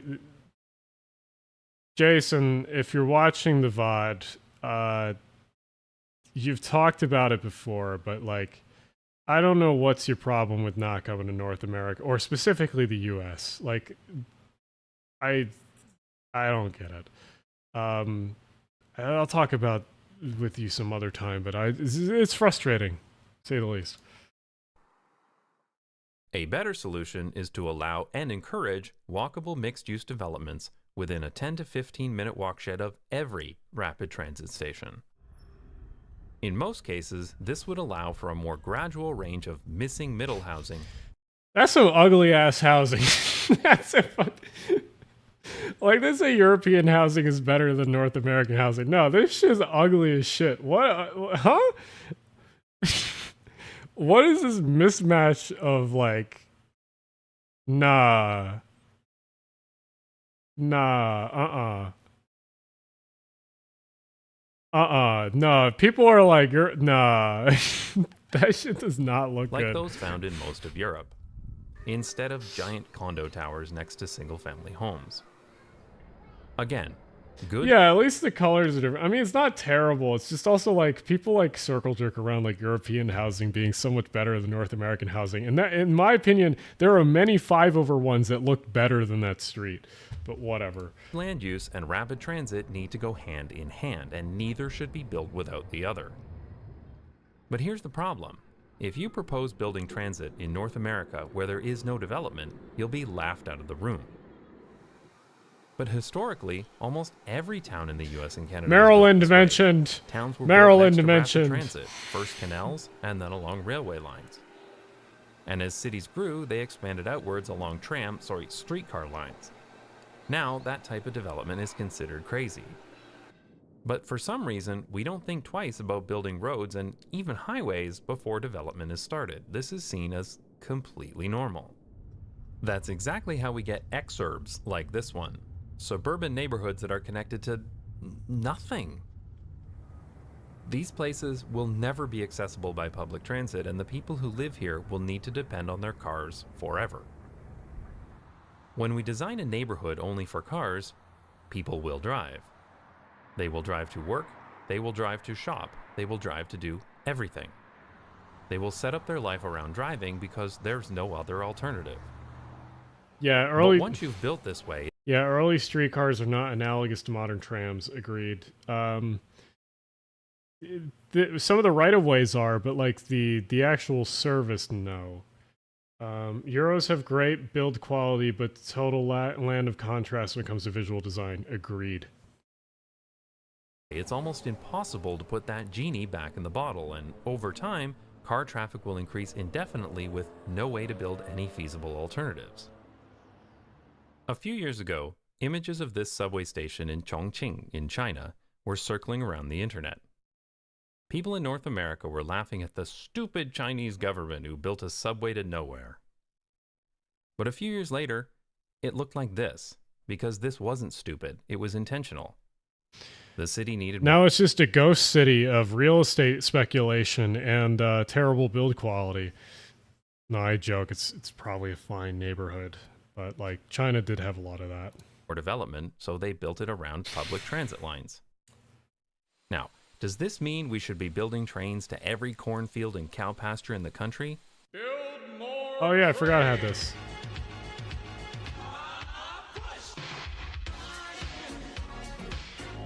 Damn it, Alan, your memes are leaking again. Anyway, no. I forgot that was in this video. It does mean we should be making it legal to build more mixed-use walkable neighborhoods and the transit to go with it. This is the island of Eiberg in Amsterdam. The city needed more housing, so this area was identified as a good candidate close to the city center. But notice that as this area was built, they built the tram line here at the same time. The tram line opened in 2005 just as the first homes were being completed, so as residents moved in, they had regular and reliable transit access to the rest of the city. Wait. Was that the place in Denmark that, like... Because I remember hearing that this was kind of a problematic place, actually. The tram line here at the same time, as a good candidate close to the city center. But notice that as this area was built, they built the tram line here. Where is this again? Because I remember hearing that this was kind of a problem. This is the island of Eiberg in Amsterdam. Oh, it's part of Amsterdam. Yeah. Residents moved in around transit. The Dutch actually building on land instead of creating artificial island. Just build... This place would be totally different if they had built it only for cars and then tried to add transit a few decades later. This looks like college campus architecture. And that's being nice to it. This looks like boring. This looks like it's fine housing. It's just... It looks... This is a whole other level of transit-oriented That looks development. okay. It is far beyond that what looks you'll like find in North 1970s. America. Now, if you live in the US and Canada, this kind of development is probably beyond your city's ability, but it is possible to build upon those few walkable places that do exist. In his book, Confessions of a Recovering Engineer, Chuck Marohn talks about how transit can be a wealth multiplier for cities, a way to bring value to developments by making them more accessible. But that only works if, when you exit that transit, it brings you somewhere that's friendly to people walking. Not like this. We still have a few old walkable neighborhoods in the US and Canada built before the 1940s. These places have been neglected for too long, but they could be revitalized, and good public transit is the way. Now, I love walkable neighborhoods, and I firmly believe that they are better places to live and better for society as well, and they support the high-quality public transportation systems that you'd actually want to use. One US city that is doing this correctly, mostly correctly, is Portland, Oregon. City Beautiful has made a great video about Portland's light rail system that I strongly recommend, and it's Should have been a available on metro. Nebula. Nebula. Blah blah blah blah blah blah blah blah. Metro or Nebula. But the very best. Blah blah blah blah blah. Curiosity Stream. Oh, I forgot I commented on that. Yeah, I mean, like, Not Just Bikes is fine. Like, for the most part, his videos are very good. Like, some of my best videos are very similar to his, where they're just explaining a general concept.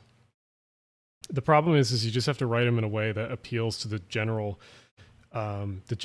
person, which is tough because like a lot of times you don't want to do that. You don't feel like doing that, and it feels like generally boring to explain a general topic to a general audience instead of actually having fun and talking about a specific topic to a specific audience.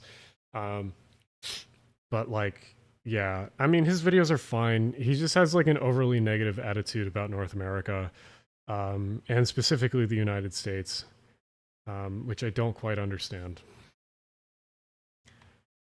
Especially when you're the showing off you're showing off the like urbanism to a lot of new people.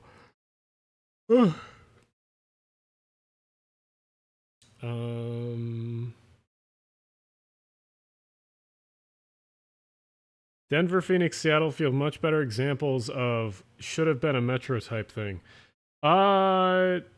Yeah, I agree with Seattle and Denver. I don't know about Phoenix. Phoenix is tough because it's so spread out. Well, not spread out, but just like Phoenix. Not Phoenix shouldn't exist. It shouldn't be as big as it is. I have a feeling. I talked about this sort of in a tweet, but I'm like, I wonder if someone does the calculation of the amount of GDP or like capital that we have wasted with people moving from the Rust Belt or Northeast or Northern areas to the Sun Belt, only to eventually people will move back to the North or Rust Belt areas because of climate change. I truly wonder how much fucking GDP we'll lose because of this.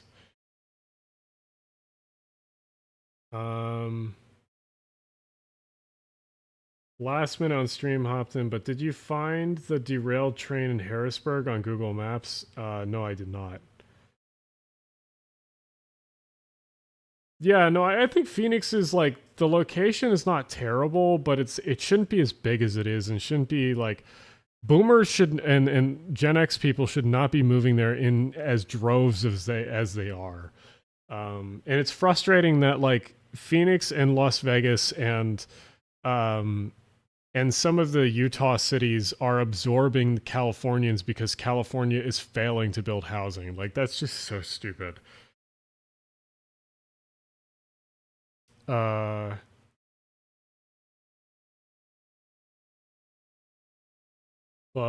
don't talk about Denver LRT. Hopes eventually it turns into something like REM. Denver LRT's fine. It just needs more grade separation and right-of-way changes. Otherwise, I think it's fine. Because if you get... those things can get up to 45, 50 miles an hour, and if you can stay at the 45, 50 miles an hour for an extended period of time, it's not that bad. It's just that, like, you can't stop at roads and shit.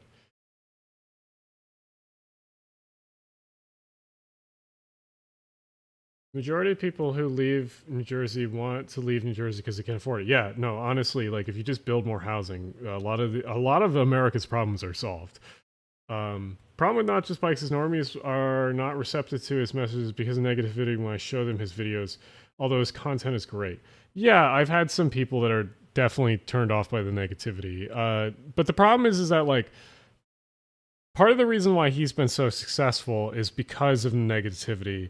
Online and in online spaces, you're generally going to do better if you hold a very us versus them stance instead of nuance. Like, the Urbanity, I think, is probably one of the best, if not the best, urban planning channels online, but they don't have the biggest audience because they are not an us versus them channel.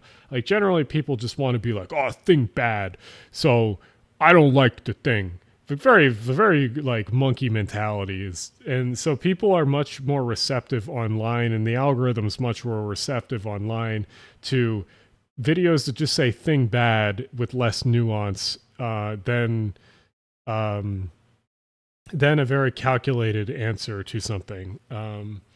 Which, yeah, everyone's frustrated that things in life are more nuanced instead of just getting an answer, but that's how it is. I think the Urbanity is good. I just think that they're like, I mean, like, I like over editing the shit out of stuff sometimes to make it interesting. And like, yeah, some of their videos are boring because I'm used to like having fun with the videos, but like, they're definitely one of the better ones. Yeah, YouTube is definitely weird with shorts. I don't even try much on YouTube with shorts. I just upload stuff that I'm going to upload to TikTok on YouTube, and hopefully it does well. Yeah, they definitely, the Urbanity is good, but yeah, they definitely don't have the radio voice like I do, and that's, honestly, my channel wouldn't succeed if I didn't have the voice that I have, or could do the voice acting that I do, because like a lot of what I do, a lot of what my videos are, is being able to do and the voices that I'm able to do. Otherwise, I definitely would not be as successful as I am, and I'm very grateful for that. Do you think that Gen Z and millennials are going to be the shifter to move back to cities and out of single-family homes? Yes, I think that they are. What type of accent do I have? I have a South Jersey Northeastern accent. If I get really, really drunk, because I'm only slightly tipsy tonight, if I get really, really drunk, you can definitely hear the South Jersey accent come out. I love this Saturday night having discussions and actually engaging with meaningful urbanist content. Thank you. P.S. Thoughts on the NYC to Albany line, Albany Light Rail? I mean, the Empire Corridor is one of the best Amtrak lines in the country, and that's saying a lot about the rest of the lines in the country. But I mean, like, it's one of my favorite ones to ride in the country. Let me see if I can pull it up, actually. Hold up, one sec. 'Cause I have footage. I definitely have footage somewhere.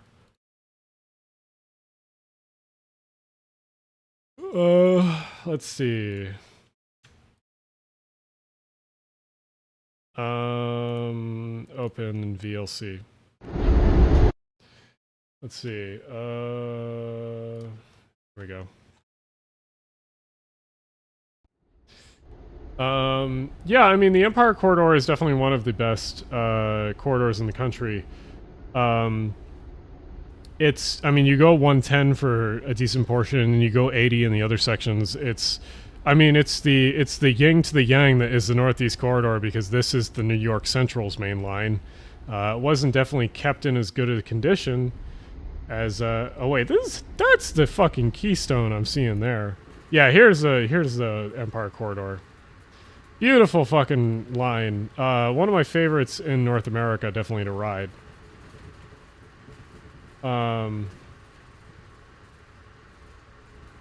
Empire Corridor sure knows how to rattle the AmCans. This is true, especially the 110 sections.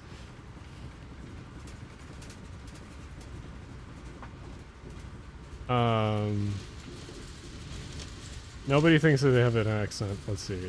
Hold on.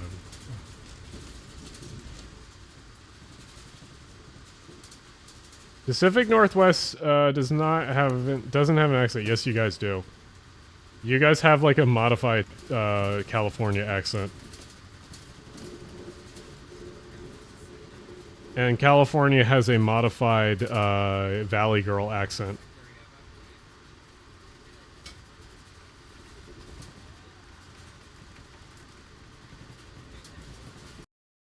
Oh, is that it? Thought there was more footage. Let me see. There's definitely more footage somewhere. I have pictures. Talk about pictures. George Washington Bridge. Boat. Palisades. Boat. Palisades. Third rail. Simply have a Midwest accent. So true.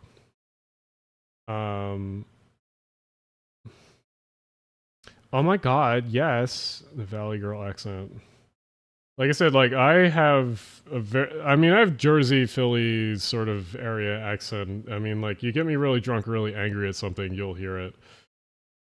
But I mean, even then, I talk really fast and I mumble some words together, which is very indicative of a Jersey, Philly accent. And some words like talk, coffee, and water all are very specific to the region.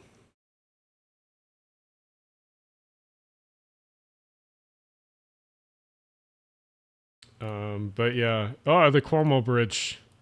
Cuomo Bridge. Cuomo Bridge. Nuclear, or is that the, no, that was a coal plant. There's the nuclear power plants. Ah, yes. CSX. GEVO moment. Bear Mountain Bridge. Very cool bridge. That's West Point. Excuse me. West Point's very cool. The castle.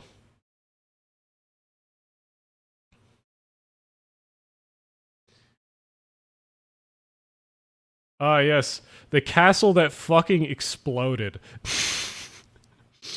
So if y'all don't know this story, I forget his name, but basically there was an arms dealer in the 1800s that was told by politicians in New York City to fuck off with his armory stuff and to put it somewhere else. So he put it on this island in the Hudson and built a castle around it.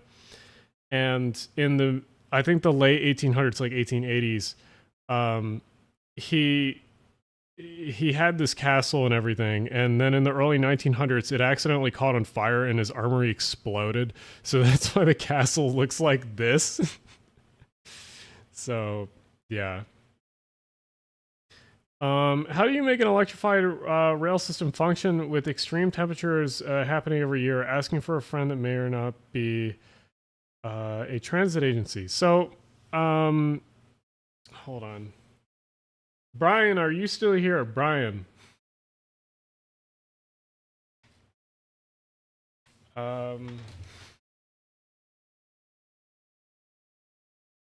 on, let me pull up the browser 1 second.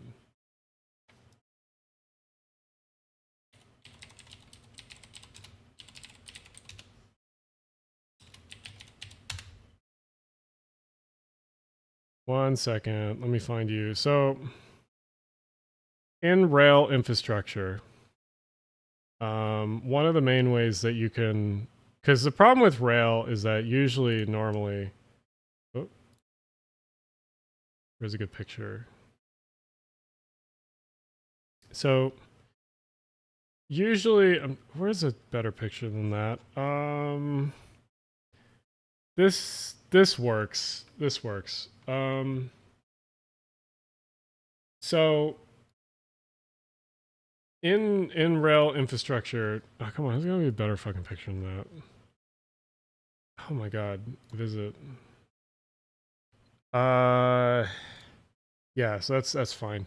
So in rail infrastructure, basically when rails are laid, they're usually laid at a neutral temperature to the area that they're operating in. And when high temperature or really low temperature happens, steel contracts or expands. And with a continuous welded rail, this is a problem because over long distances, this can actually amount to a lot of stress on the rails.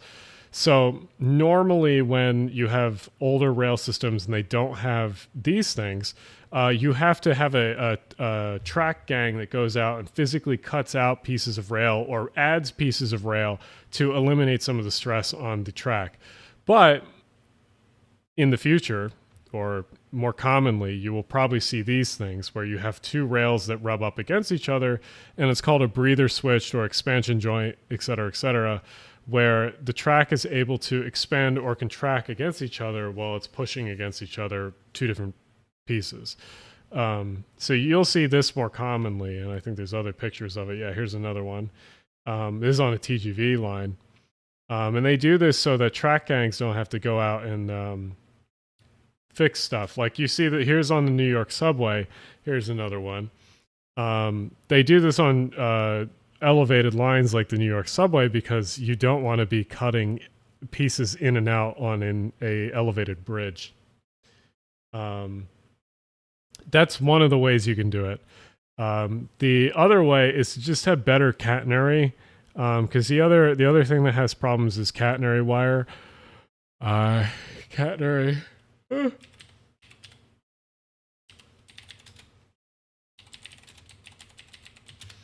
Older catenary wire doesn't usually have this, but like newer catenary wire will generally have weights that keeps tension on some of the wires, and better tensioners will prevent some of the expansion and contraction with hurting the wires. Like where's a good picture? I guess this is a decent picture. So like excuse me. So yeah, the two things you have to have is generally the wires have to be have expansion joints, and then you have to have something like this on the catenary wire that allows it to contract and expand while still under tension.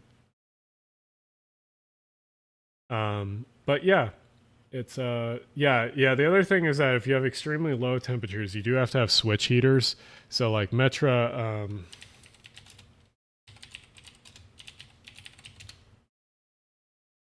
Metro will have these things that are literally, you set the tracks on fire, which are just basically propane or natural gas heaters for switches. Most countries use electric heaters, so you don't see flames like this, where Chicago kind of likes to show off. It's also, you probably should pivot from using natural gas heaters to using inductive heaters instead. But yeah, most places where it will freeze over will have some sort of switch heater so that you your switches won't freeze closed and they're more reliable.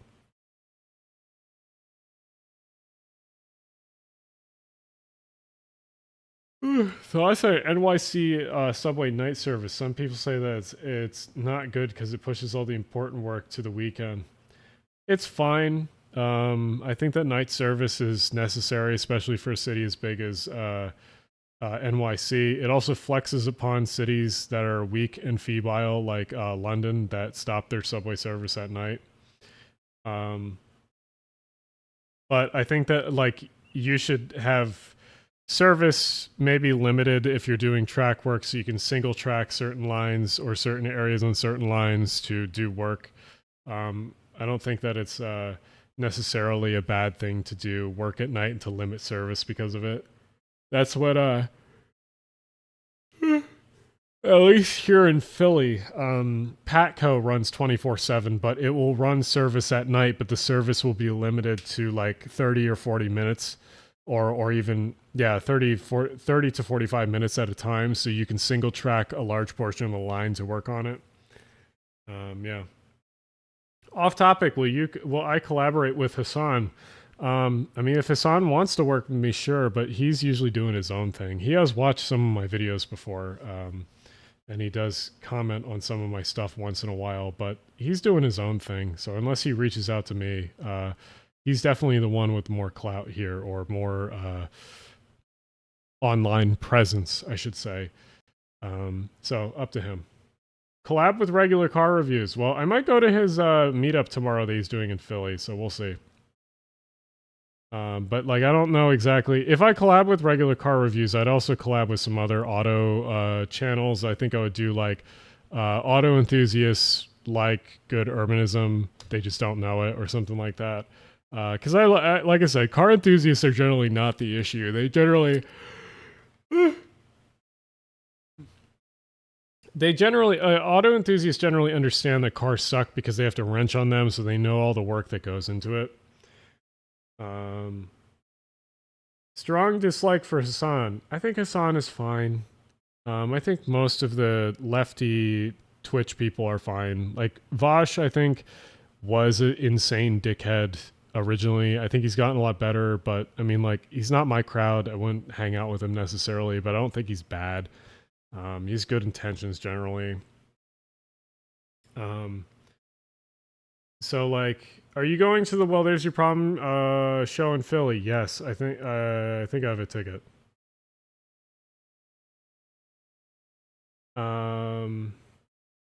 Yes, Doug crossover. Yeah, Doug used to live in Philly. Now he lives in like San Diego or something.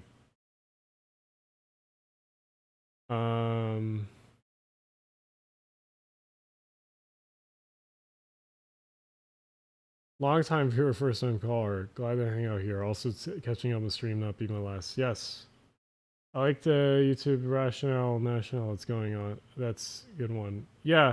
Well, like I said, we're trying to plan a live event probably for January or February with a few Urbanist YouTube creators. I've wanted to do a big live event for a while, just trying to figure out what. We're probably going to do like a premiere type thing where we show off videos in person that we like haven't shown off yet, or something. We're figuring it out. I mean, I would personally like to do some sort of award show at some point, but like that's far off and that requires a lot more work and time and effort.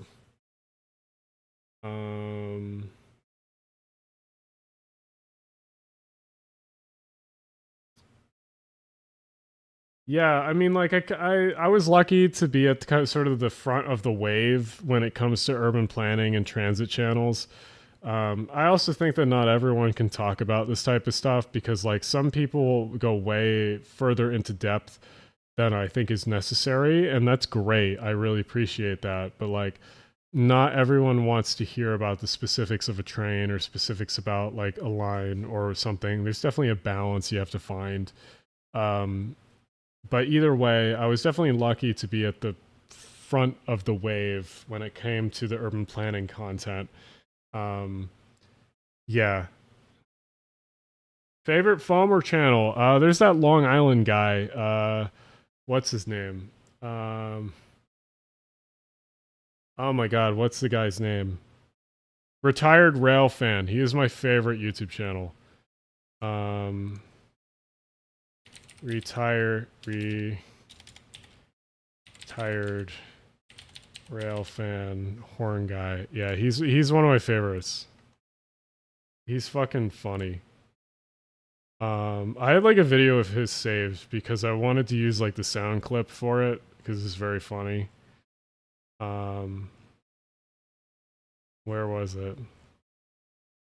It was a SEPTA video. I had like saved 5 months ago. It's definitely not that long ago. Yeah, this one. This guy is fantastic because he's like also fucking freedom.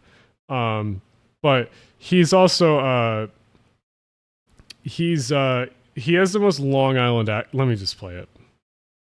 Swapped it out for a K5 LA horn. Boo.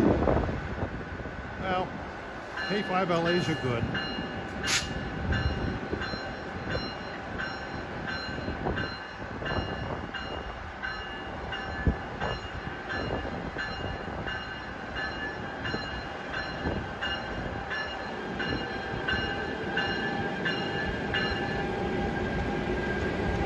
My favorite is there's like a New Jersey Transit one that says like Space Force on the side. So fucking funny.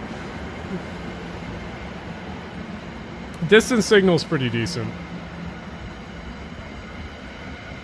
I also like Coaster Fan. We follow each other. It's been a while since I've seen that locomotive, but it's a beauty. I've only been here a few minutes and I've seen 2 Heritage engines. And approaching at 11:32 is train 95 of Amtrak. Route from Boston to Norfolk, Virginia. A lot of Virginia services on Amtrak these days. But yeah, I like this guy. He has a good accent. There was like a point in this video where he like insults like Silverliner 5s, and I want to use the sound clip. I think it's this one. 109. Here comes 2158, Washington to Boston, 11:12.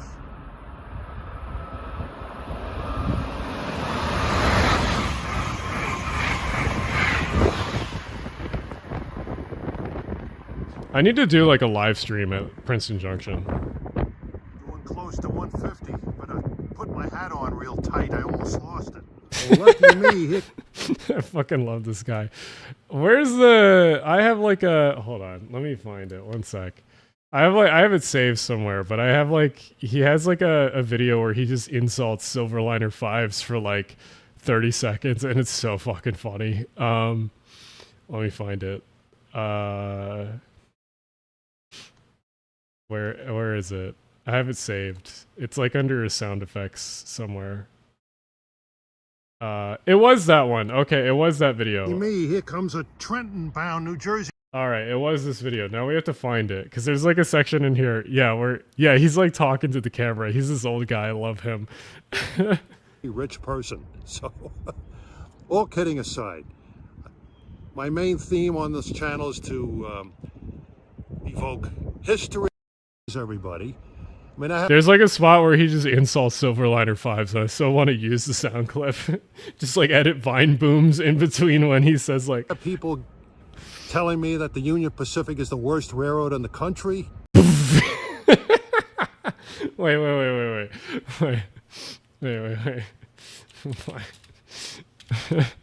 Vine boom.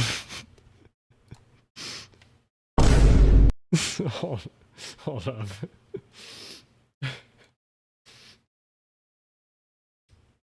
You forgot to mention Tim, retired rail fan. He also puts out a lot of historical information in his videos. Yes, he's good. He's very good.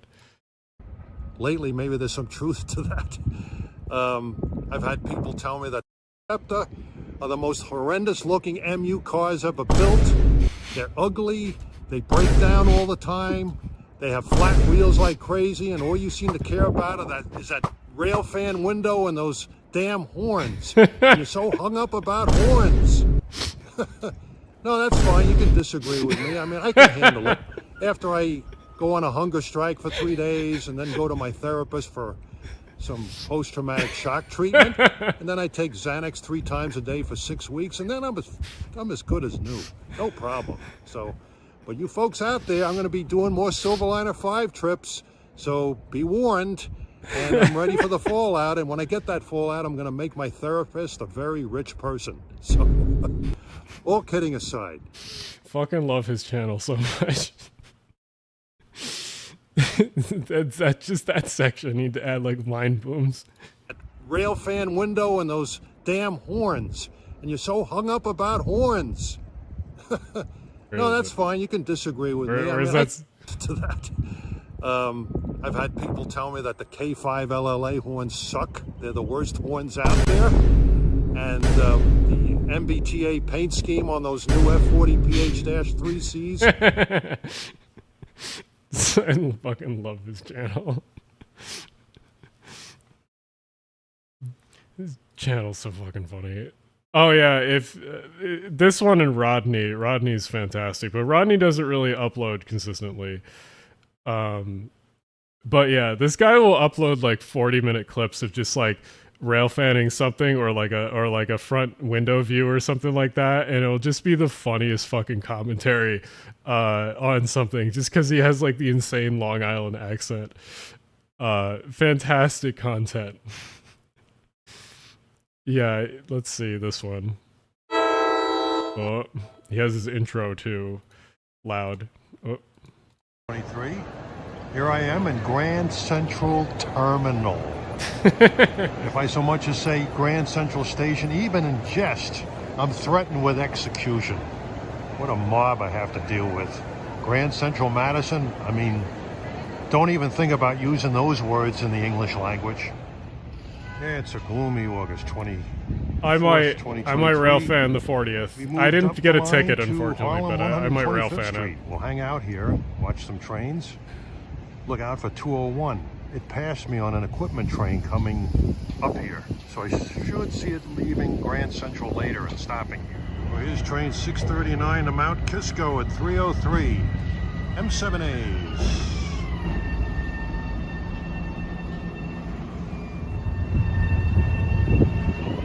He just needs a windbreak on his camera, otherwise his content is fantastic. Hey, we have equipment heading for Harmon. 209. Oh yeah, Genesis.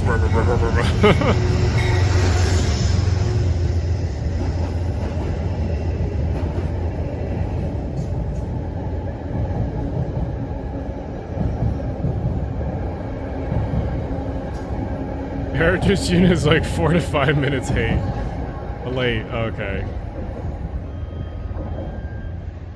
4 to 5 minutes in, okay. 306 is train 541 to North White Plains.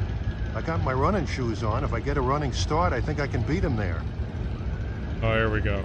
Poughkeepsie with the Conrail Heritage unit. There we go. Unfortunately, I'm at the wrong end of the platform. There we go. No mistaking this baby from a distance.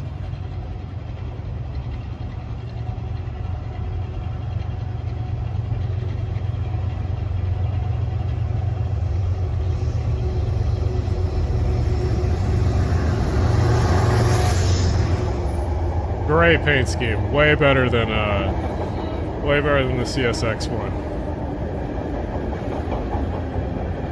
No better than getting contact high from F40's track to a Chicago Union. Yeah, inhaling diesel and getting asthma. Well, 336, this is train 1365. It's a local from Stamford to Grand Central. With the ubiquitous M8s. Like, half of the fun of his channel is just the accent.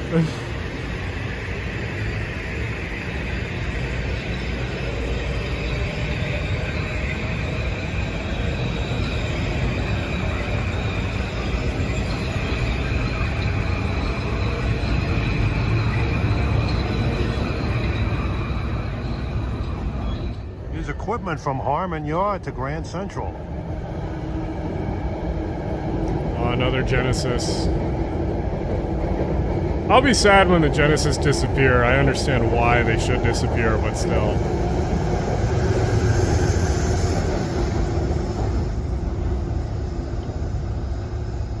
Hopefully while I'm here I can get a few New Haven Heritage units. And some M3s. Oh, here comes 50. But before I end the stream, we have to... Rodney Kantorsky. If those who don't know, we need to talk about the legend. One of the funniest men on the planet. One of the greatest railroads in history. 50 years of great railroading. The Penn Central. Penn Central, baby. You can count on us. Penn Central. Yeah, there we go. Yeah. Yeah, that's the way to go. Penn Central, baby.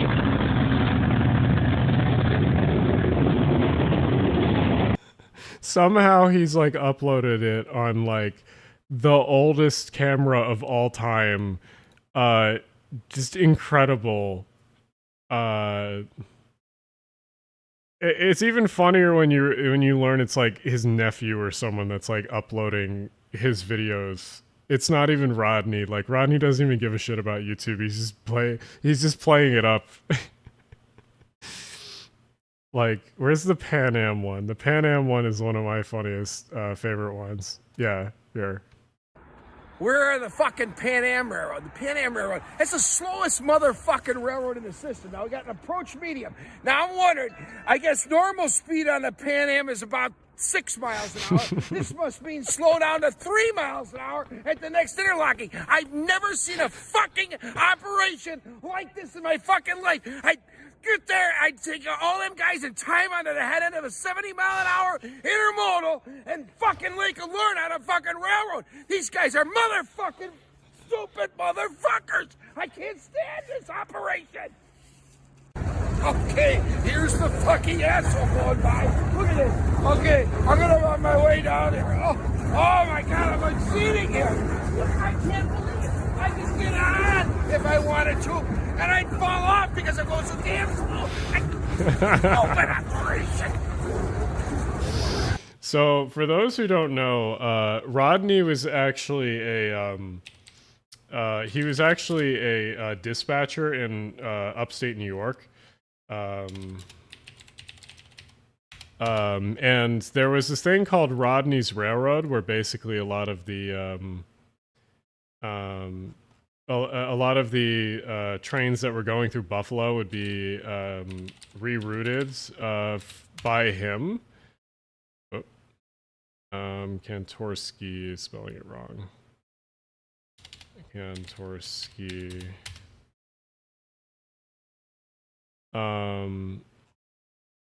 So there's like images. Yeah, so like here's one of the images. Or actually, I think this is the Flickr. Yeah, so like Rodney used to be a dispatcher, and a lot of rail fans really liked his chatter on the radio. So they grew really fond of Rodney and his section of the Buffalo dispatching area. He originally worked for Conrail, but then was obviously taken over by CSX at that point. Have a good night, David. But yeah, Rodney's very famous in the railfan community for many different reasons. I think so this is like the Conrail local that would like run, and like he ran a lot of the or dispatched a lot of the locals and stuff that would appear in the area. But yeah, a lot of people loved his radio dispatch because he had obviously a very he had a personality, obviously. Yeah, that's Western New York.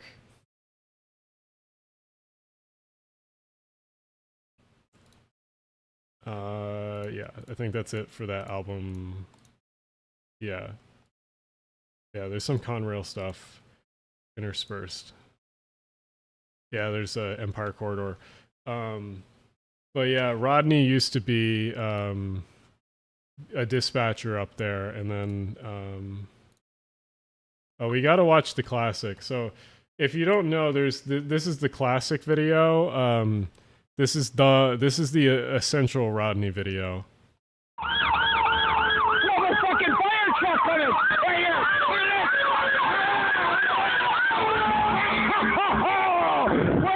this! It's mutual too!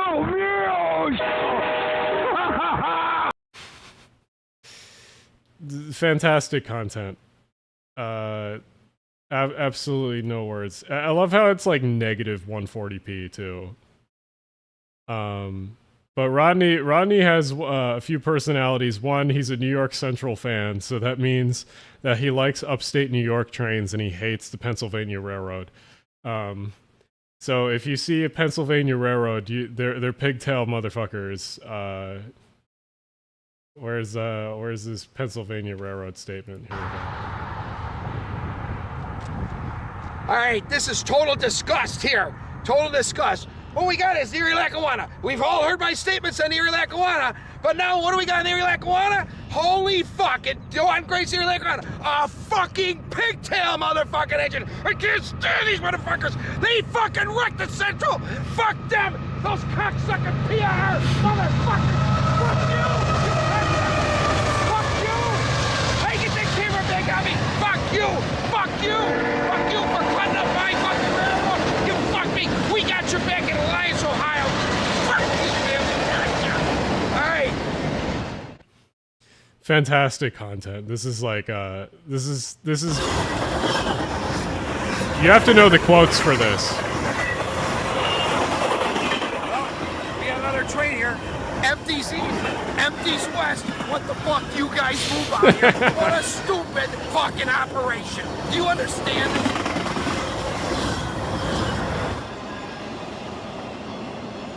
Well, we just had a fucking eastbound go by with empties. Now we got a fucking westbound with empties. Now, this fucking pigtail operation, fuck this stupid operation. I don't even know how they fucking exist. Banjo signals, fucking bullshit, man. I can't believe it. Rip this motherfucker right up is what I do. Rip it right the fuck up.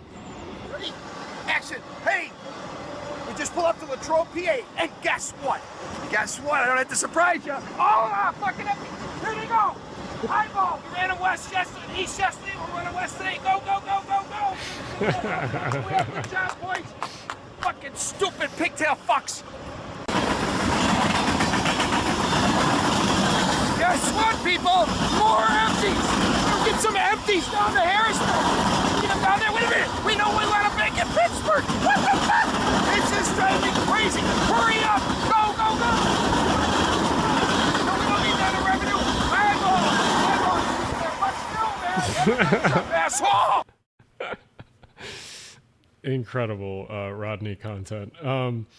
So to explain, someone asked, what is a pigtail?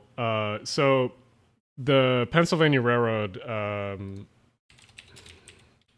the Pennsylvania Railroad had a pinstripe scheme like this. So some of their nicknames were the pigtails because like they had like kind of almost a curly kind of look to them, especially on the E8 locomotives or the E unit locomotives. Especially, but they essentially had this like pinstripe that sort of was sort of referred to as the pigtail. So yeah, this is gonna be me when I get older. Yeah, totally. Go out and yell at trains going by. I see Rodney music mix when. The next music mix is supposed to be steel making. So I need to do that at some point. Need to finish that one. But yeah, Rodney's Railroad. Definitely, if you want some funny shit to watch, to just binge, all the Rodney shit is so fucking funny. Totally recommend it. Especially because half of the stuff is like this, where it's like 20p. Like, Hey, man, you see the Central don't exist? You're full of shit, man. It's right here. Go fuck yourself and your Susie Q motherfuckers. Who the fuck wants that railroad anyway? This is a road to the future. New York Central. Fuck off, you cocksucker. it's like -1 frame per second. Fantastic content. Incredible. Yeah, no, Rodney shit is so fucking funny. I totally recommend it. It's this channel, which is BNSF Watcher. But if you just type in like Rodney Kantorsky, he'll come up. So like he doesn't have a channel, but like his nephew or whoever this is uploads his clips of him once in a while. He lives still in Buffalo, New York, and like we found this spot where the fire truck went under one of the bridges there, so we got to visit the sacred piece of land at some point. Yeah. But what is it? Yeah, I guess to wrap up, because it is almost 2 a.m. here, and I do want to wake up for that stream tomorrow of some sort. Or not stream, the car meetup, because I do want to try to make that and say hi at least, or show up and show face. So yeah. Roaming Railfan's pretty decent. But yeah, I thank you for watching. I will try to do more of these in the future, because this week was so busy. Well, this week and the last week, just so worried about finishing projects and getting them out. The next Armchair Urbanist should be out sometime this week because it's majority finished. It's a big project. It's way bigger than the current one that came out today. The one that came out today, I think, was decent, but I don't think it was the best thing I've ever made. I think it was a little bit of a filler episode, but it's still very good. Especially the drone footage. I was having fun with the drone footage. But the next one to come out, very big project. A lot of it has a whole animated intro and everything. Very good. Very good. Yeah, I hope y'all have a good night. I will be figuring out and announcing different stuff throughout the week, blah, blah, blah, and figuring out stuff because, like I said, different trips coming up, different live events coming up, etc., etc. We'll figure stuff out. Either way, I will see y'all guys around. And whenever the next video is announced, I will probably have a live stream after I have that come out, because I'm sure a lot of people want to hang out after that one too. So either way, have a good night. Yeah, sleep well, or good morning, depending on where you are in the world. We'll see y'all. Have a good weekend, or have a good Sunday.